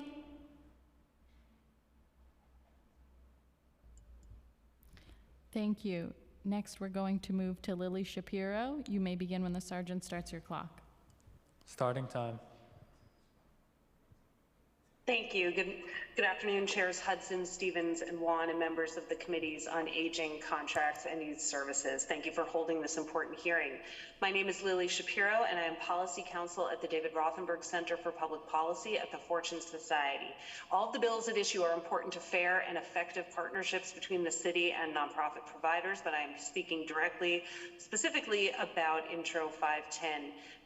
We hope that the final version of this bill, however, will address the responsibility of city agencies to ensure that staff can be paid a prevailing wage, because providers like the Fortune Society are hampered from doing so by under-resourced city contracts. As many of you know, for 55 years, the Fortune Society has been providing a wide range of alternative to incarceration and reentry services to some of our most vulnerable fellow New Yorkers. People detained in our city jails, returning home from jail and prison, or court mandated to participate in our services in lieu of pretrial detention. We provide a wide range of services, but like so many human services nonprofits, we've struggled to retain staff and fill positions in this new world of work in the COVID-19 pandemic era. People are reluctant to work in person, which is critical for the kinds of services we provide, but our biggest challenge that we face in retention and hiring is our inability to pay qualified, motivated people a decent living wage. This is particularly critical because we are very proud to say that we hire our mission at Fortune, meaning we seek, whenever possible, to hire people with conviction histories, particularly our own program participants. Many of our staff are thus also people of color, given that people of color are disproportionately impacted by the criminal justice system. And this also means, given that intersectionality, they are less likely to have significant financial resources outside of their paychecks. And in fact, some of them are forced to rely on public assistance to make ends meet. I've gone into greater detail in my written testimony, but one of my colleagues who started with us as a voluntary participant, trying to be the best father he could to his young child, had to make a choice between losing income in the form of public assistance and taking on a full-time position, which we were grateful that he did, but nobody should have to make that choice. My frontline colleagues are human service workers who work tirelessly to help people in crisis, people in desperate need of housing and employment, and people struggling with addiction, and their hard work keeps all of us safer. We should honor their commitment and contribution by paying them a prevailing wage. Thank you so much for your consideration. Thank you. Next, we're going to move to the last participant on this panel, Paul J. Lee. You may begin when the sergeant starts your clock. Starting time. Thank you, members of the committees here, for allowing me to testify today. My name is Paul Lee. I'm the Senior Grants and Advocacy Officer of Korean Community Services of Metropolitan New York. Since 1973, KCS has been serving underrepresented populations with an emphasis on the Korean immigrant and broader AAPI communities. There have been so many prevalent issues with the contracting system that have already been discussed and highlighted here today, so instead I'm coming to speak to you about our observations working with the system and share the experiences of my colleagues, my coworkers, and the community that have been directly impacted by the current system. As someone who's worked at both the program and organization level, I've now seen the direct chain of consequences that emerge as a result of not paying nonprofits on time. From writing the proposals to the program management up to the service level for employees on the ground, speaking and serving clients directly, each and every step of this crucial process is negatively impacted by the current system. We simply cannot stop serving our community without creating greater harm. Simply put, we are operating and sustaining these critical services on many promises of payment with no clear timeline and no timely reimbursement. This does not even take into consideration the impact of rising costs and inflation. As a result, the overall quality of services is not only impacted, but their very availability is put at stake. Furthermore, the current contracting process and delay in payment simply put are an existential threat for small nonprofits. As a member of several nonprofit coalitions, such as the Viral Hepatitis Initiative, which are all dedicated to serving the community, KCS can see the direct impact this delay has. Namely, smaller organizations cannot navigate or survive without timely reimbursements and assistance navigating the process. This current situation is an unsustainable and an inequitable model that undermines the principles of fairness and ethics the city is seeking to uphold. This testimony, though, is not an admonishment for the current administration or the representatives here, but a call to action. With your continued support and our collaboration to reform the system, we will be able to continue to deliver meals to hundreds of homebound seniors, provide critical case management and holistic social services, offer culturally competent and linguistically relevant support, combat hatred, provide pathways to economic stability and healthy lives, and to nurture a system wherein we as community organizers, government agencies, and service providers are Time capable expired. of providing the highest quality services to those who need it most. Thank you. Thank you for your testimony. We'll now call the third Zoom panel.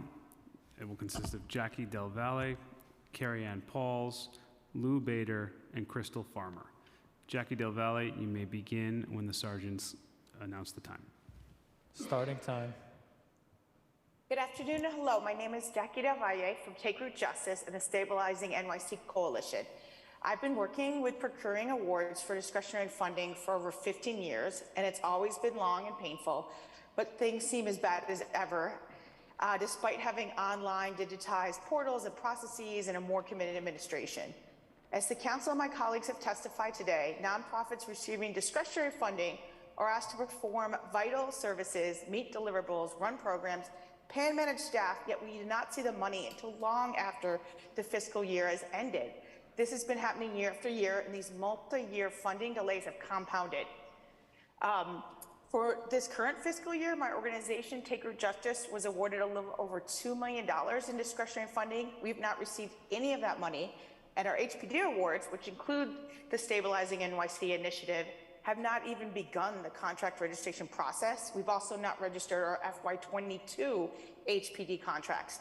The 19 other stabilizing nonprofits that I work with are in the same sad, frustrating boat. For the backlog, we ask first and foremost groups to immediately receive a significant portion of the money owed through advances and bridge loans. And then starting in FY24, groups should receive advances at the start of the fiscal year. Contracts need to be registered in 6 months after the fiscal year starts, not 1 or 2 years after. And that community groups should be certified to receive city funding on an annual basis. The vendor responsibility determination, which takes up so much of the time and it's long and confusing, it could be a separate process instead of being repeated with every distinct contract an organization holds in the fiscal years. And these years of egregiously late payments on HPD, discretionary contracts, and other city money have compounded and are jeopardizing the impact of my organization and the Stabilizing Coalition. Organizations lose resources fighting not for their mission, but cash flow solutions. These multi-year funding delays hurt the low-income communities of color the council intended to power. Finished. Thank you, Ms. Del Valle. Next, we'll hear from Carrie Ann Pauls, followed by Lou Bader, and then Crystal Farmer. Carrie Ann Pauls, you may begin when the sergeants announce the time. Starting time. Good afternoon. My name is Carrie Ann Pauls, and I'm a member of the LEAP Coalition's Steering Committee and the Director of Coalitions and Resource Management at Take Root Justice. LEAP is a legal advocacy partnership comprised of community-based direct civil legal services providers. We work collaboratively to increase the availability, breadth, and depth quality civil legal services for marginalized individuals and communities across New York City. Thank you so much to Chairs Stevens, Hudson, and Wan for shining a spotlight on the issue of how the city's delays in paying nonprofits for their crucial work has devastating impacts on our organizations and the communities we serve. LEAP calls for and supports efforts that increase transparency in how the city engages in contracting processes, reduces unnecessary administrative burdens on our organizations, and streamlines advances in funding so that we have the resources in hand to pay our incredible staff and keep our doors open. Now, we've been informed that several of the baseline legal services contracts will be RFP'd soon, and that date keeps changing, and that the contracting agencies intend to time these RFPs all at once. Examples of these are for our housing, such as the anti-harassment and right to counsel contracts, and on the immigration line, such as immigration opportunities contract. For LEAP, this timing would negatively impact our organizations and cause greater disruption to our work. For our coalition, better contracting means greater transparency and collaboration and staggering the RFPs across baseline legal services contracts. We asked this task force in the city to increase transparency in the RFP process and provide real opportunities for the organizations working on the ground to give feedback on how these programs have been working and in what ways they can be improved. We also ask for increased transparency and communication regarding important citywide initiatives, such as the Wage Enhancement Initiative. We're currently completely in the dark as to the details about how this will work, and we're waiting to be engaged by the contracting agencies. We also asked the contracting, so thank you so much. We appreciate your time and want to uplift our call for more transparency of advances and real bridge loans on these contracts so that we can ensure that those doing the work on the ground are paid properly and on time. Thank you. Thank you, Ms. Pauls.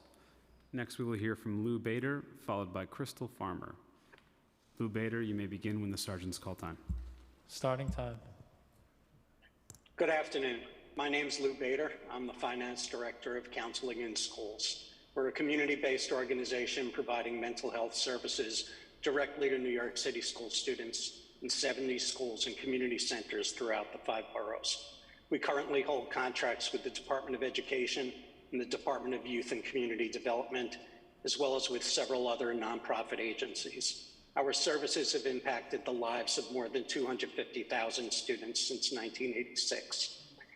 Counseling in Schools has an approved indirect rate, but we've been told by the Office of Community Schools, a division of the Department of Education, that this higher rate will not be funded.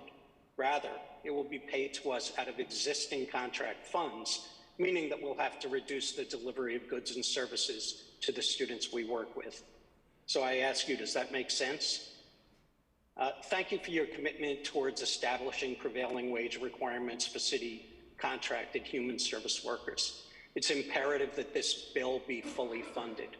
If unfunded, this mandate will place undue hardship on human services organizations. Human services workers' wages must be comparable to wages in the government and the private sector. Unfortunately, the human services sector has the 5th lowest average pay among large employing industries in New York City. Let me say that again, 5th lowest average pay. Late contracting issues is another matter I'd like to discuss. The city's delays cost us real money and jeopardize the quality of services by diverting funds away from the programs to pay those high interest costs.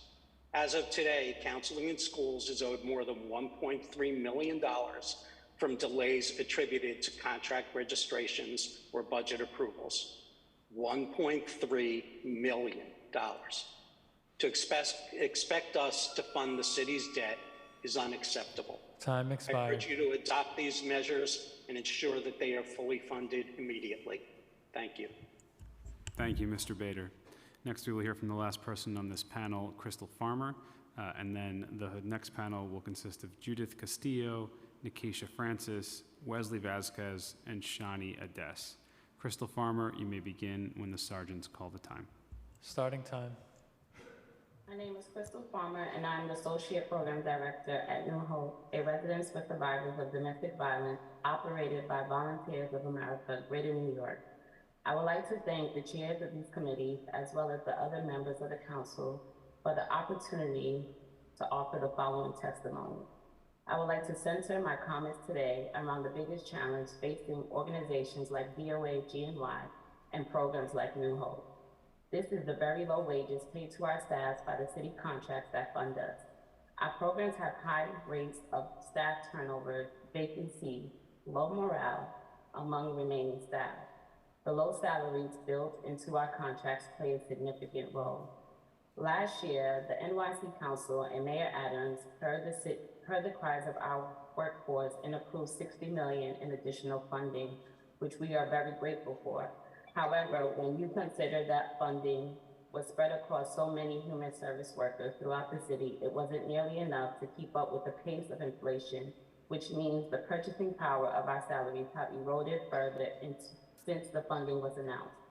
VOA Greater New York staff members thank Councilmember Althea Stevens and all of the co-sponsors of this bill for thinking bigger and sending a signal that we are essential and our job matters. A prevailing wage schedule for human service workers would represent an important step towards reaching living wages and achieving pay parity with our counterpart employed by the city. Of course, it will not be easy. This mandate must be advanced with the budget fully funded and with clear parameters on eligible contracts. Prevailing wage mandates without sufficient funding added to our budget to cover them would have a disastrous impact on our programs and clients. But with full funding and by providing nonprofit providers a seat at the table with the comptroller's offices in establishing the prevailing rates to ensure considerations of equity and salary compression. Time expired. Okay, well, thank you for your time. Next, we'll move to Judith Castillo. You may begin when the sergeant starts your clock. Starting time. Good afternoon, council members. My name is Judith Castillo. I'm the Chief Operating Officer at Encore Community Services, a nonprofit organization serving older adults on Manhattan's West Side. We run older adult centers and supportive and affordable housing in Midtown, as well as serve 500,000 meals to local residents every year. Our staff is a literal lifeline for aging New Yorkers who are in critical need of food resources and community. We, like our entire sector, are struggling because the wages afforded by our city contracts are not competitive.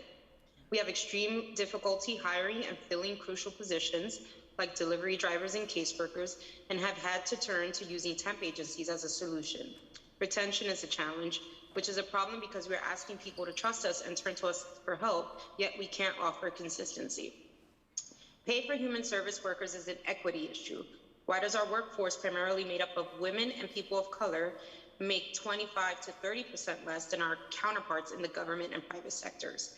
Our teams carry out essential functions for the city, which was celebrated when COVID sent so many workforces home. Our people showed up and kept services available to everyone who needed us during the incredibly difficult time. Now, instead of relief, we find inflation has made our already stagnant wages even more dismal. Poverty wages mean that a significant portion of employees of human service organizations rely on other benefits, including rental assistance and Medicaid. They're often not able to work beyond half-time without risking those benefits, impacting the organization as well as their capacity to improve their position. This should not be the case for government contracted jobs. We were glad to see the city commit a pay bump in the Workforce Enhancement Initiative, even though it's just a starting place. It does not even match inflation. But we were disappointed that we are here to talk about next year's budget while our staff has yet to see a cent of that money. It's just one of the many examples of how the city's slow pace when it comes to nonprofit hurts us all. We appreciate the effort to create prevailing wage requirements for city contracted human services worker, but we ask that there is funding attached to the proposed bill so that it does not come as an unfunded mandate for human services Time organization. expired. Thank you. Thank you for your time today. Thank you for your testimony. Next, we'll move to Nikisha Francis. You may begin when the sergeant starts your clock. Starting time. Thank you for the opportunity to testify. My name is Nikisha Francis, and I am the Policy and Advocacy Manager at Good Shepherd Services. I want to thank the Council for the role you played in securing investments to support the human services workforce, including 2 workforce enhancements we have received in the past 2 fiscal years. As a former member of the Nonprofit Resiliency Committee under the de Blasio administration, GSS has been a steadfast advocate for the Indirect Cost Rate Initiative, workforce enhancements, and the cost of living adjustments that support the lowest paid frontline positions. GSS has also worked tirelessly to improve the human services contracting process and is looking forward to working with the newly established Office of Nonprofit Services. My testimony today will focus on the need to improve the procurement relationship between nonprofits and government. Nonprofits continue to experience delays in registering contracts and receiving payments. This is particularly an issue with some of our contracts that take up to 1 year to register. While some progress has been made with Passport and the Indirect Cost Rate Manual, there is still a need to streamline the process for nonprofit providers to avoid the additional administrative burden that comes from uploading the same documents for each contract over and over again. Fixing this system will allow contracts to be registered in a more timely manner and allow the city to pay nonprofits on time. Lastly, the city needs to address gaps the American Rescue Plan stimulus dollars will have in key program areas that will end in 2024, especially in the Learning to Work community schools and Student Success Center work streams, and ensure that youth, families, and communities across New York City are consulted before cuts are made to ensure essential programs, especially those in communities most impacted by COVID-19, are held harmless. Thank you for the opportunity to testify.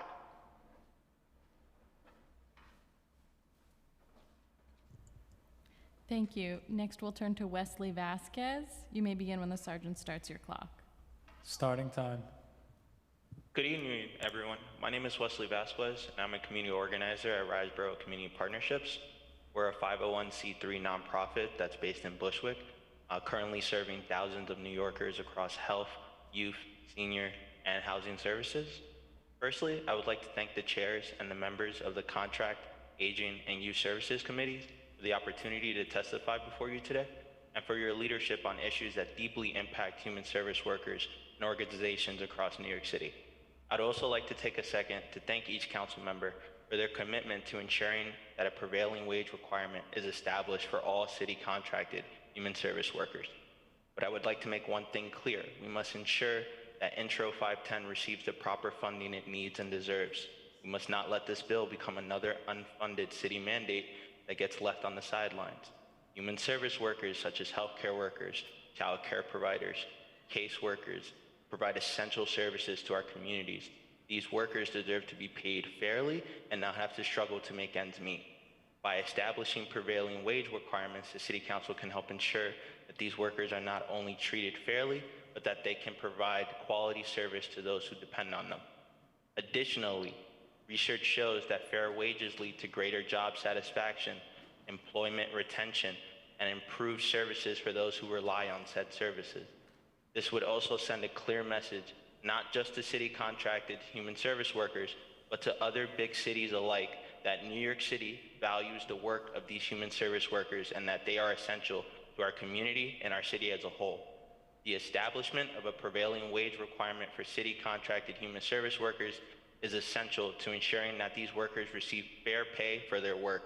And this would not only benefit both the workers and communities they serve, but everyone as a whole, which is why I say let's work together to make this a reality in our great city. I thank you for your time. Thank you so much. Now we're going to turn to Shani Ades. You may begin when the sergeant starts your clock. Starting time. Thank you for the opportunity to testify today. My name is Shani Ades. I'm Vice President of New York Legal Assistance Group. NYLAG uses the power of the law to help New Yorkers experiencing poverty or in crisis combat economic, racial, and social injustice. We address emerging and urgent needs with comprehensive free civil legal services, financial empowerment, impact litigation, policy advocacy, and community partnerships. Nonprofit human service providers like NYLAG are on the ground engaging with communities. City government relies on providers like all of us to implement the critical public services designed to support and uplift New Yorkers. We bridge the gap of bringing services to those most in need in our communities together. NYLAG urges City Council to establish fair and equitable prevailing wage requirements for city contracted human service workers, and to align the rate of pay with the true and full cost related to staffing structures, including wages, benefits such as health insurance, office space, technology, supervision and training, and the administrative and operational support necessary to keep the organization running, as well as to ensure the prevailing wage minimum set remain relevant through the implementation through automatic COLAs. Our support for this bill is informed by ourselves seeing and experiencing the impact of underinvestment in nonprofit work, and the importance of this bill is multifaceted for many of the reasons spoken by the prior panelists. Currently, NYLAG has to use unrestricted funds to support basic wages for staff who are funded under city contracts, despite them being assigned 100% to these contracts per requirement. This is unsustainable. Newly issued RFAs from the city continue to inadequately reflect what is considered even now standardized wages, let alone just wages, or the full and true expenses necessary to support staff. For example, NYLAG, like many, faces exorbitant increases in health insurance costs during this time, costs that are rarely, if ever, meaningfully covered by contracts, despite being absolutely imperative part of the compensation package we rightfully offer employees. For similar reasons, NYLAG supports setting time limits for the procurement process and the establishment of a public procurement database. As of January 2020, thank you. Thank you. Now we're going to transition to our last panel. We're going to hear from Henry Garrido, followed by Joyce McClammy, followed by Lorenzo Brooks, followed by John McIntosh. Henry Garrido, you may begin when the sergeant starts your clock. Starting time. Good evening. Thank you, everyone. Last, certainly I hope not least, I'm Henry Garrido. I'm the Executive Director of DC37, and I want to echo what everybody has said about the encouraging and nature of this conversation, but also I want to thank the leadership of the chairwoman Stevens, Wan, and Hudson for the great work that they've done in not only promoting fair wages for workers, but also bringing the issue of equity in payment to the forefront. I won't belabor my testimony. I'll submit my entire testimony in writing, but I want to concentrate my comments into three components. We believe Intro 510 is a great start. It's a good beginning of that conversation, but we're concerned around the issues of three areas. One is the issue of the wages itself, how they're determined. Generally on the prevailing wage legislation, the wages are determined through a survey that is established by the Comptroller's Office. That survey is usually from other employers. In this case, we want to make sure that this bill doesn't bring down wages for the collectively bargained wages that have already been established. I don't believe that is the intention. But in the past, when legislations that aim to promote and increase living wages and provisional wages in others have led to actually depression of wages, which is the opposite for those who have collectively bargained agreements. The second is the issue of supplemental benefits, which in many cases, many of the workers that we're talking about, and we represent over 20,000 in the nonprofit sector, the wages are so little that they don't avail themselves of employer-sponsored health insurance. They actually use Medicaid and or many of them go without it because co-pays or co-insurance is so high. And so when you set up a wage for supplemental benefit to the surveys, that means a zero, which means it depresses the preliminary wage. And lastly is the issue of enforcement. We believe that the workers have to have a right to appeal to the Comptroller's Office under the provisions of the wages and not have employers self-certified for compliance. I remain available for questions, looking forward to having discussions on amendments to future language if it is possible. Thank you. Thank you. Now we're going to turn to Joyce McClammy. You may begin when the sergeant starts your clock. Starting time.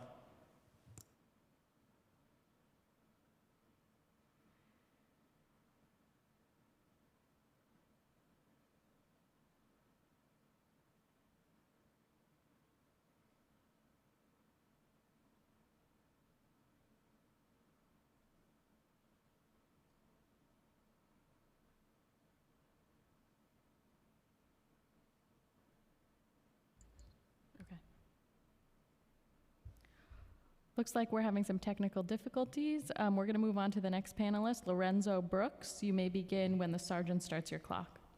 Starting time. Good afternoon, Chairs Hudson, Warren, and Stevens, and members of the committees. My name is Lorenzo Brooks, and I am a case manager at Urban Pathways, a nonprofit that helps New Yorkers experiencing homelessness get the services and the housing they need. I'm here today to speak in favor of Intro 510. I have worked in the human services sector for over 6 years. Essential human workers like me earn one of the lowest wages in New York's economy due to chronic underfunding from New York City government contracts.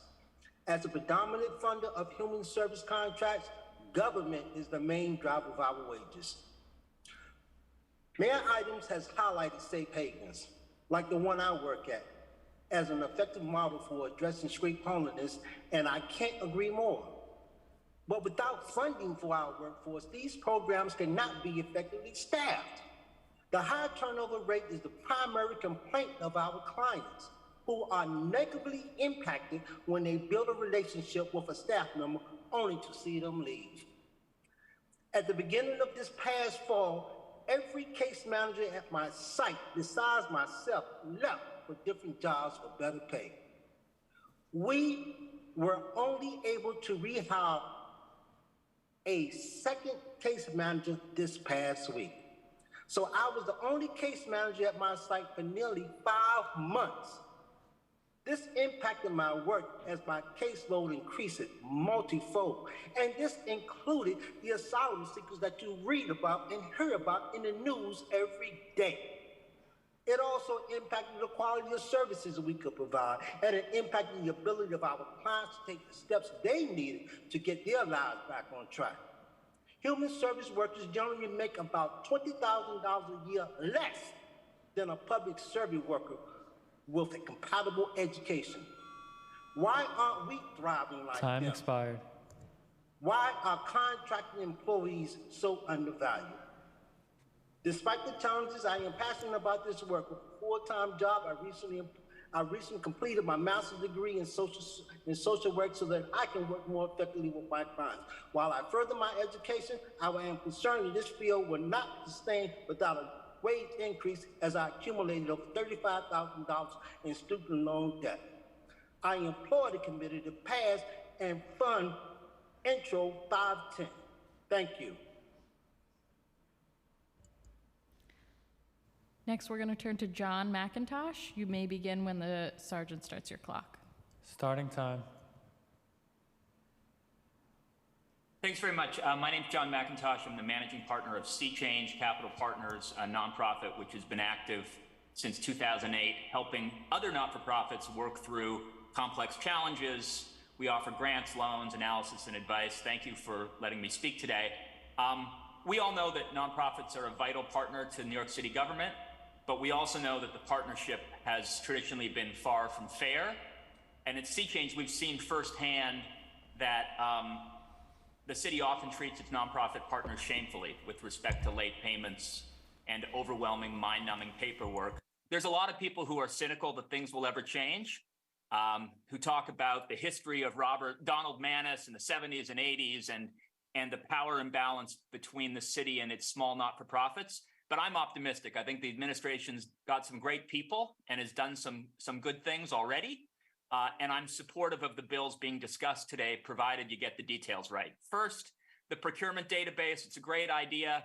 We use Passport Public a lot, but there's a catch-all category called in process, which really means who the hell knows, and giving not-for-profits themselves and people like us more information about where things stand is a great idea. I also think it's terrific to put some time limits in for procurement. But these limits won't apply to discretionary contracts because most of them are under $100,000 and something else has got to be done there. I would suggest a very, very simple fill-in-the-blank type contract because for working up a line item budget for a $30,000 grant is demoralizing, insane, and everybody knows it. Finally, prevailing wages. This is just what I want to say. It's a great idea, but the only way not-for-profits will ever be able to pay prevailing wages is if the city pays them more. It's simply impossible otherwise. There's not enough philanthropy.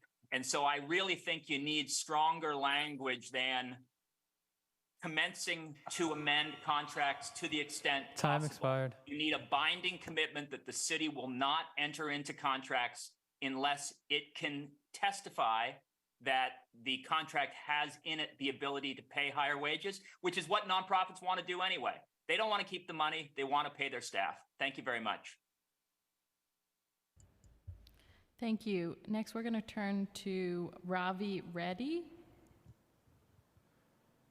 You may begin when the sergeant starts your clock. Starting time. Great. Thank you so much. I had testimony written up. I know a lot has already been said, but just to keep myself from ranting, I'm just going to go right through what I already wrote. So first off, thank you, Chairs Stevens, Hudson, Wan, and members of the Committees on Youth Services, Aging, and Contracts for holding this hearing and giving us an opportunity to testify. I'm Ravi Reddy, the Associate Director of Advocacy and Policy here at the Asian American Federation. We're here alongside member organizations of our Seniors Working Group, the first Asian Senior Service Coalition in our state. Alongside our members, we're here to discuss the critical issue of how our city supports the work they do with our most vulnerable populations. Now, the 12 Asian-led, Asian-serving older adult serving AAF member organizations comprising our working group served more than 100,000 low-income seniors in 2022. Asian older adults comprise 13.9% of the city's older adult population, and the number of Asian adults in poverty increased by 60% between 2010 and 2019. Now, these service organizations provide a broad spectrum of services from food pantries to meal deliveries and ESL classes and congregate meals. And even though there is sustained effort to move more funding towards in-person senior services, SWG members regularly acknowledge that demand for remote services, including basic needs deliveries and wellness calls, remain high, requiring already stretched thin capacity to be stretched even further. But as these organizations are rooted in the Asian community, these are also the organizations that our community members go to first, and especially in service areas of increased complexity and nuance like mental health services, this is even more critical. But as we continue to highlight, being culturally competent and language accessible and the services provided by these CBOs simply costs more.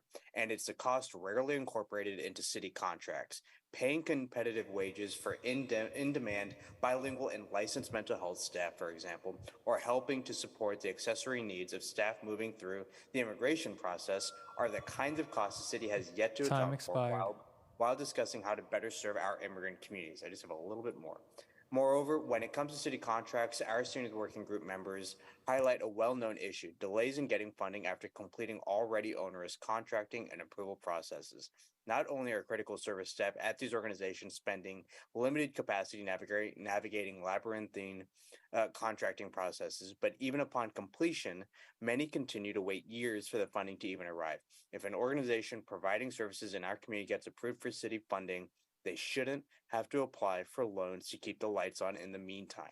So now I had recommendations, but I think you get the gist of what we're really focused on here, incorporating cultural competent language accessibility into city contracting and making sure that the small organizations who need the support, who are doing the critical work, are getting it promptly. We look forward to continuing these conversations. We're thankful for you to holding these hearings, and we're ready to get going. Thank you so much. Thank you for your testimony. We're now going to turn back to Joyce McClammy to see if you've been able to address your audio issues. I do understand them, but we don't have any group plans here at all. Starting time. All right, then. Thank you so much. Joyce, you may begin. Joyce, just to be clear, we can hear you. So if you're prepared to give your testimony, you may proceed.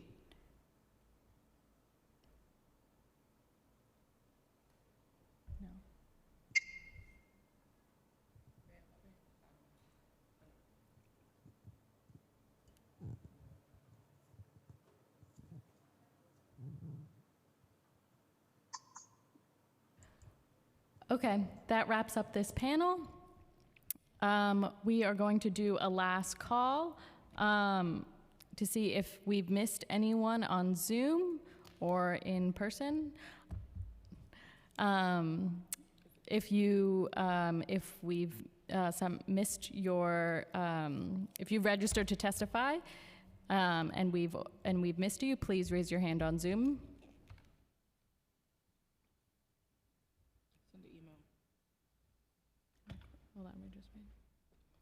Seeing no hands raised, I'm going to turn it over to Chair Stevens for closing remarks. I would like to thank Chair Wan and Chair Hudson for co-chairing this hearing with me today. Thank you to all of the providers who showed up and talked about their testimony and support of all of the bills that were introed today. We look forward to having all these bills passed into law in the very near future. Thank you. This meeting is adjourned.